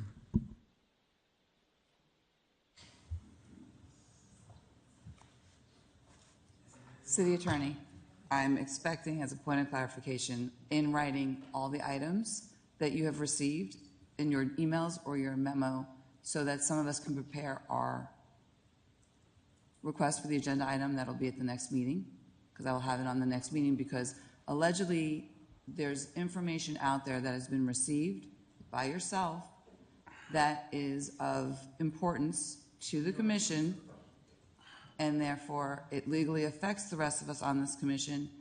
And so please provide that to me and to all of us, and I will have my item on the next agenda. Okay. City Clerk, please call the roll. Vice Mayor Daniel? Yes. Mayor Gomez? No. Commissioner Wright? Yes. Commissioner Patterson? Yes. Commissioner Bolton? Yes. Thank you. Motion passes 4-1. Ladies and gentlemen, believe it or not, we are done with consent agenda. Did we hear 5I? Yes, we did. Okay, I was not in the room, right? You were not. Okay. You did not get back in time. Sneaky. We waited extra time. So, we are on ordinances on first reading. 7A, TO 2597. City Attorney, please read the title for the record. Item 7A, an ordinance of the City Commission of the City of Tamarac amending Chapter 10, Article 4 of the City of Tamarac Land Development Code entitled Development and Design Standards, revising Section 10-4.4 entitled Landscaping and Tree Preservation to clarify and strengthen the city landscape and tree preservation regulation to enhance consistency in their interpretation, application, and enforcement, to expand the purpose for which tree preservation trust funds may be used, providing for conflicts, providing for effective date. Thank you. Thank you. So moved. Second. We have a motion by Bolton. We have a second by Commissioner Wright. Commissioner Bolton, not just Until Bolton. you be polite and respectful for the rest of this commission, you're going to just be Bolton. Okay, Gomez. All right, go ahead. No problem. Commissioner Wright. Or Barkwell. Not my name. Mrs. Barkwell. Not my name. Go ahead, Commissioner. Oh, sorry, never mind. So a full presentation of this was delivered at Staff Agenda Workshop. I would like this presentation to be delivered today, since 3 of us were not here. We were doing the business of the city along with the city manager. So please provide this presentation. Point of order. I think we said that these staff agendas are to be watched on demand. Do you recall, Ms. Galloway? Yes, I do, Commissioner. Okay. In fact, the clerk sent the link out on Okay. the same day, but the presentation was also provided in the backup, and it's in the library, so it's at your discretion. Right. So, and based so at I the was. discretion- I'm speaking. No, you were cutting me off. And I was in Orlando as well, and I had the pleasure of doing my research and watching the city commission meeting, the agenda, and making sure that I was prepared for this meeting. So whoever is coming unprepared should not have to ask staff for a presentation when we all had to watch the staff workshop, read through the backup, look at all of the items, and make sure we're prepared for today. No. Well, thank you for your assumptions. I Thank object. you. You can object. Thank you very much. The thing is, some of us actually paid attention and went to the conference that they paid in the city Nighttime, dollars Mayor, for. that's what So- on demand is called. Yeah, well, Nighttime. that's okay. I have my stuff, but there are people in the audience who also have not had the pleasure of seeing things that the city is requiring residents to be mindful of They should without have them attended having on the Monday, ability and to it's be also on mindful. the internet.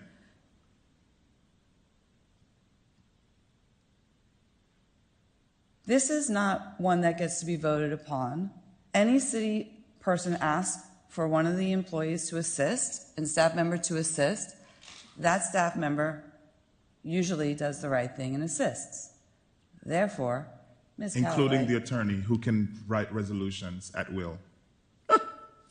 You can't have your cake and eat it too. Just all I'm saying.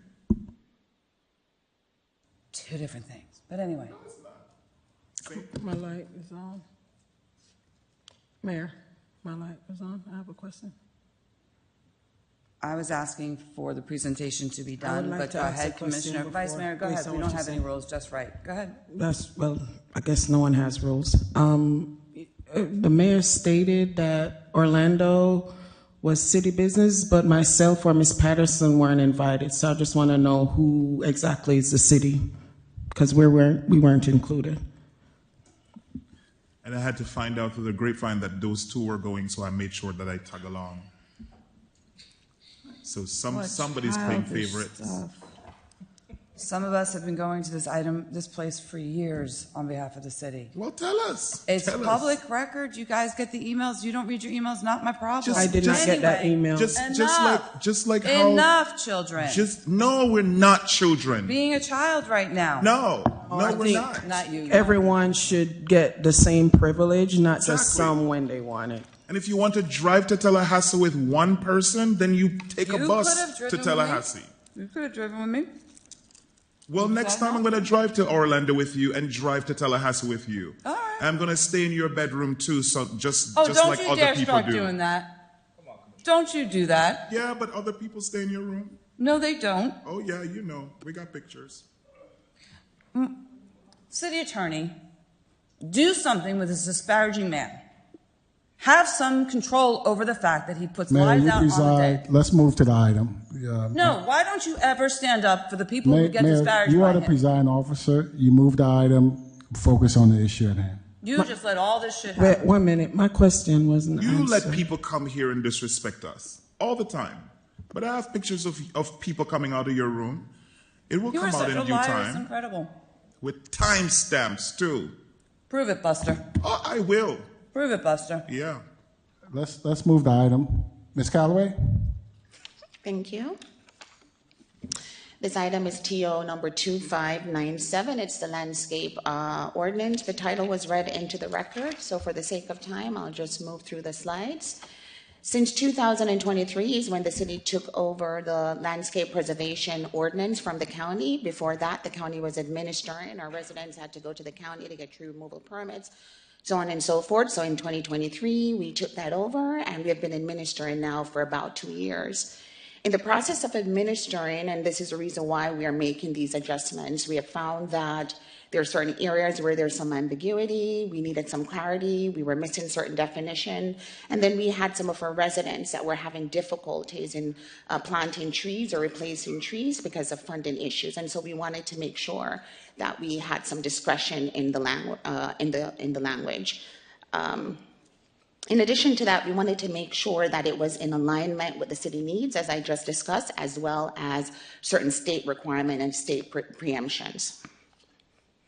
So essentially what we're doing is expanding the eligible use of the tree preservation trust funds to include private property as it is now, and before the trust funds money were only allocated for public property. We wanted to improve clarity through new definitions. We wanted to strengthen the tree protection and update maintenance regulations. And we also want to enhance the tree removal licensing standards. And as you recall, members of the commission, at the retreat this year, we also discussed this item, and this was one of your strategic priorities for staff to go back and to bring forward this amendment.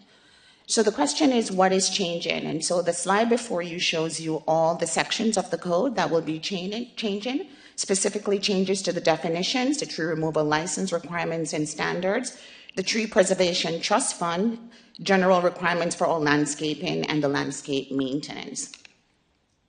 I will go through each section for your benefit, and the red and highlighted is what's new and will be added to the code.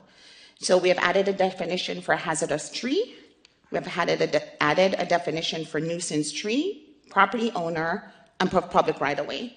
And as we know that the swale area, the public right-of-way that is adjacent and abutting the property owner private property has always been the responsibility of that private property owner. We just wanted to make sure that there was a distinct definition for that.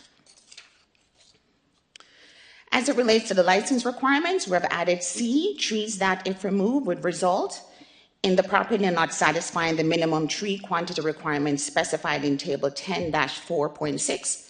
This is important and it provides a benefit for property owners. So essentially, if you're a single family property owner and you are removing a tree, but you still meet the minimum requirements for the trees for single family. For example, if your property was built before 2018, then the code would have required that there are 3 trees be on your property. It would require that there would be 2 in the front and 1 in the back. And if the property was built after 2008, that was changed and it requires 5 trees on your property. So essentially, if you've taken out a tree, if it's a nuisance tree or for whatever reason you're removing a tree and you still meet the code, there's still 3 trees on your property in the places it needs to be, provided that the tree that you've removed is not greater than 18 inches in caliber, then you would not need to replace that tree. And 18 inches in caliber is a tree that's decades old, 30, 40 years old. So we believe this is of benefit to our property owners. The biggest change is how the trust fund can be used. And to date, we have accumulated about $100,000 in the trust fund. And we wanted to make sure that if there is an opportunity or an occasion where the City Commission wants to create a grant program or allow property owners to get funding to either remove trees or to plant trees, that opportunity might be available. So as it is now, the proceeds from the tree fund can only be used on public property. And so the change that we're making here is that the funds can also be used on private property and gives us that flexibility or ability to do something should we desire to do that in the future. On the plant material, we made a change and added Roman numeral 11, all trees specifically identified, and this is just to make sure that this is in keeping with state law. So we added trees that are Florida invasive species tree to the list that was not on the list before. Under landscape maintenance, we wanted to make sure we were very clear. In fact, we had one particular issue that really assisted us or made us include this language. We had code that had an issue where we had a property owner that had some vegetation that was growing, that was wildly growing, and that was impeding our own public infrastructure. And so when we reached out to that property owner, we did not have any clear language in the code where we could have pointed to that property owner that required them to cut back that vegetation. So we believe that this language is helpful in making sure that we can get that maintenance, and if it impacts or impede our infrastructure, then that property owner can go ahead and make those adjustments.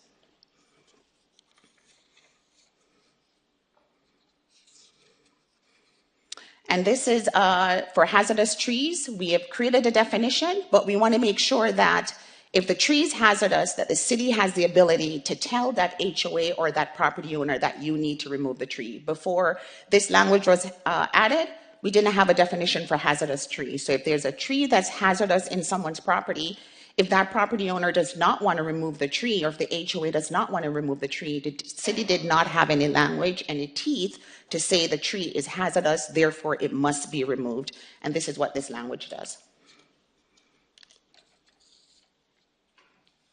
And so in this slide, for every text amendment, the code requires that certain criteria or standards are met. And this slide is just essentially saying that those standards have been met for that text amendment, and that the amendment achieves our strategic priority and meets Tamarac is home and Tamarac is vibrant, and that the department director recommends approval of the changes that are before you. And that concludes my presentation. Thank you so very much. Public comments are now open.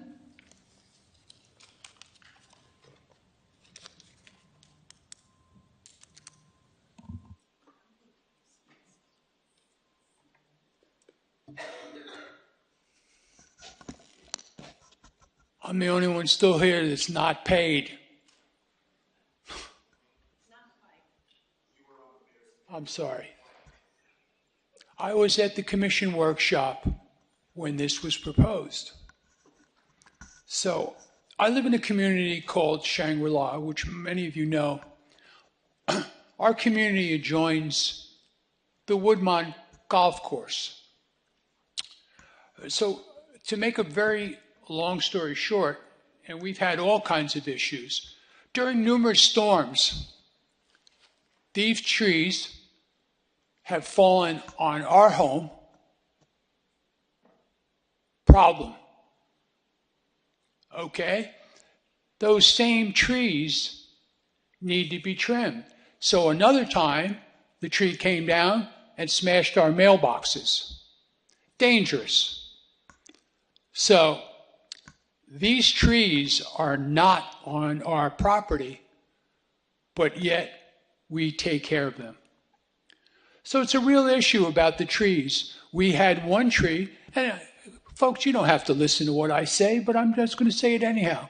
We had one tree growing from this big tree by my community. There's 3 of them.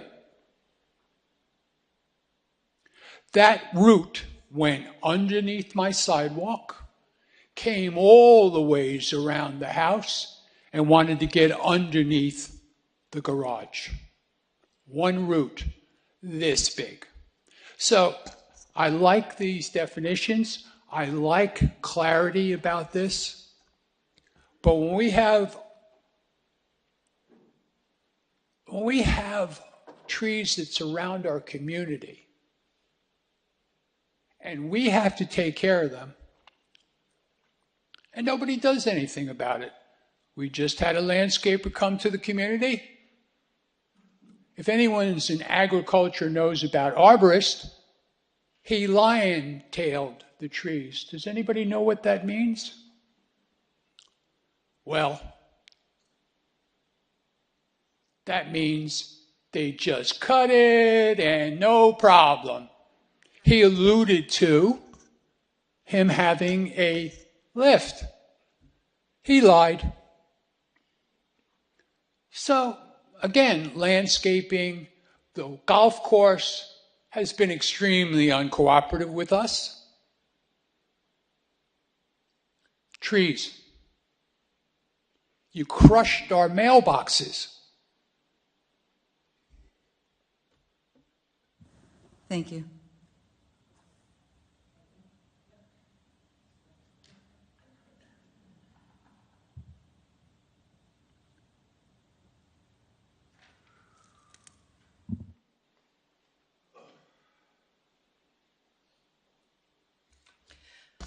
Kate Johnson, Mainlands 4. First, I want to say I'm glad that the city of Tamarac has taken this over in the last couple of years rather than waiting to reach out to Broward County.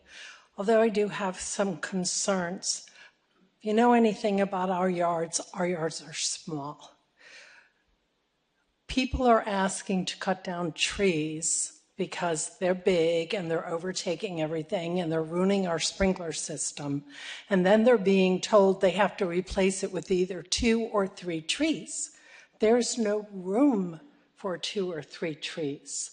There's room maybe for 1 tree to replace the one that's being taken down. But when you then request 2 or 3 trees, our sprinkler system is already old and damaged. We are paying thousands of dollars a year to take care of a sprinkler system because these trees are getting big and going into the sprinklers. So we're asking residents to trim them, to cut them down, to do whatever, but then they're being told they have to plant 2 or 3 more trees. That defeats the purpose. Our sprinkler system cannot handle it. Our yards are small. If you take it, for instance, my yard, I have 1 palm tree in the front. My backyard is 10 feet from Hidden Trails property line.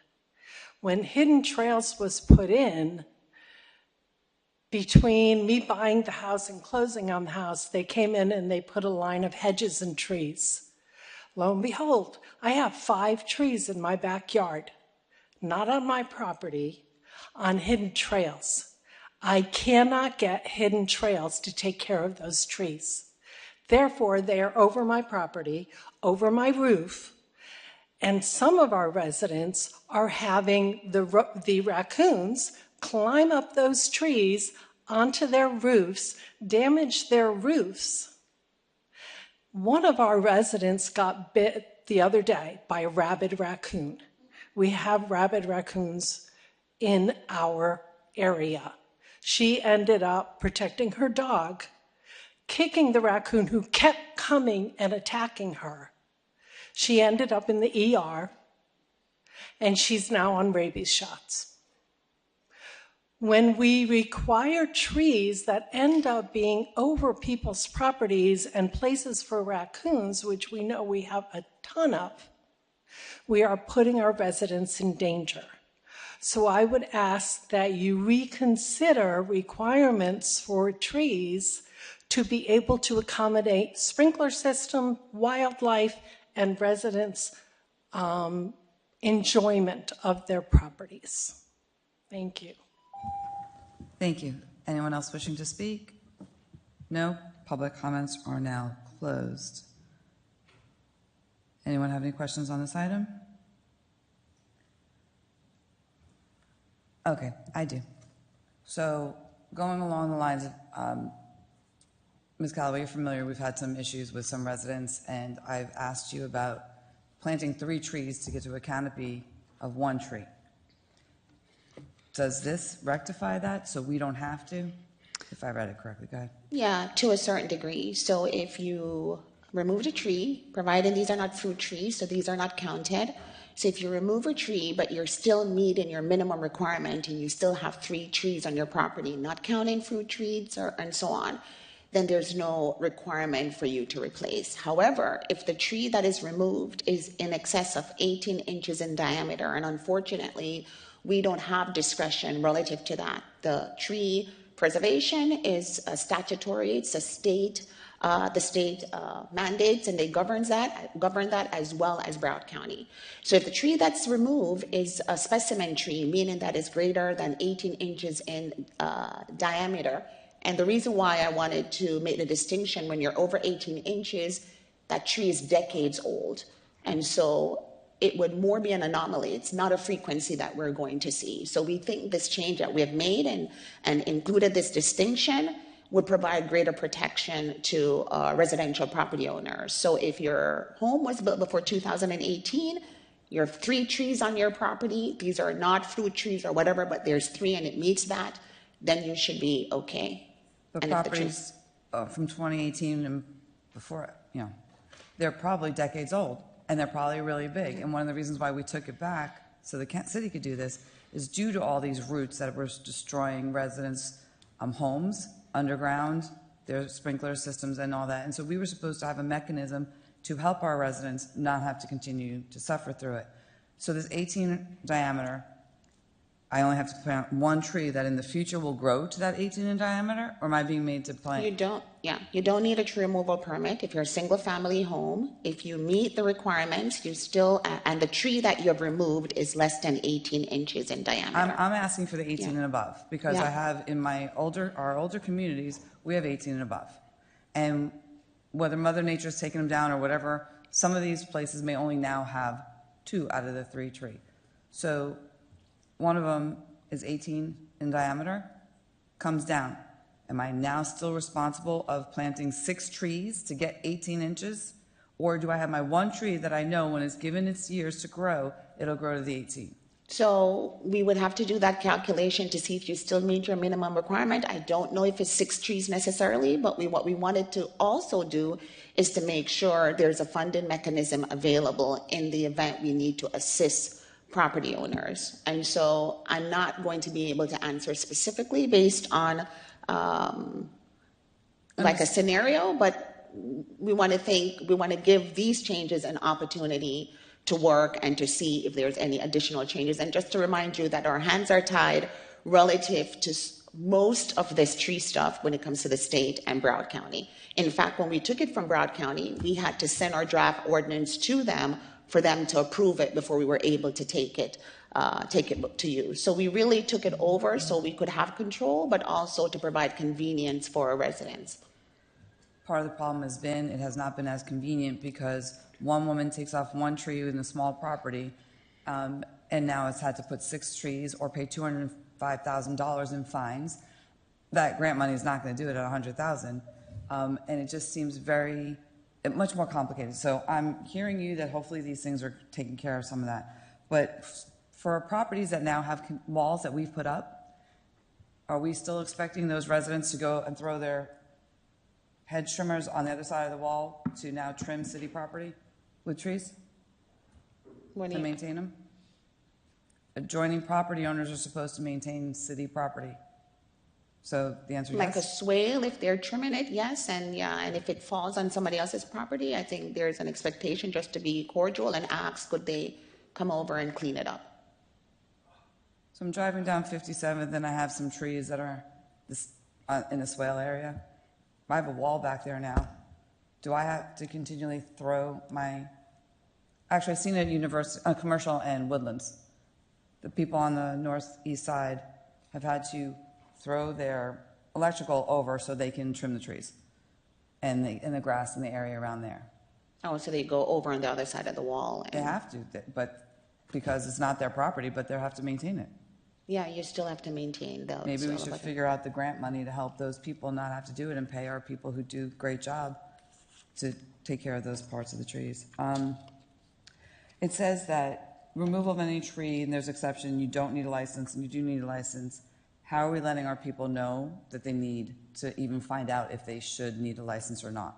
We have been working with PIO and we'll update that, but we continue to send out public service announcement. We have been marketing this and letting people know that you need a tree removal permit for this. So we have been continually getting that information out. In fact, I think we've also published in the Tamarac some information, and we continue to do that.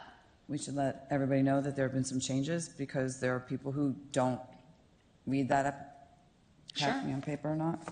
And I know Stephanie has taken it on the road as well when she attends HOA meetings and so on. We make sure that they're aware. Exactly.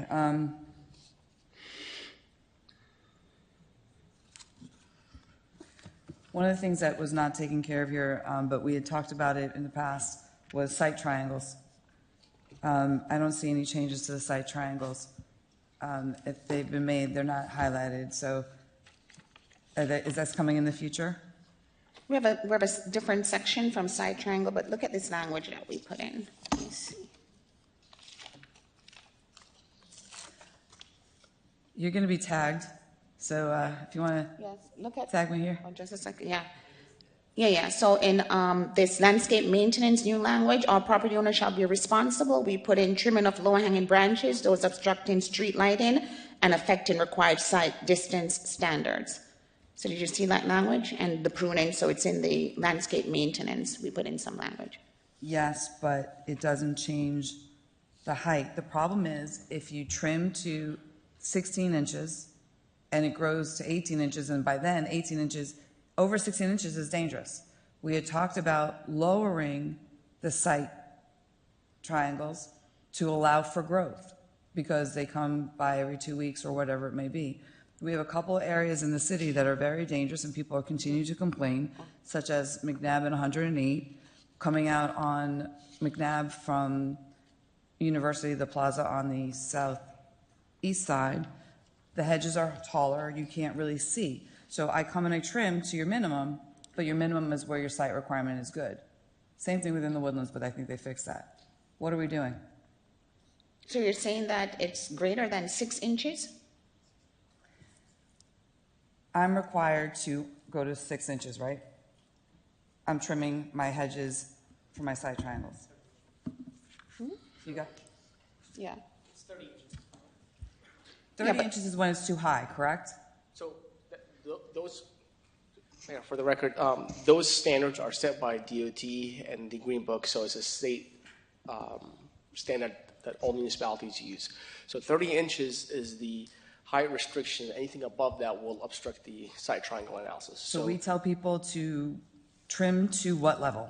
We cannot tell people to trim all of them. All we could require is you cannot pass the 30 inches. So you could trim your shrub to 10 inches and allow room for growth, but we cannot depict that you have to trim it to that level and allow for growth. So all we could tell them is what's the maximum height allowed.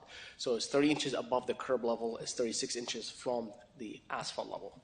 So if we know that 30 inches is way too dangerous, we can't be more restrictive. This is one of them that we have no rules and regulations to say we want to trim to the maximum of 25, so we know people can be safe. I'm using just numbers. Correct. So it's again, it's a standard that we follow.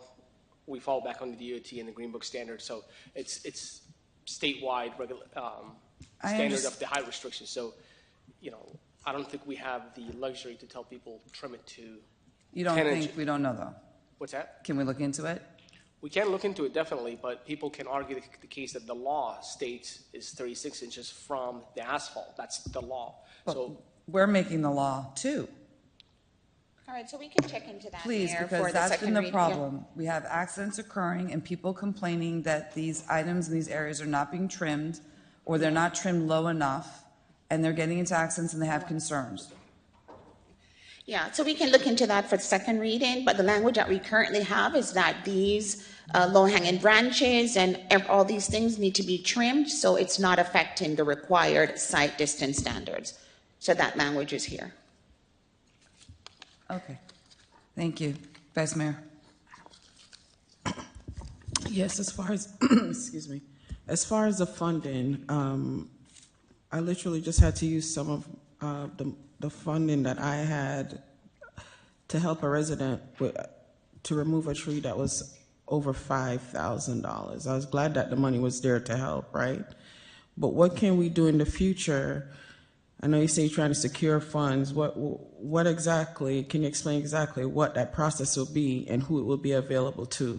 Yeah, no, we don't have a process, Vice Mayor. I'm just saying we have changed the language to allow us to be able to use a tree trust fund on private property. If we need to, in the future, create a program, have it attached to the curb appeal program, develop something. I think we do, because I adjusted my program to include that when I heard that a retiree had to pay $5,000 plus to remove a tree, plus gives, I think, $600 to that fund, right? That's which is correct. money So- she didn't have to begin with. So we That's can a develop problem. something in the future. This language is giving us the ability to do that. So Right, the but language can we before- take it further and then, yes, include it in the curb appeal and anything else sure, we we can. can to ensure that these residents get help? Sure, we can develop something and bring it back to you. Thank you. Seeing no further questions or comments, City Clerk, please call the roll. Commissioner Patterson? Yes. Mayor Gomez? Yes. Commissioner Wright? Yes. Commissioner Bolton? Yes. Vice Mayor Daniel? Yes. Thank you. Motion passes 5-0. Thank you. We are at 7B, T02598. City Attorney, please read the title for the record.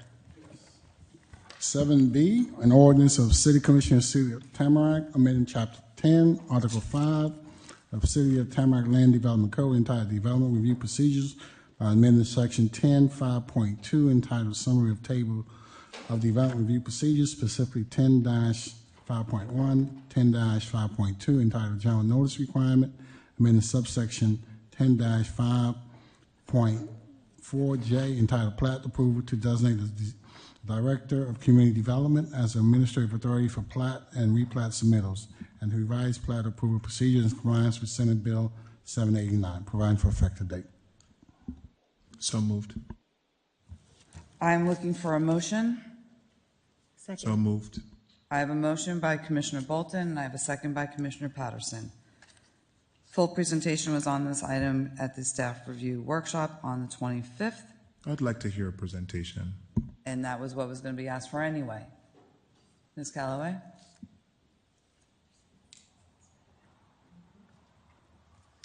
Thank you, Mayor and members of the Commission. For the record, Maxine Callaway, Deputy City Manager. This item is a compliance item, but the state of Florida adopted several bills as a part of their last legislative session. And Senate Bill 787 was adopted that needed to take effect July 1, that took effect July 1, 2025. Essentially, the item title has been read into the record.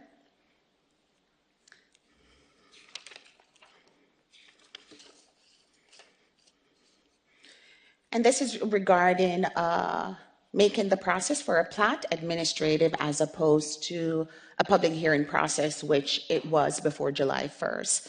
And so for everyone's benefit, a plat is just an official map that shows how land is divided for development. It includes dedication, road dedication, and subdivision, and it's typically prepared by a licensed surveyor.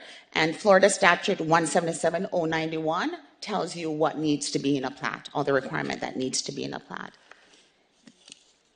Why are we updating? As I said before, Senate Bill 784 was effective July 1, 2025, and it requires that city designate first an administrative authority for plat and replat approvals, meet specific review timelines. They wanted to ensure that we were timely in processing these applications, and it also limit delay through extension requests. And so we can't give any extensions. We have to process in a timely manner. And the purpose is to streamline the plat review process and to ensure consistency and predictability statewide. So our current process and Broward County process has been the plat is submitted to community development. It is taken before the planning board. The planning board provides a recommendation through a public hearing, and then it's taken to you through a public hearing. That's our current process, or to put it more specifically, the process before July 1, 2025. What is changing now is to provide more accountability and clarity statewide, is that Senate Bill 784 requires now it be administrative. So it comes into community development. It would have to be processed within a time certain. We would have to issue a letter within like 7 days to let them know this is the timeline for the process, and this is your application is complete. And so that's the change. So in order to effectuate that change, we needed to make some changes in our code, because our code was written, of course, to make it public hearing, and we needed to strike that and make those changes so we can align and conform with the requirement. And so what's in red is the changes. So as you can see, plat, we have added or replat, because the statute also provides for replat. With the tree removal, as a part of the change, we realized that this was still making reference to Broward County. So as a part of this process, we just went ahead and cleaned that up. In the city's code, under table 10-5.2, you have the plat approval process and the notice provision. We struck all of that because no longer are we allowed to do a public hearing and to provide notice, so that has been stricken. Under table 10-5.4, under the purpose, as you can see, we have added replat to be consistent with the state law, and then we have added the compliance language and referenced the appropriate statute, 177.071, 2025, as amended. Under the procedure, table 10-5.4, J3, we struck quite a bit of language. This is the language that talks about the planning board, review by the planning board, standards at the planning board, review by the city commission. That had to be stricken, and that has been replaced with the administrative authority language. Consistent with state law, we had to add the application submittal and the application review, which gives us 7 days after receiving the complete plat or replat submittal for us to provide written notice to the applicant acknowledging receipt, and that written notice need to include some additional information, whether any documents are missing, and it has to specify the applicable approval schedule in that notice. And of course, there is a restriction we've added that we cannot provide any extension. The planning board provided approval unanimously, and the community development director is proposing that this commission adopt the planning board's recommendation and approve the item. That concludes my presentation. Thank you very much. Now open for public comments. Anybody wishing to speak on this item? Seeing none, public comments are now closed. Seeing no discussion from the commission, City Clerk, please call the roll. Mayor Gomez? Mayor, Yes. my light is on. It wasn't, because I looked at it as I was saying those words to bring it to roll call. So I have no problem. Commissioner Patterson, what would you like to say? Thank you, Mayor. I just would ask that I'm actually looking for a revision. I think just in an abundance of caution, it might be appropriate that we defer the language to or the approval to the manager or its designee. I think that could be a little bit better for just purposes of a number of things. What if our director is out on vacation, or I think that it potentially could be better if it's labeled that way. If there's no discrepancy with the way the Senate bill is drafted, and based on what I read, it seems as though as long as it is a municipal official, it should be fine. And I would ask that my colleagues support that. City, you wish to say something? No, Mayor, I would agree with that. That falls in line with the language we use in other similar occasions. I accept the friendly amendment. On that for a discussion, I'm presuming Commissioner Patterson, since you were the second, you have no problem with that. So the friendly amendment is on the floor regarding it being, instead of the community development director, it is now the city manager or designee. I'm going to ask Ms. Callaway.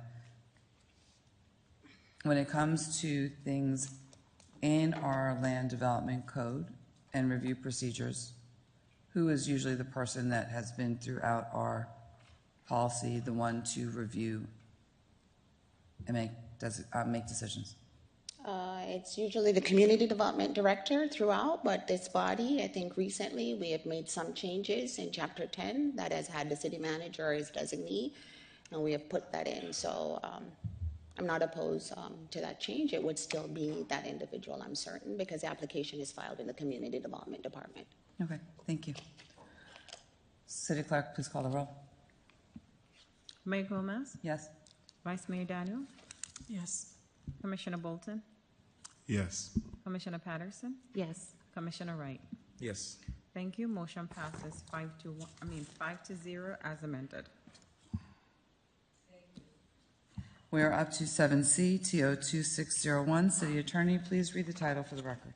Yes. Ordinance 7C, an ordinance City Commission, City of Tamarac, amending Chapter 10, Article 5 of City of Tamarac Code of Ordinance entitled Administration, amending Chapter 10-5.3, entitled Common Review Procedures by specifically amending Section 10-5.3C, entitled Pre-Application Neighborhood Meeting, to require pre-application neighborhood meetings to be open to the public and require actual notice to owners of properties within a townhouse, condominium, or timeshare development, providing for effective date. Thank you, Madam Mayor. Thank you. I'll take a motion in a second. Move it. Second. There is a motion by Bolton, a second by Commissioner Patterson. Thank you, Gomez. Now, since we've been doing all of these items in the presentation, unless it wishes to be waived, no one else wishes this item to be presented? Everyone's fine without it being presented? Then we will not have the presentation. Public comments? Anybody wishing to speak on this item? No one wishing to speak on this item? Public comments are now closed. Discussion by the Commission. Commissioner Patterson. Thank you, Mayor.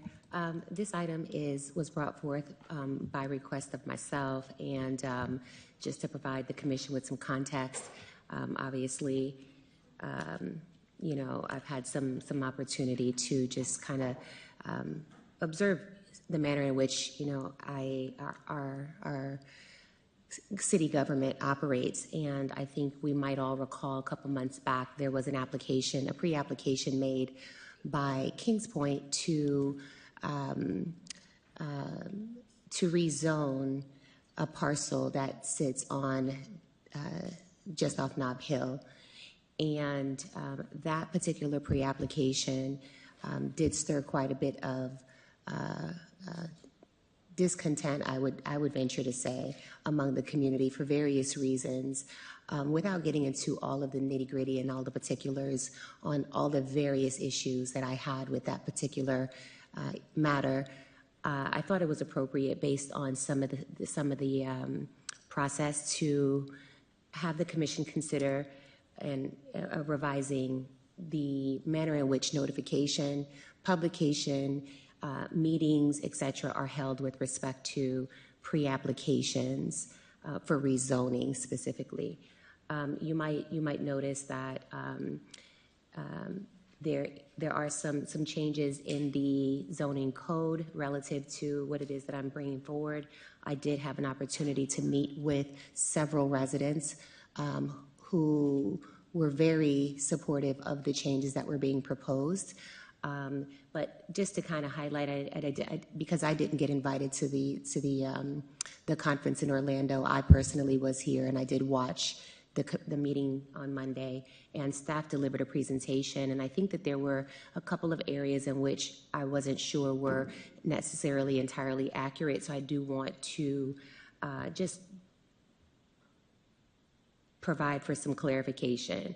I think it was stated on the record, Manager, that the process currently calls for community meetings, but I think, to be a little bit more specific, the code requires a pre-application meeting for those who are within a 400-foot radius of the proposed rezoning. So on record, it was stated that, the code already calls for that. But I want to clarify that the code is very specific. It says 400-foot radius. What was alarming to the residents in Kings Point, and it was brought to my attention, was that those that live in Kings Point, the owners of the condo units who don't live within a 400-foot radius, did not necessarily have an opportunity to participate in that pre-application meeting because, as per our code, the applicant wasn't required to send that notice. Is that accurate? That's accurate, Commissioner. Okay. So we went ahead and made some provision to the existing code that states that the meeting shall be open to the public and any member of the public may attend the meeting. The meeting shall be recorded by the applicant. In terms of additional changes under subsection B, I think this is kind of where things got really murky. And it was really important to me to make sure that in an abundance of caution and in true transparency on real substantive matters, that the community that really cares about what's happening in and around them, because I think we kind of play on words around here and pick and choose what we think is transparent. Everyone doesn't care about everything, but people care about what's in their backyard. And so with respect to being substantive and in our attempts to be transparent. Thank you. The language said the notice may be mailed to the president or manager. So a pre-application notice for a zoning change may be mailed to the president or manager of the Development's Property Owners Association instead of individual unit owners. This is the way our code has been drafted.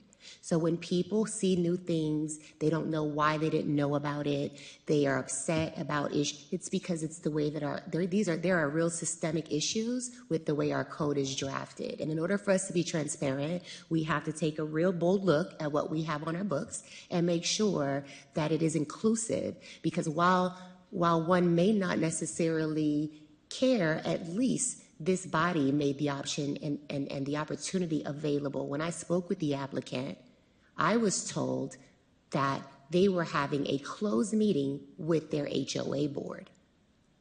I had a real problem with that because there are a lot of people that would care about what happens in their backyard. So what we did was we're proffering a change that says the notice shall be mailed to the president or manager, and that and previously it said instead of the individual owners, now it says and the individual unit owners. So I just want to make it very clear that it's really important to me Obviously, there's some additional changes here to include publication, notice being posted on social media, on the city's website. We'll take every measure to ensure that those that are around a project are familiar and aware that a zoning application is being made. But it was very important to me to ensure that we amended the language to ensure that those that care about what's happening in their backyard know about what's happening in their community. And so with that said, I ask the commission to support this item. Thank you. Thank you. I have no problem with the requests for making sure it's mandatory to be mailed to the president or manager and individual unit owners. I'm not going to get into the nitty-gritty of when people said that they did this or didn't do that. From the community on this and how many meetings were actually already done. For the posted notice and publication, it's public record anyway, so I have no problem with that. Unfortunately, I am not able to accept A3. I think it's A, but it's number 3. The meeting shall be open to the public and any member of the public may attend the meeting. One part, and the meeting shall be recorded by the applicant. Depending on the applicant, they may not have the capital or the ability to do so when you usually have the meetings on your own property, and if they don't have the equipment to do so, we are making it hard for them to be able to comply. The other part is open to the public. If it's an association that's trying to change something, the association rules are that they're private. Just like when people came through the Woodlands, you couldn't come in there, you were not affected. It was the Woodlands community. You had 8 homeowners associations, and unless you were invited to it, you couldn't come in because it was private to the community. We cannot, I don't believe we can, Ms. Calloway, maybe you could tell me the answer to this. Are we authorized, Ms. Calloway, are we able to make rules that allow us to overrule the HOA's privacy and being private property rights? Mayor, these meetings are not meant to be private. They're not meant to be just for the HOA. These pre-application meetings were put on the book in 2018. It's not just for rezoning. It's for a few more applications. I think it's a total of 5 different applications that would be subject to this. It was intended to be public, although it has a notice or radius area. It is to gather feedback from residents of the community to see how that might inform the project. So it was not intended to be for a private board or private HOA. It's intended to inform the community and to solicit feedback. Well, the community that's being accused of only having it to the board is incorrect, but again, I'm not going to go they there. should not. That should not have been a private meeting. So, but it wasn't. It was only for homeowners, though. That's where I'm asking the question, and I'm not getting the answer on. Okay. I'm an HOA. Very rare that an HOA rezones, right? This is not normal. It's not just a rezoning. If you're doing a comprehensive plan amendment, a rezoning, a site plan application, or a site-specific land use amendment, those are the applications that require this pre-application meeting. Fine. My property, the property owners, is a private community. Their rules and regulations about the business of their community have in their rules that they are only open to members of their community. Is the city allowed to open the doors of their community to the public? Mayor, this pre-application meeting, the radius is within 400 feet. As mentioned by the commissioner, it's not intended, so I'm not following when you say open the doors. So all the members of the public within the 400 feet radius are invited to attend the meeting. That was the intent of this language. So it's not, if the HOA needs a private meeting to gain approval, then they conduct that separate. But to meet the requirements of this language. We're not on the same page. Yeah, okay. So I it's not apologize. only Yeah. the board, right? It's all these people that live in this community. It's a private community. So the applicant, who might not be the HOA, in this case it's the HOA, so the applicant, 13th floor, they did it too, all the applicant. They have to invite everyone within 400 feet to come to the meeting and to look at this project and to solicit comments. So in this case, it happened to be a HOA that was also the applicant. And so amending the code in only these instances if it's a condominium. The section that says it shall be given is in instances if the application is within a condominium, in a timeshare. I think what the language says in those instances, then the residents must be notified as well. But if it's the 13th floor or whatever, and it's not a condominium, then you're sending notice to people within 400 feet and inviting them to come. And this is the application we intend to file. This is what it looks like. Give me your feedback and your comment. So I'm a little confused because also 400 feet we have with Colony West if there's anything to be done. So it would be 400 feet and it includes condos, but we didn't care if it split the condominium because if you're 401 feet, we weren't giving you notice. So, but yeah, we're not consistent. That was just for the resolution for the restrictive covenant, but for the purposes of this ordinance, where the neighboring lands are part of a townhouse, if you're part of a condominium or you're part of a timeshare development, then that's when the notice shall be mailed to the president as well as individual units. Again, I have no issue with that. That's not my question. Okay. My question is if an applicant, let me rephrase it this way. If it's 13th floor, it's a business applicant, it's different, right? Because a lot of people are involved when it comes to that. But if it's a community wishing to do something for its community with property that it pays for, is it right to go against the community's rules and regulations that their meetings are only for people who are property owners? Yes, because that community is filing an application with the City of Tamarac, and as a part of that application process, the City of Tamarac requires that that community, as private as you might be, must notify these people as a part of that application that you filed with us. This is not about notifying people. Notify them all you want. Let me add. Okay, yeah. It's pretty straightforward. If an applicant, let's use a property owner who seeks to rezone, seeks a new development, the city has rules in place, pre-application meeting requirement that they must follow, notwithstanding the fact that if the applicant is a HOA or developer like 13th floor, whatever the rules of the city, the applicant is required to follow, notwithstanding their status, legal status. So this is the rule of the city, and the city can impose those rules, notwithstanding if the applicant is a HOA and has rules that they have to govern by the state. But the city rules with respect to the zoning process controls. So basically, though, then taking it to maybe meshing both of what's being said, the 400 feet, if I'm not part of that private community, I live in another community, I'm not part of this area, I do have access to come in. I'm public, I guess that's what you're saying. But then it should be the meeting shall be open to those people who live 400 in the 400 radius, because they're the ones who have the right to make comments and say things. And for when there is this applicant is saying that it's been reviewed and the hearing has to be scheduled after the summary is provided, are you going to base it on the summary of somebody who lives 2 miles away who comes to this meeting? Or are you going to base it on the people that are affected? No, the applicant is the one giving us the summary. So now the change that has been made is that the summary was always required. Correct. In addition to the summary now, the applicant has to record the meeting. So the applicant is recording the meeting and providing the summary, which they already do. And then as a part of the changes, that summary now has to be provided to you or provided to the planning board.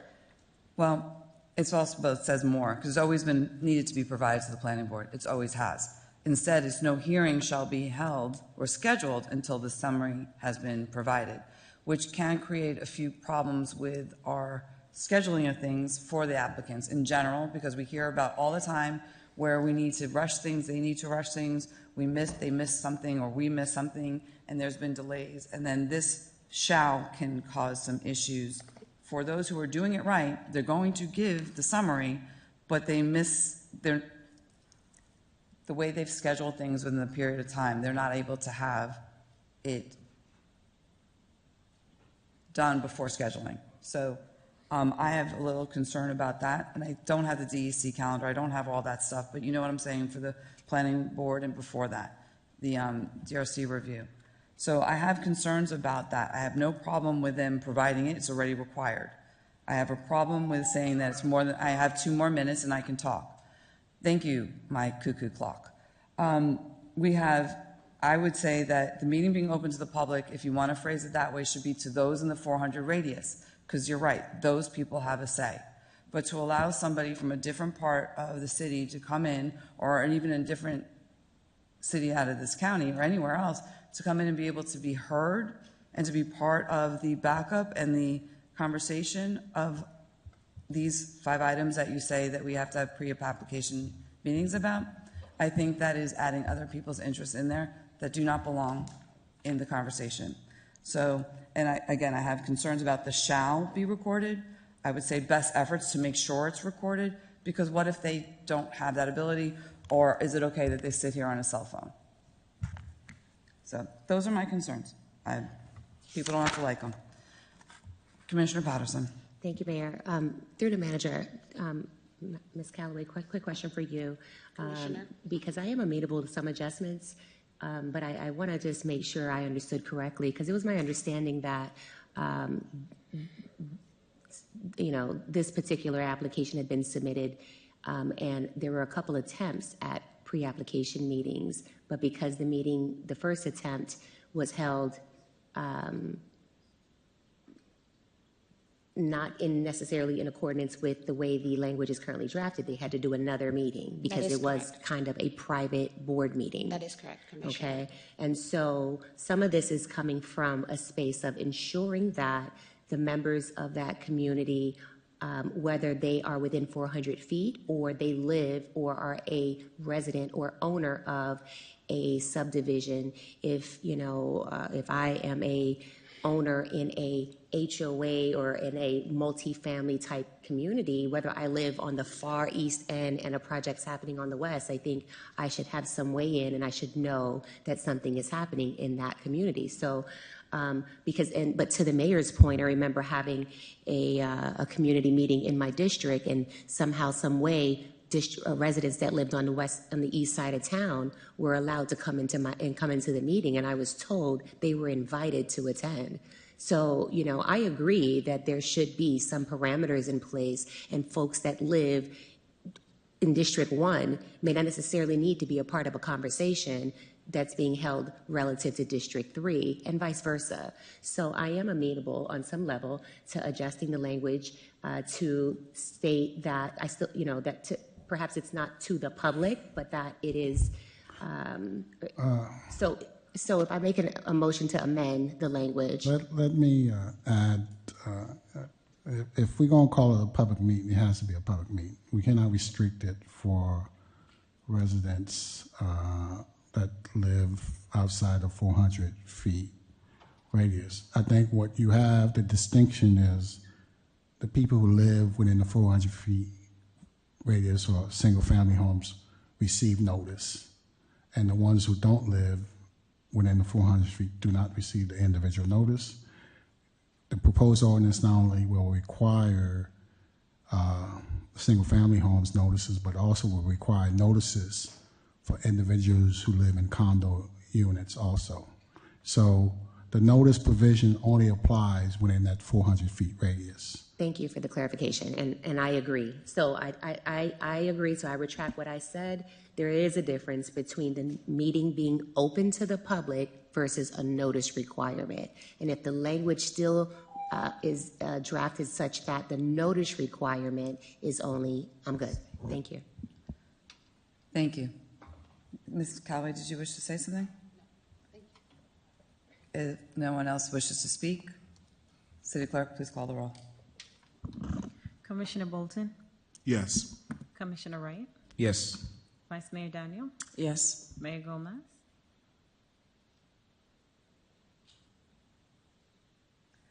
Yes. Commissioner Patterson? Yes. Thank you. Motion passes 5-0. Ladies and gentlemen, I have been asked for a recess. It is 3:42. We will be back here at 3:50.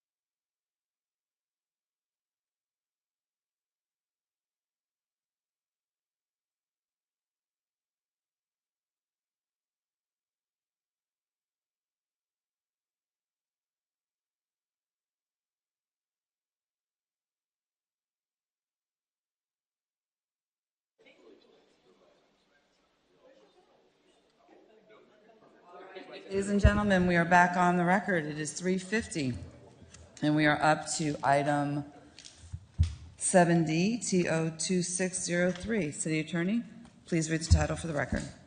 Item 7D, an ordinance, City Commission, City of Tamarac, amending City Code of Ordinance by amending Chapter 2 entitled Administration, Article 3 entitled Boards Commission by repealing in its entirety Division 12 entitled Privatization Committee, providing for conflicts, providing for effective date. Thank you, Madam Mayor.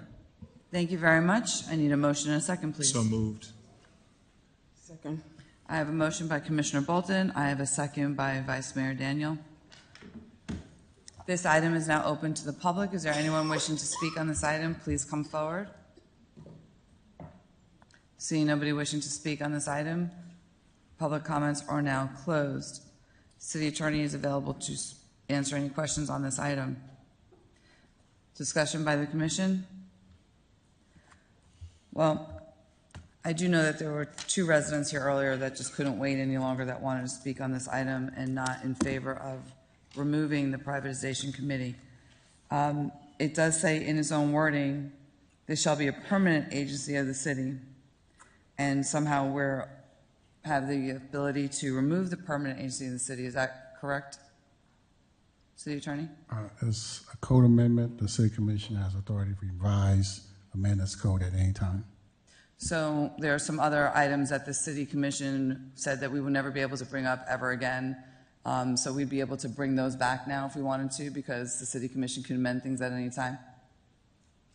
Unless it's a charter amendment, which requires voters' approval, the code can be amended anytime by the City Commission. Good to know. I have a problem having this removed.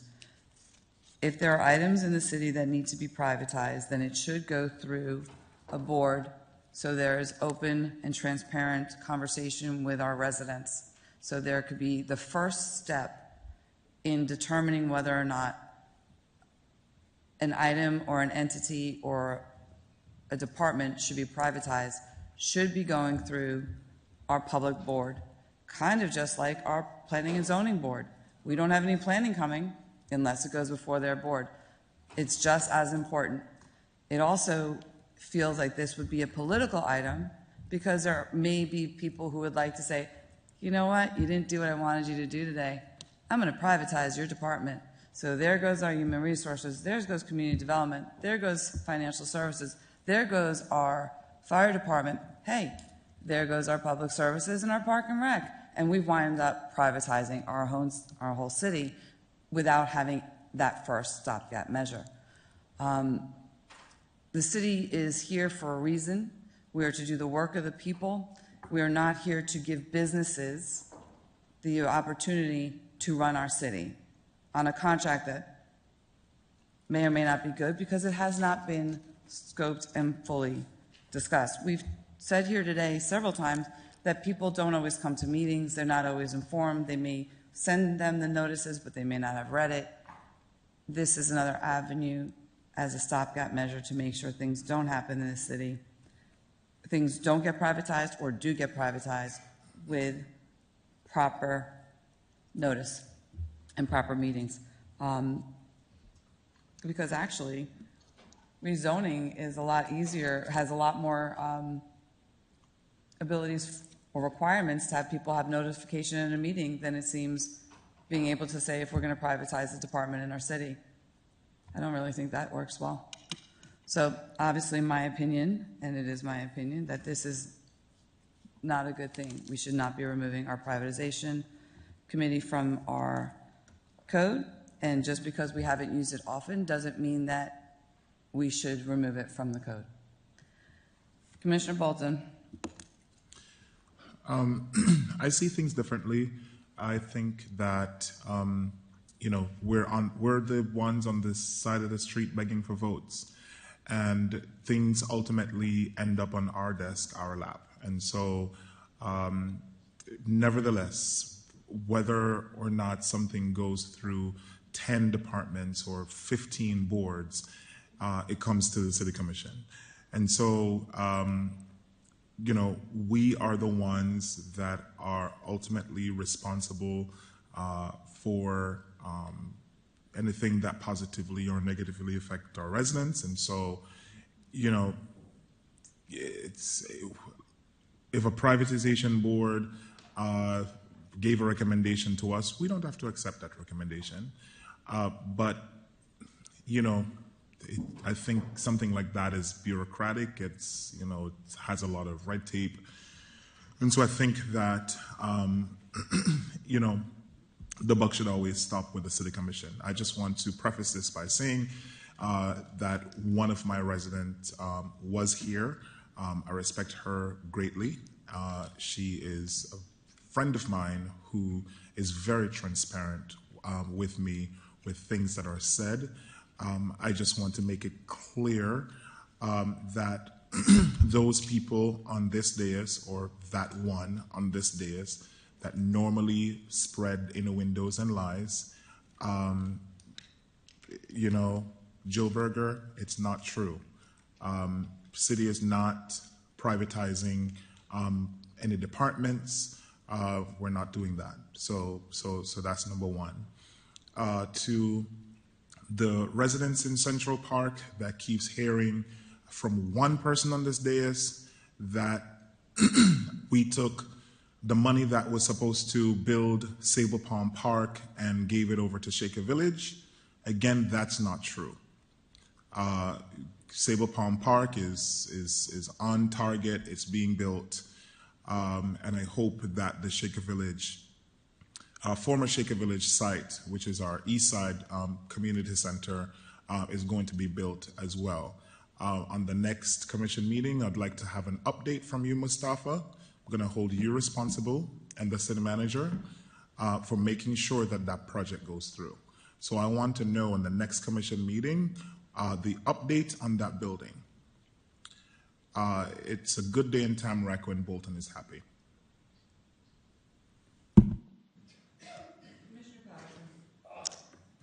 Thank you. Thank you, Mayor. A couple questions. What was the intended purpose of the committee? Commissioner, in all honesty, I don't know. But in the last 30 years, that committee has been activated twice. Once when I first started in '95, and once about a year or two ago. And I believe the original purpose is to provide recommendations to City Commission for such privatization efforts. But as the Commissioner Bolton said, the Commission ultimately makes a decision, and they don't have to listen or follow the recommendation of the committee. Those decisions can be made right here in public with public input, in sunshine. So it's just another extra step in the process. Okay. So I had the great privilege of serving on that committee during one of its 2 activations. And I was hoping that that's what you would say, because I don't even know why we were there. And I think that while we were there, I don't know that all of a sudden, we just weren't there anymore. There was, much conversation about privatizing departments. I believe in city government. I believe in city staff. I believe in city pensions. I believe in the services that we provide as a government. And as you know, we are not a town. We are a city, a growing city at that. And so I'll say, as someone that sat on that board, that was appointed to serve on that board, I didn't see the purpose for it.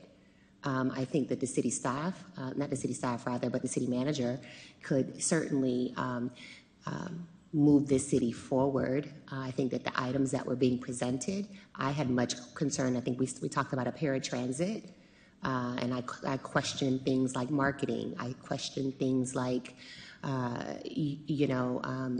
just overall, what have we done with the services that we have here? I think that we have it's kind of a microwave solution to, outsource our services, things like social services. While we're a growing city and the median age is decreasing, we still have a large demographic of seniors in our community. So, while in some cases it is important to enter into an agreement with a neighboring city or perhaps even the county, there are services that need to be central to our city. And so I am in agreement that this board is no longer necessary. Commissioner Wright. Thank you, Madam Mayor. I'm also in agreement with the Mayor and Commissioner Patterson that government services, and many times a lot of people come to government for the stability of having a government job, the pension, the retirement, and those things. I'm looking at a study from the University of Michigan Urban School of Planning that says services that cities are likely to privatize. Legal services, city attorney, privatize. Waste and recycling, that's something that we've privatized. And then it has services not likely to be privatized. 911, Parks and Rec, parking, vehicle management, utilities, land use planning, that type of stuff. So I think, the city is perhaps following this research, just kind of privatize things that, usually are privatized by municipalities. And go back to the process as well. We have the planning board, but still things that come to us ultimately, decided by the commission.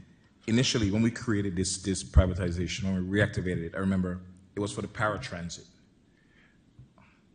That's correct. It was for paratransit and also to consider the city's entire transit services. And I think Pardon me? Building department. That was not on the agenda, but I think that was also part of the conversation.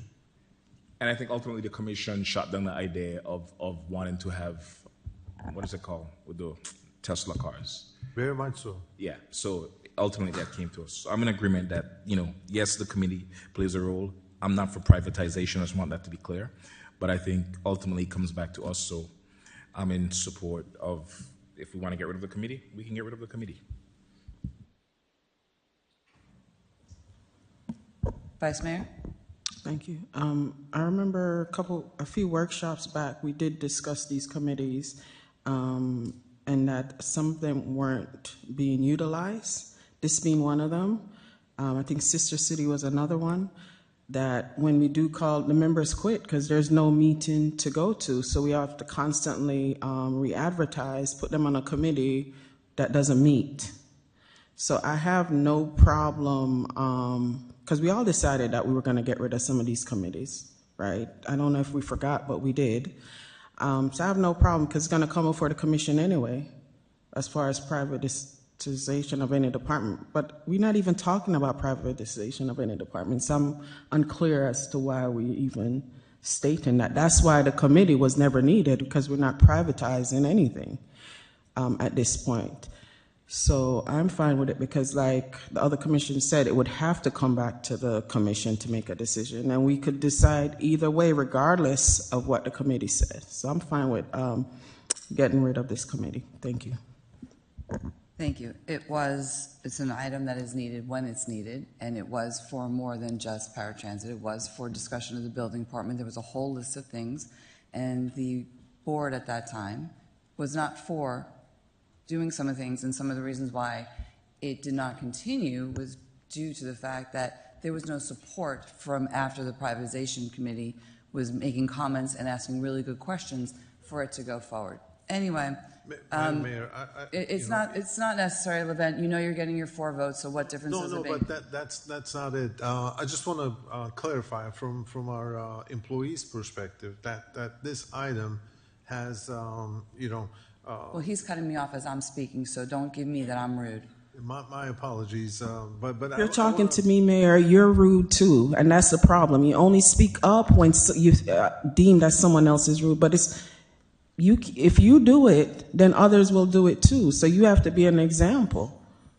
Go ahead, City Manager. My apologies. I just want to put it on the record that there's no agenda for, as the Vice Mayor mentioned, for privatizing any of city services other than what we're discussing in the Parks and Recreation Department, the route system that's funded by the county, and so that's the only one that's in the conversation. But outside of that, there are no other services that's in that consideration right now. Right now, keywords, right now. Sure, anything Sure. can happen. So that is the problem. It's the right now. And it's very easy to twist words around. We were supposed to get rid of a bunch of committees, but when it came time for us to discuss it at the workshop, everybody tucked tail and didn't bother. So we didn't get rid of any of them because they didn't want to politically do something that wouldn't be appealing. So it didn't happen. So all of them wound up staying. Whatever. I've made my peace. I told you I'm not for getting rid of the committee. You guys want it to go away, it'll go away. Commissioner Bolton. Manager, just for the record, repeat at this point what is being thought of. The only service we've been considering is what most other cities in the county have already privatized. I can't hear you if I... Okay, I'm sorry. What we're considering at this point is what most other cities in the county have already privatized with the encouragement and guidance of the Broward County Transit System. And that's the city's route system that connects with the Broward County's transit system. Is that the same thing as the freebie thing that came before us before? No, it's not. Okay, because I wasn't for that, and I'm still not for that. Correct. So that's not it. It's not. Okay, for the benefit of Jill Berger, that's not it. No. Okay, so this is the Broward County Transit. What? This is the route system that connects Tamarac neighborhoods into Broward County's transit system. So, and it's funded by the county, by the way. Not with city dollars. Not the city dollars. Okay, so would be a system that moves people from their communities and drop them off to a point where the county operates. That's correct. Okay. Well, that would be good. All right. Thank you so much. City Clerk, please call the roll. Commissioner Bolton? Yes. Vice Mayor Daniel? Yes. Mayor Gomez? No. Commissioner Wright? No. Commissioner Patterson? Yes. Thank you. Motion passes 3-2. Thank you. We are going to our public hearing. It is 9A, TR 14289. City Attorney, please read the title for the record. Yes.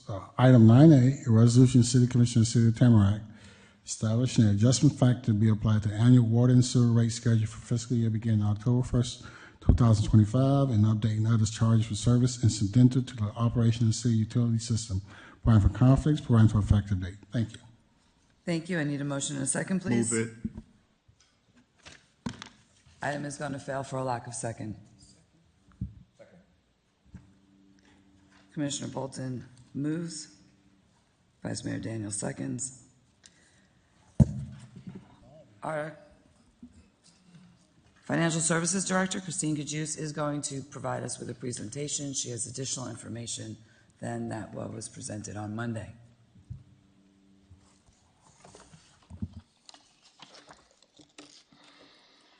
Good afternoon, Mayor and Commission. You have TR 14289 before you, which establishes the adjustment factor to the water utility bill for fiscal year 2025. I wanted to give you some background on this adjustment factor. Water and sewer is accounted for in an operating fund that we call the utilities fund, and it is an enterprise fund. The utility fund provides water treatment and produces and sells water to approximately 22,000 customers west of State Road 7 and approximately 1,000 customers east of State Road 7. Wastewater is also collected, and this is transmitted to Broward County for disposal and treatment. An enterprise fund is a self-supporting fund of the government, which means that it sells goods and services for a fee. That fee is used to really to fund the operating expenses of the utilities fund. The fees are set so that they provide sufficient revenue for the services that's required. I want to talk about a rate study. The key objective of a rate study is to ensure that the fund charges a rate that is sufficient, that provides sufficient revenue to take care of the operating needs as well as the capital needs of the fund. And as we know, over the last few years, the operating expenses, which is personnel, operating supplies, chemicals, the cost of water disposal, the capital needs, which is the replacement of sewer lines, the replacement of water mains, which is the aging infrastructure, has all been on the rise. In addition, a key component of our bond compliance is the covenant that has to do with the rate, where the bond covenant requires that we fix and establish rates that are sufficient to take care of those expenditures.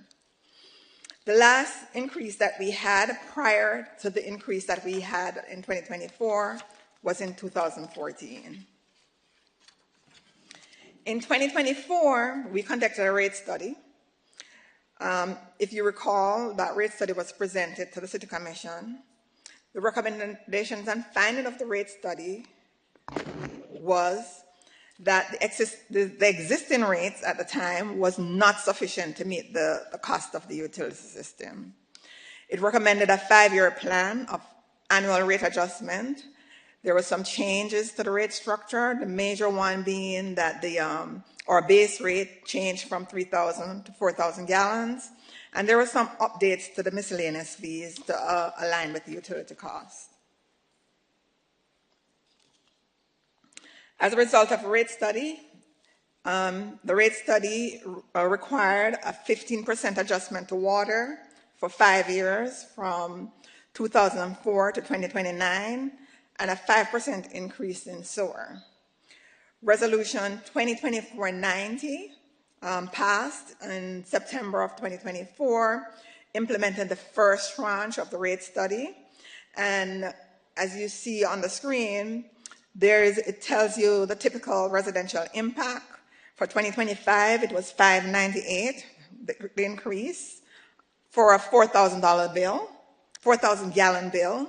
For 2026, it's going to be $565. 2027, it will be $629, and so on. And this chart just gives you an example. It just shows you where we stand in terms of rates in Broward County. We are the 4th lowest rate in Broward County at 62.97. With this increase, we will move up a notch to a bill a little less than $72, so we will be the 6th highest. And lastly, customers were notified of this adjustment via the water bill in the month of August. And with that, I am open to any questions. Vice Mayor? Thank you. Actually, I'm supposed to go to public comments first. Okay. Public comments are now open, or public comments open? Okay, please.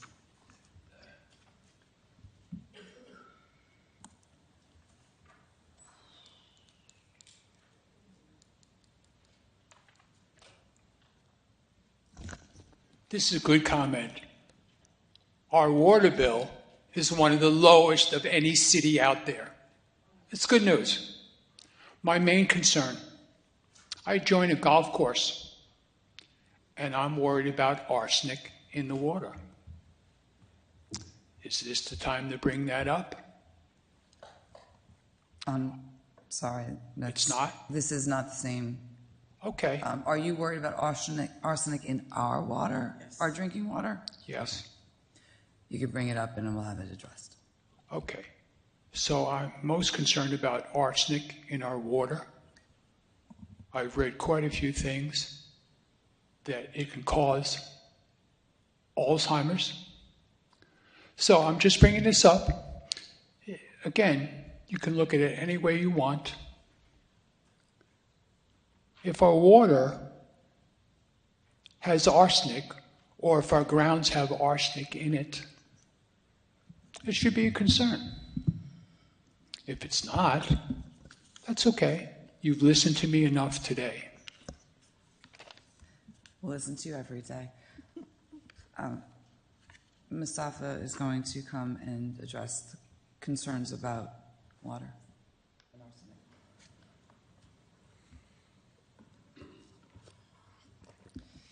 The record, Mustafa Al-Bassam, Public Services Director. Our water does not have arsenic. We do publish water quality report on a yearly basis. It is on the website as well. That tells you the quality of our water. It's 100% healthy, drinkable, and we adhere to all the state regulations. We do sample the water every 10 minutes or so, 10 or 15 minutes, I forget the regulations. So it is 100% in compliance with the state regulations, and there is no arsenic in the water. Thank you. Thank you. Vice Mayor? Thank you. Question, sir, regarding the water.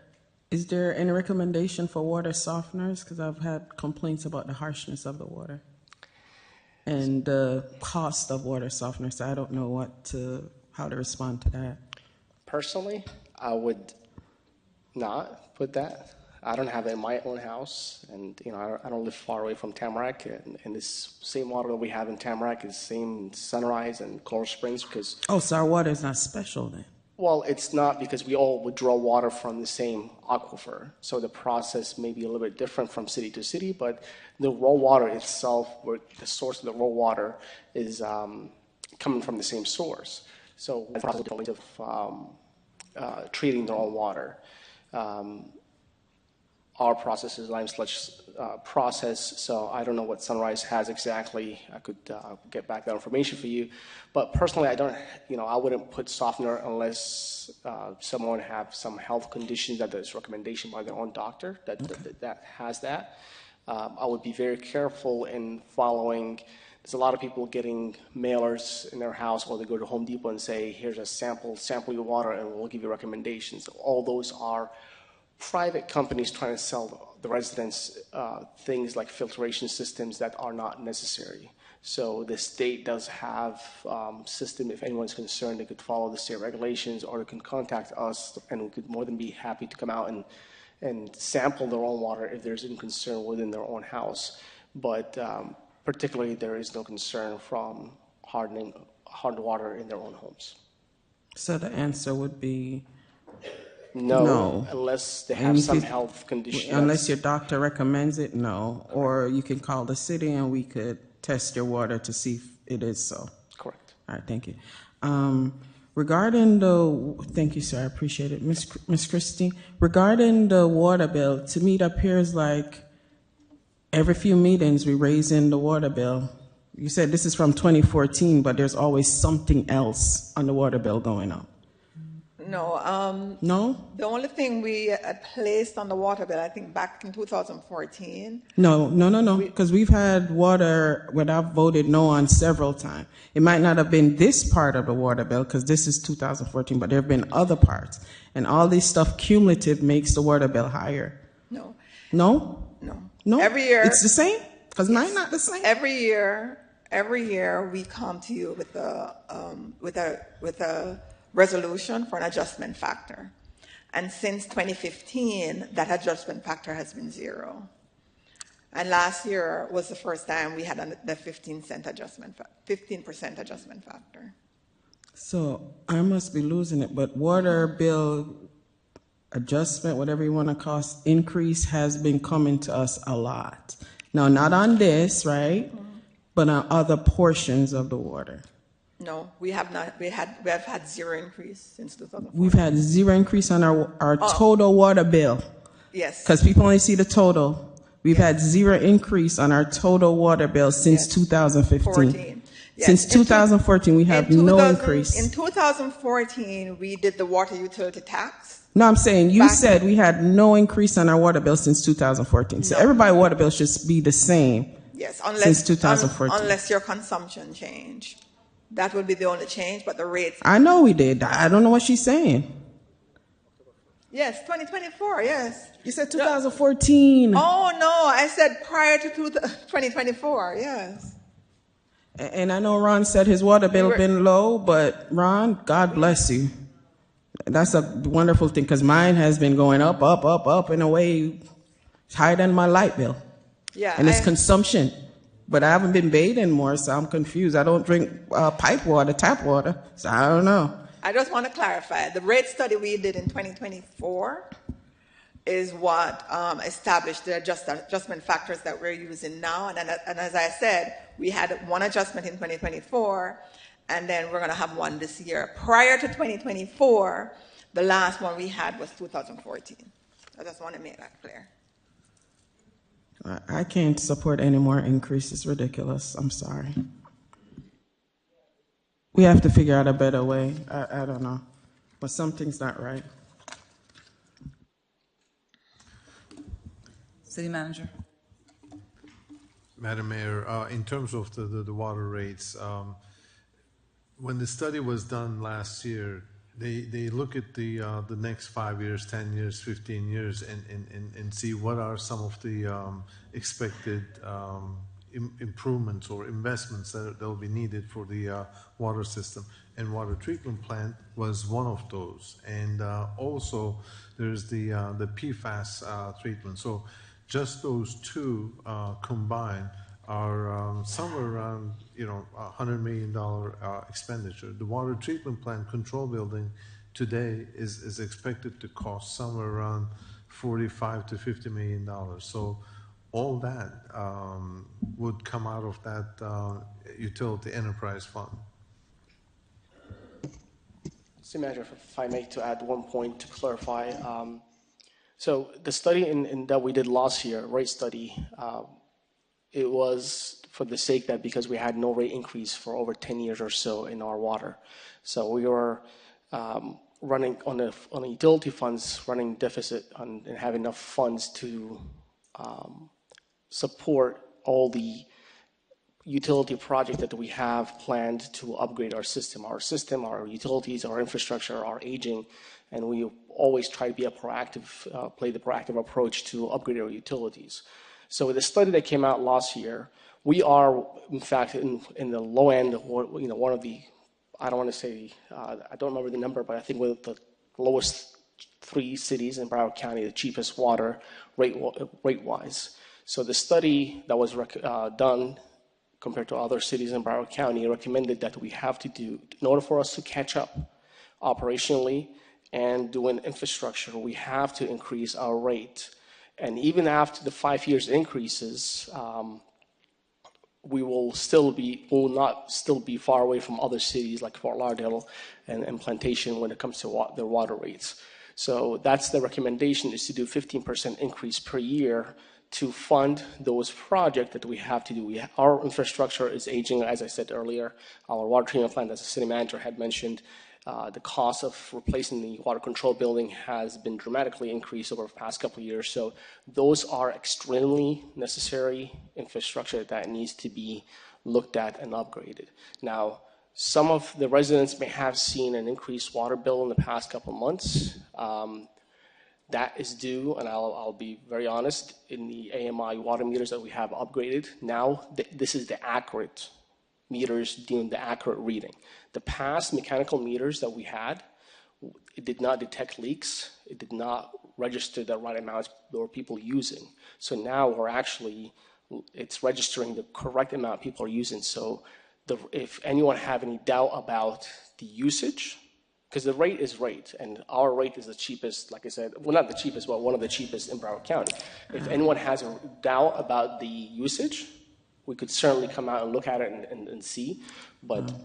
Well, mine went down with the new meter, so, and I checked for leak, there's no leak, so I don't know what that means. And I'm happy to hear that. Yeah, but it's still not down enough. 500, 485, I think was the last. 485.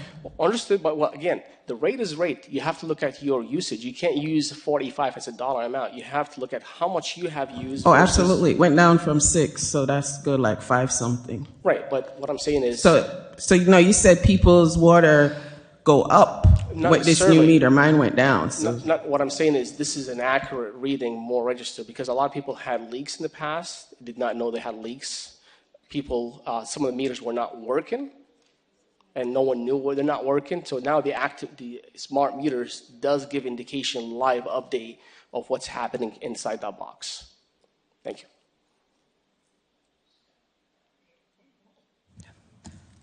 City Manager, I don't know if this is for you or Ms. Kajus. When we had the meeting at the rec center with the gentleman who gave us the survey about our water infrastructure, does that pertain to this, or is that something different? Predicted expenditures for the next 5 years, 10 years, the key expenditures have been incorporated into this rate study. And so these stepping of the increases is to build a fund, utility enterprise fund, to pay for those expenses. Right, so this is what we were educated about at that meeting with the urgency. Go ahead. Yeah, we were at the rec center, the utilities building. Mm-hmm. Yes, and they gave a presentation last year in June during our budget workshop regarding the state of the water utilities and all that they went into for the rate study. Okay. Thank you. No one has anything further. City Clerk, please call the roll. Mayor Gomez? Yes. Commissioner Wright? No. Vice Mayor Daniel? No. Commissioner Patterson?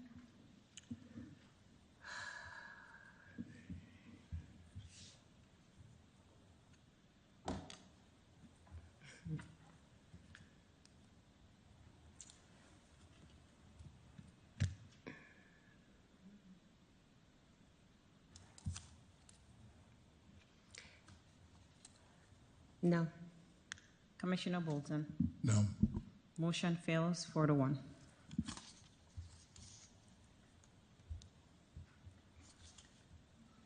I'm going to ask for a point of clarification. I don't know if this will be held at the emergency budget meeting we're going to have a little bit later, but Ms. Kajus, can you tell us what, if anything, has the effect on? One of the, not just the fact that we are not able to do I'd like to discuss this in the workshop our repairs. to keep the meeting moving. I'm asking for a point of clarification. I'm entitled to the item is receive done. a point of clarification. Legally, the item is done. After an item is done, there's no more discussion. You know what? As a We also courtesy, had I'm workshops. saying that this could be in a workshop. She can say her sentence. Please No, say your sentence. you don't control this. You called her without the permission of the manager too, so you're like out of you line. people don't. Yeah. Now, Ms. Kajus. Yes, please. our ability to conduct, to be able to pay Ms. for. Kajus, you do not answer without your manager's approval. There is no discussion from City manager. the audience. It's so willing for everybody else to call him without having a problem. She's going to speak. Please speak. Go ahead. Please answer the question. Yes, to be able to take care of the repairs and operating costs that we need for the utility system. However, if we also don't have sufficient net revenue within the fund, we could be out of compliance with our bonds, which is a SEC issue. If we fall below the 1.1 that's required for net revenue for bond compliance. Okay, thank you very much. I like, All right, since she's talking, I like to ask questions, because you're saying a lot of if. So that means that's a possibility, but Yes, it's not it is. so. It is so a let's be clear, because you also said that we were bankrupt, and it's definitely not so. So let's not do that. I did not And what say is we were currently bankrupt. here. The if is not, no, we're not putting that out there. Because that's a if. Madam Finance, let's talk about those issues, okay? Excuse me? Let's have a conversation after So the meeting. about we're these going issues. to have another meeting about a meeting that we've had twice on this before already. Okay, that's fine. This item is over, and we're now going to the last item on the agenda. Last item on the agenda is Commissioner Patterson wishes to discuss the state of the city. Please proceed. Thank you, Madam Mayor. While I hate to prolong the meeting any further, I do believe that as we re-adjourn and get back to business. It's really important that we look at various issues. Obviously, we are conducting the city of the business as a board, as a governing body. It's important that we just take a real honest look at where we are as an organization, and that we are, ensuring that the values of the organization as a whole are in alignment. And so with that said, for me personally, as I approach my one-year mark in office, I believe it's important that we take, again, an honest look at where we are as a city, not just the successes that we celebrate oftentimes, but also the barriers that keep us from reaching our fullest potential. So Tamarac has a complicated history, and I believe we all understand and know that. I won't spend time speaking on matters that I wasn't in position to witness firsthand, but as a 14-year resident of District 3, and a taxpayer of District 3, I'm comfortable making that statement. With that, I want to reemphasize that the City of Tamarac operates as a confirmed council manager form of government in accordance with the city charter, as previously stated by the attorney earlier on today. Today's discussion has to be had in the sunshine, as there is currently no performance measure mechanism in the existing city manager's contract. In one of my first briefings with the manager and the attorney, I made it very clear that it was my intention to spend time observing and learning the organization without bias, and after 9 months, I've been able to identify significant strengths as well as weaknesses, opportunities, and threats within this organization to what could otherwise be a thriving city. Earlier, I mentioned a complicated history which left behind systems designed to impede, in my opinion, and circumvent the progress of this board and this community. These blaring obstructions bring us here today to discuss what I believe are structural misalignments, as I've stated throughout today's meeting, for which I require action by this board as we re-engage the business of the city through both policy and budget. As a leader, I am clear that leadership begins at the top, which shouldn't be an unfamiliar statement to the manager, which is why I am forced to lead this tough yet necessary discussion. In my short tenure, as mentioned earlier, there is in fact what I perceive structural misalignments. Yet again, city managers, since my arrival, we've had a number of conversations about organizational challenges. In addition to clear systems of control, which I will stop at no bounds to tackle, I've watched this organization left effectively unattended this past summer. Critical information be shared with much bias amongst this board, lack of succession planning, key decisions being made without transparency and sometimes even without legal review, and clear weigh-in by this body and the community amongst several other matters to include statements like "this is how it's always been done" and direction given by a previous commission. Now let's put this in context of our city budget. As we prepare to approve the manager's proposed budget, we've been asked to consider multiple million-dollar projects that I feel sometimes are being advanced aggressively, while key positions are not filled and the organization continues to function like a town when in fact we are a growing city. At the same time, we're being asked to consider privatizing city services while also expanding services. That, in my opinion, is inconsistent, fiscally risky, and difficult to defend to taxpayers. The heart of the matter is our systems of governance are designed to control decision-making in this city rather than empower progress. Not only does this hinder the city's government, it creates inefficiencies, delays, and simply unnecessary red tape for our residents. Every time a process drags, every time bureaucracy gets in the way, it is our taxpayers who bear the cost in wasted time, wasted resources, and diminished trust. This council manager form of government must work for the people. I go to bed and I rise daily reflective of how I personally perform in the roles I personally occupy, because with all humility, I recognize nobody is untouchable. That said, I believe this city needs a manager who is prepared to lead with certainty, willing to say goodbye to yesterday and align his administration with the Tamarac of today, which is reflective of good governance, and I'm concerned as to whether your leadership manager aligns with that of this commission.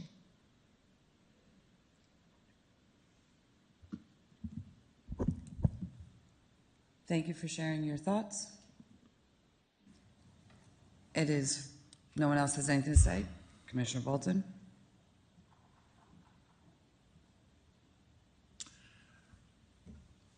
I sometimes feel that the residents' needs are not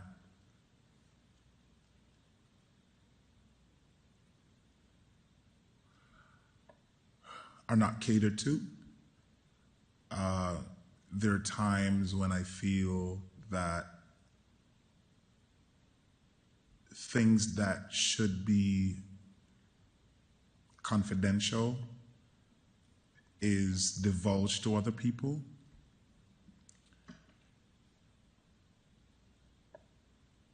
And sometimes I feel that staff's performance is like a daisical, and that it comes from the top.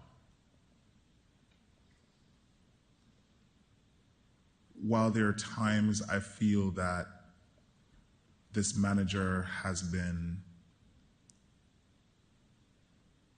very prompt, they're constantly, there are times when I feel like I cannot rely on the decision that is made, because the decision that is made is then changed on a whim based on several conversations. I don't know.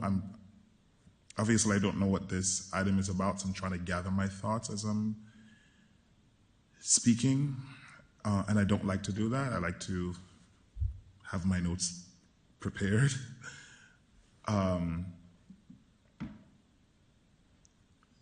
You know, this manager has been a consummate professional, especially at a time when we needed a manager to be a consummate professional. He's led us through some of the most difficult times. Times when I was uncertain that this city would rebound from negative press from the top. On the surface, it might seem that I like some of the decisions that he makes, but sometimes I don't like the decisions, I guess. I'm furious with the BSO decision. I would have wished to meet the people who are coming in. I love Captain Palomara. I don't know. You know, there are things that irks me. And, you know, I wish that staff would live up to the stolen slogan of excellence always. We spent thousands of dollars trying to find a slogan that best fits our organization. We paid Bob Norton, or whoever his name is, thousands of dollars, only to bring my wife to the hospital, and the hospital has the same slogan. You know, I don't know. I mean, maybe, Commissioner, you can tell us just a little bit more about this item, but on the surface, that's what comes to mind. You know, he's great some days, and, you know, but then, you know, it's a democracy, so I don't know. I don't know. It's a I don't know at this point. So, Commissioner Patterson. Thank you, Mayor. So what we have here is a discussion item, and I think it's, as I stated, I've had a number of conversations with the manager. This is not a personal discussion. This is a business discussion that I believe this commission should have. It's a healthy discussion. First and foremost, I think that we are constantly expressing challenges, whether it be reflective of past practice, whether it be systemic in nature, whether it be due to resistance to change, either which way or the other. This is the body in which this manager has to work with. And I am not, I think, while there is, and I wasn't a part of the decision when the manager was installed, but it's my understanding that there is no mechanism to be able to address issues. And so, as I said, oftentimes we celebrate matters, but we don't discuss the challenges. And so I don't think that I think it's just important at this point that we're having a conversation in the sunshine, number one. Number two, that the manager is able to walk away with clear understanding,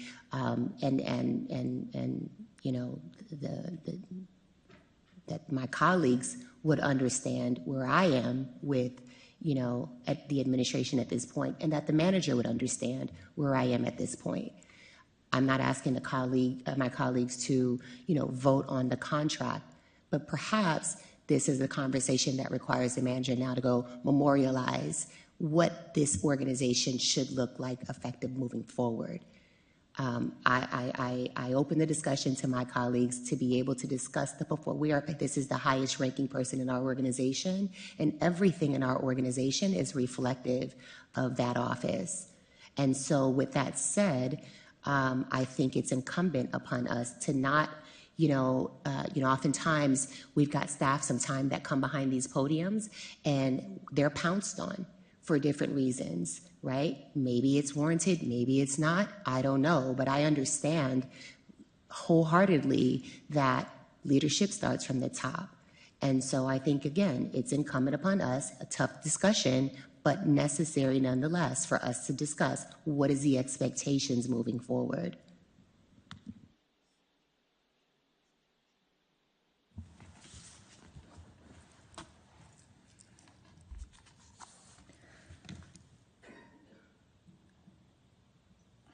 The city manager has an extremely difficult job.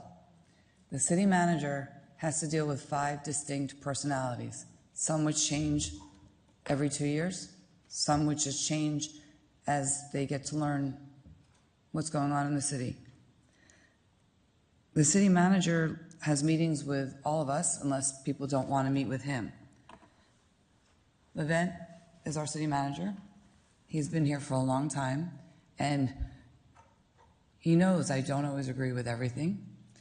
I do believe he is and has been working extremely hard to meet the needs of the 5 of us, and not all the time do the needs of the 5 of us align. Sometimes it's not always discussed what is alignment with some and maybe not the others. I think our charter has a problem when we have our city manager, city attorney always counting to 5, which is why 3, which is why I was supportive of that charter change, so that the city manager and the city attorney are the 2 positions that the city council, city commission hire. And this way, they would not be worrying about counting to 3. They would just do what they needed to do to get the job going. The problem that I find, and from my understanding and feel, that sometimes when the city manager is trying to make us all happy, inevitably, at some point, we're all not happy. But that is not, in my opinion, necessarily his fault. It's ours as a commission because we're leadership just as much as leadership is at the top. The city manager's role is very distinct. He is to hire and fire, read contracts, review, and we ratify or not, depending on certain things that they are. He is not underneath us. He is not somebody we use to micromanage. Might there be things that we need to work on? I think so. The thing is, for a city manager, the usual review has he been performing? If we have strategic planning, is he meeting the goals of the city commission that have voted on 3 to achieve those items? And basically, I haven't seen where he hasn't. I have seen where there has been changes when we say yes here, and then a few months down the line, we say no there. That is asking our city manager to juggle our leadership.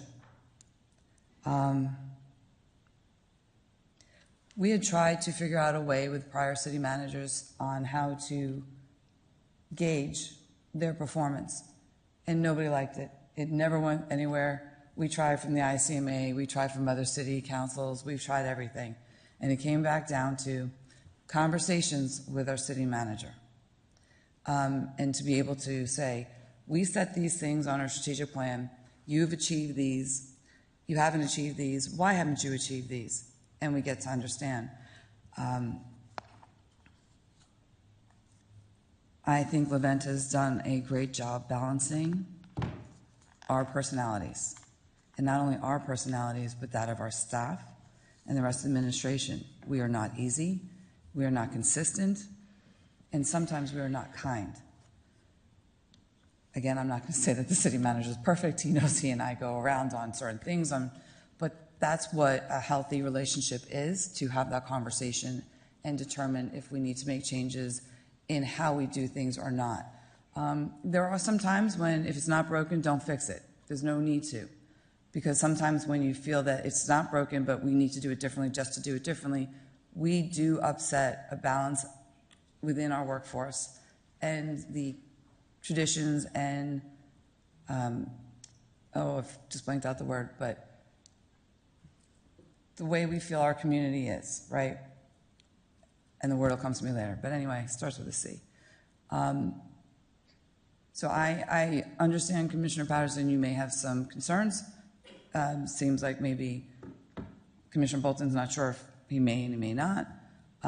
If this is just a conversation, then maybe it should be a conversation that each one of us on the commission have with the city manager. We make an appointment to speak with him and go over the things we have concerns with.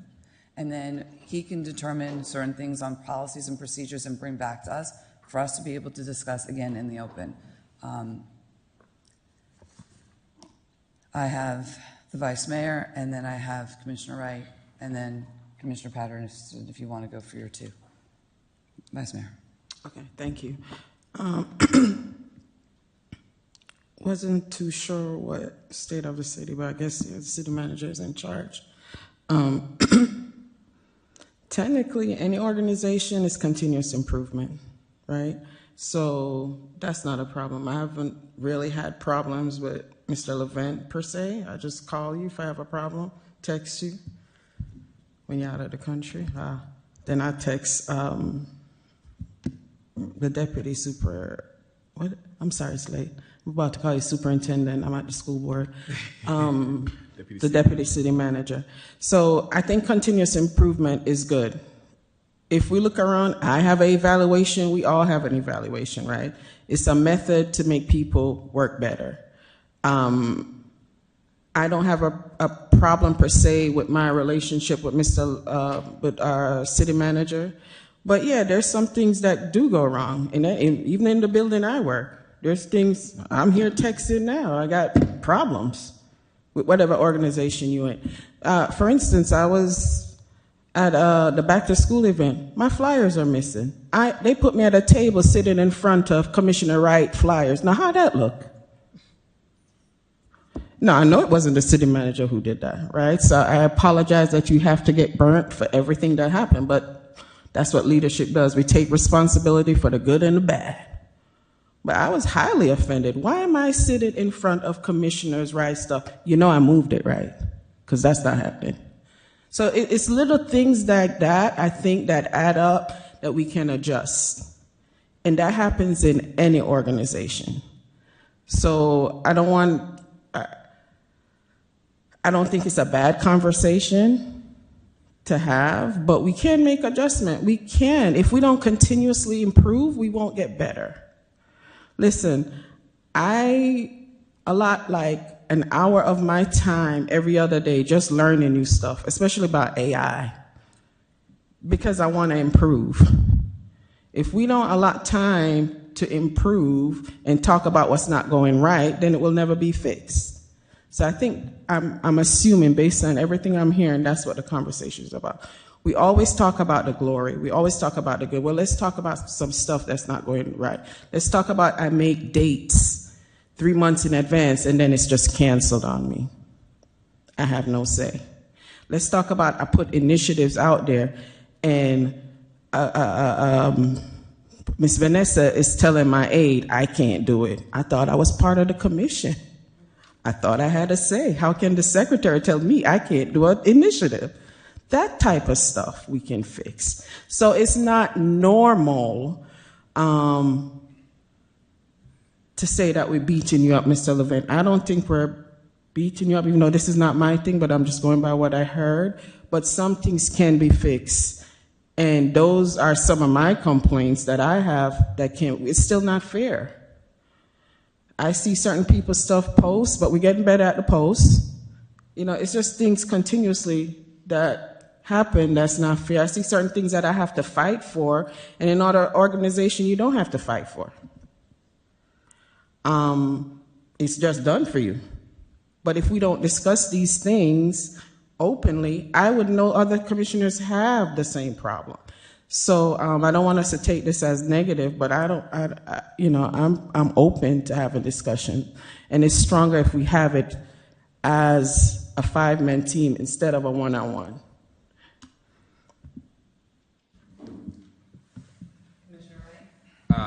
Thank you, Madam Mayor. I believed in you on that dark December night back in 2023, and I believed in you today on this August afternoon. So I just want you to know that. Muhammad Ali once said, a man who views the world at 50 the same as he did as 20 has wasted 30 years of his life. When I first started with you, we have different backgrounds. Baby boomer, white man from the Middle East, black man from the Caribbean, and American parents. But you always listen. You're willing to listen and understand the differences, the cultures, the things that we need as a city, we need as a community. And that's a great testament to leadership. And sometimes in leadership, you can't fix all the nuances at the bottom. You can't fix all the small things that happen, but it's more about the big picture things. And you've been incredible at handling the big picture stuff. You've been accommodating. Seems like you've been accommodating to everyone. You try to make stuff happen for everyone. Yes, we're going to have hiccups here and there, but you've always been very accommodating. You answer calls no matter the time, even when you're on your bike, or when you were on vacation recently, I called you and you tell me, you're still in Turkey, and it was probably like 3 a.m. where you were at. But you still answered the phone. And yes, there's things in the organization that we can make better. I think you have to go through a lot of changes in hiring executive teams and bringing new people. That is always difficult, getting new lieutenants and putting them in place. Every decision you make hasn't been perfect, but you've made the decision, and that's what leaders are supposed to do. And I think, like Commissioner Bolton mentioned, you've stabilized the organization. You've taken this ship and you've stabilized it. It's like a car on the highway cruising, it somewhat was in a ditch, but you pull out of the ditch and you've brought this car on the highway and you're driving down the highway, shifting gears because it's an automatic car. You have us in 4th gear. I mean, we can go to 5th, but you have the car running very, very well. So I believe in you. I still believe in you. I think you've come a long way. You've improved tremendously, and you're only getting better. And I want to see you keep getting better. And yes, changes we can make within the staff, succession planning, those type of things, I think those are things that we can work on. But like the mayor mentioned, it's hard. It's 5 different personalities. I mean,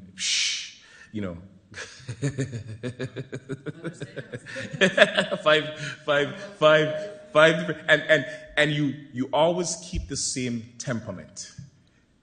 You never get high, you never get low. You always keep the same temperament, whether you're dealing with my comrade from Manchester or you're dealing with my friend from Queens.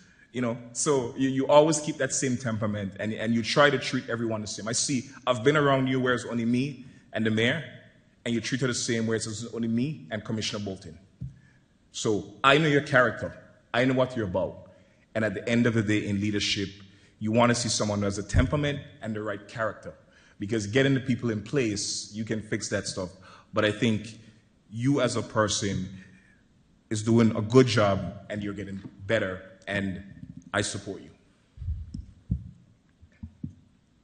Thank you, Commissioner Patterson. Thank you, Mayor. I just want to make it explicitly clear. This is not a Levant conversation. I like you, Levant. This is not a Levant conversation. I feel like the commentary has shifted. This is a systemic issue that I'm bringing to the attention of my colleagues and to the commission, and I think it's important that we address let me get a little bit more granular and specific. Manager, it's my expectation that if you're traveling, that this city is attended to. Under no circumstance should the city manager's office be unattended at any given time. I don't know what we've been doing around here. Again, I'm the newest kid on the block, and I don't have a problem calling things out, and I'm going to call it out. We can fluff around here. This is not a you thing. This is process. We're not a town. We are a city. And it is important that there is someone here at all times. Take a year off. I don't care how long you take off.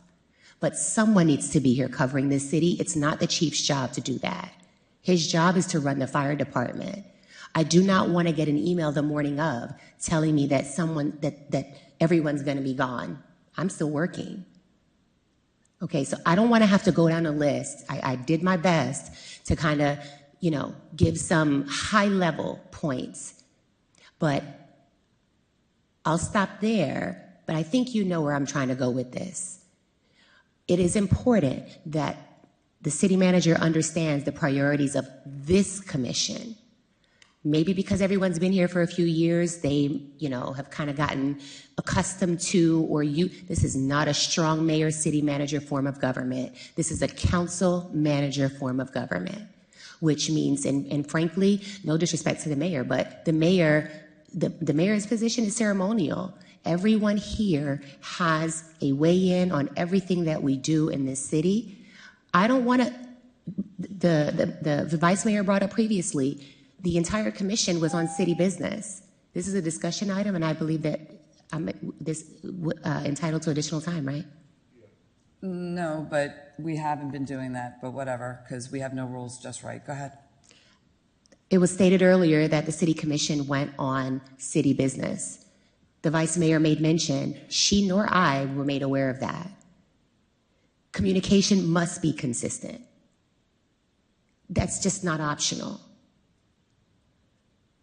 Following process and procedure is not optional. Ensuring that departments are properly staffed, running departments with one person is inadequate, inefficient. We cannot serve 70,000 plus residents without adequate staff in this city. There are issues that I would like for you to address. I've been talking about them since I got here. I have not been here for 20, 30 plus years. I understand that many people have, and so you get accustomed to certain things.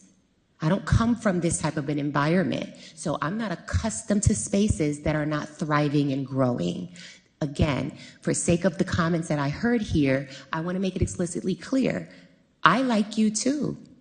This is not an I like you conversation. This is a business conversation. I won't take direction from staff. Staff can weigh in and give their opinions on things, but I think it's important. The Challenger principal came here earlier and said their motto last year was level up. It's time that the city of Tamarac level up. I saw an RFP go out this summer. I questioned that. $100 million RFP. We have no procurement director. That RFP did not go to legal for review. How do we know that the RFP was drafted to ensure that disposal of property was properly done? I have a lot of, there is a list. This doesn't come from nowhere. So I just want to make it clear for anyone that thinks that this is not an event bash. This is an operations adjustment that must happen. I ran on government efficiency, and I'm not going to take anything less than that. Bringing policy changes, things to address how this community is made aware of the decisions that are being made in our community is important to me. And so with all that being said, I think it's important that, again, succession planning, I've been talking about that since I walked in this door. Nobody should be holding multiple titles here. For what? If someone leaves tomorrow, I've seen people leave recently because there's no opportunities for growth. It's incumbent on you, manager, to ensure that this organization is a well-oiled machine. It's incumbent on you to make tough decisions, just like it's incumbent on us to make tough decisions. We sit here and we have to give an account to the community for the decisions that we make. We can't just sit around and fluff around. So what I'm saying is that it's my expectation that we run this organization like a 70,000 plus population that it is, and that we ensure that the vision of this commission is properly executed and that we move such that we are effectuating change, and maybe the city slogan isn't appropriate any longer. I don't know. Maybe we need to revisit strategic goals. I don't know. But I want to make sure that it's very clear what I'm saying to you, where this is coming from. These are not things that should come as a surprise to anybody, because I communicate often about my concerns. So what I'm requesting is that you spend some time and perhaps draft some type of a memorandum on areas in which we will grow, we will improve as an organization under your leadership.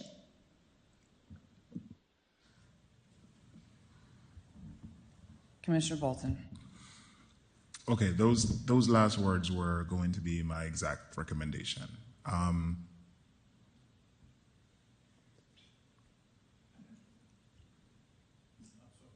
No worries. The wrong time to talk. You know when I get pissed off.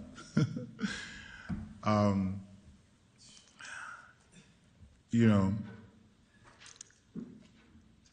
that was going to be my recommendation. I think, okay, you know that for the past couple of years, we've had many fights, many fights, and the public did not see those fights. And sometimes I chuckle too. I'll bring you into this, Hans, because a lot of residents have called for your firing. So you shouldn't be left out of the conversation.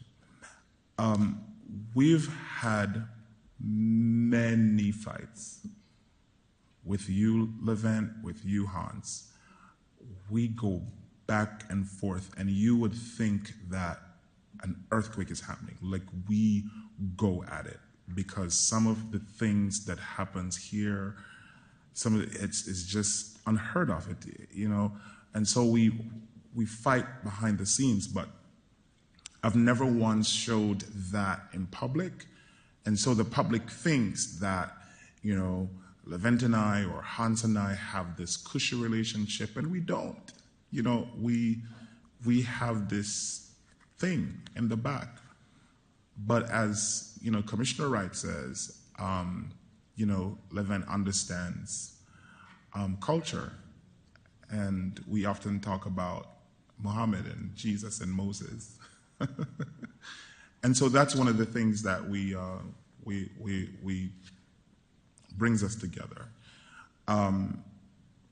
Do I like some of the decisions that are made? No, but, you know, it is what it is. So, you know, I accept that recommendation. I think that each of us should just have a sit down, a heart-to-heart with you. I think that this conversation now lets me know that there is something in the water, and it now lets you know that there's something in the water, and that you should listen carefully to this commission. It is nerving to hear the vice mayor of the city having to say that her flyers are not displayed. You know, like that's disrespectful. I've heard her walking out of the office saying, you know, her event is not being calendared. When somebody else's event is not calendared, her event is not calendared, and then all of a sudden somebody else's event is calendared on the same day. You know, like those things are aggravating, right? And so you answer to 5 people. I think that you should have a nice conversation with each person, even the mayor, and just listen. Just listen.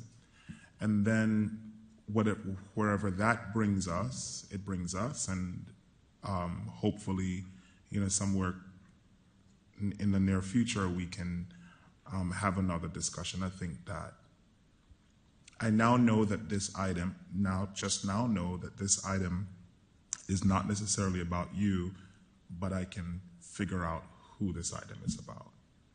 So you need to have that conversation. And we don't need to air that laundry. You just need to have those conversations. I too am upset with the $100 million RFP that is now out. Don't bring that to me. I'm not going to approve it. Because at a workshop, I said verbatim, if y'all are honest, you will recall what I said. I said that before the RFP goes out, I want to know from the consultants what they would be doing to this property first, because what happens to this property drives my decision for the other property. Because if you're going to build 3,000 apartments on this property and then build 3,000 apartments on the other property plus commercial, I don't think anybody will have a place to drive. So, you know, it's these little decisions that are made. On top of that, I think, you know, I don't know. So, just I don't think that your response is. I don't think you should respond today. I'm talking to my manager. I'm going to just say I'm not finished. I need to give you a warning. We have 5 minutes before we lose streaming. Mm-hmm. Jim, And can you extend that? We can't do it until we turn off, and we got to come back on. Okay. Okay. So I don't think it's appropriate for you to respond today. Just, I think, my opinion, take some time, digest what was said, and then come back when you are ready and prepared, because nobody knew what this. It just said state of the city discussion. So I don't think you are prepared to. So I don't want you to say something that is going to anger anybody here, because you know the love that I have for you. Well, I appreciate it. Thank you so much, Commissioner. I don't want to comment, but I do want to acknowledge every single one of you for your comments, and I know where you come from, and so this will be a an item that's on top of our list, not just mine, but the staff. So we will continue to have this discussion so that we have a mutual strategic direction for the entire city and you as well. So thank you. Vice Mayor, did you have anything you wanted to say? I'm only saying the word quickly just because we have a few more minutes before we go off. Go ahead. Okay, I just want to make clear that anything dealing with the $100 million project, I always voted no. So I'm confused as to how it got this far, but my vote has, even if it's 1 to 4, it's always been no, and it will always be no. So just make that clear that I'm not a part of that, don't want it in any form or fashion. Thank you very much. Quick comment from my end. We have succession planning If we're talking about maybe different policies, if we need people in an office, that's one thing we can do. I do think the one-on-one is important, and then it can be tabulated and discussed, so this way there's no embarrassment, because nobody has any desire to embarrass anybody here. And Vice Mayor, I know exactly how you feel, because my stuff wasn't up, my tablecloth wound up being written on, and all of my flyers always disappear from the community center, so I get it. But they put Murray's stuff in front of me. He wasn't even there.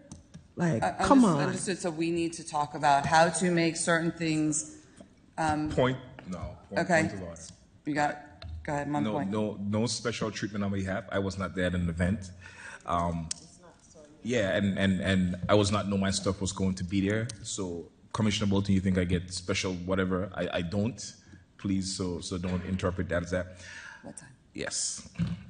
Okay, thank you. I believe this item is done. Before I adjourn this meeting, City Manager, are we having a special budget meeting? Commissioners, if you're all in favor of that, we would love to have this meeting, short one. And we are having it at the Tamarac Rec Center? Yes, that's Okay. the location that was identified. And Commissioner Wright, we're not allowed to change it. So what time are we going to be able to get there? What time are we calling for it? Can we say 5:30? Ladies and gentlemen, this meeting is adjourned.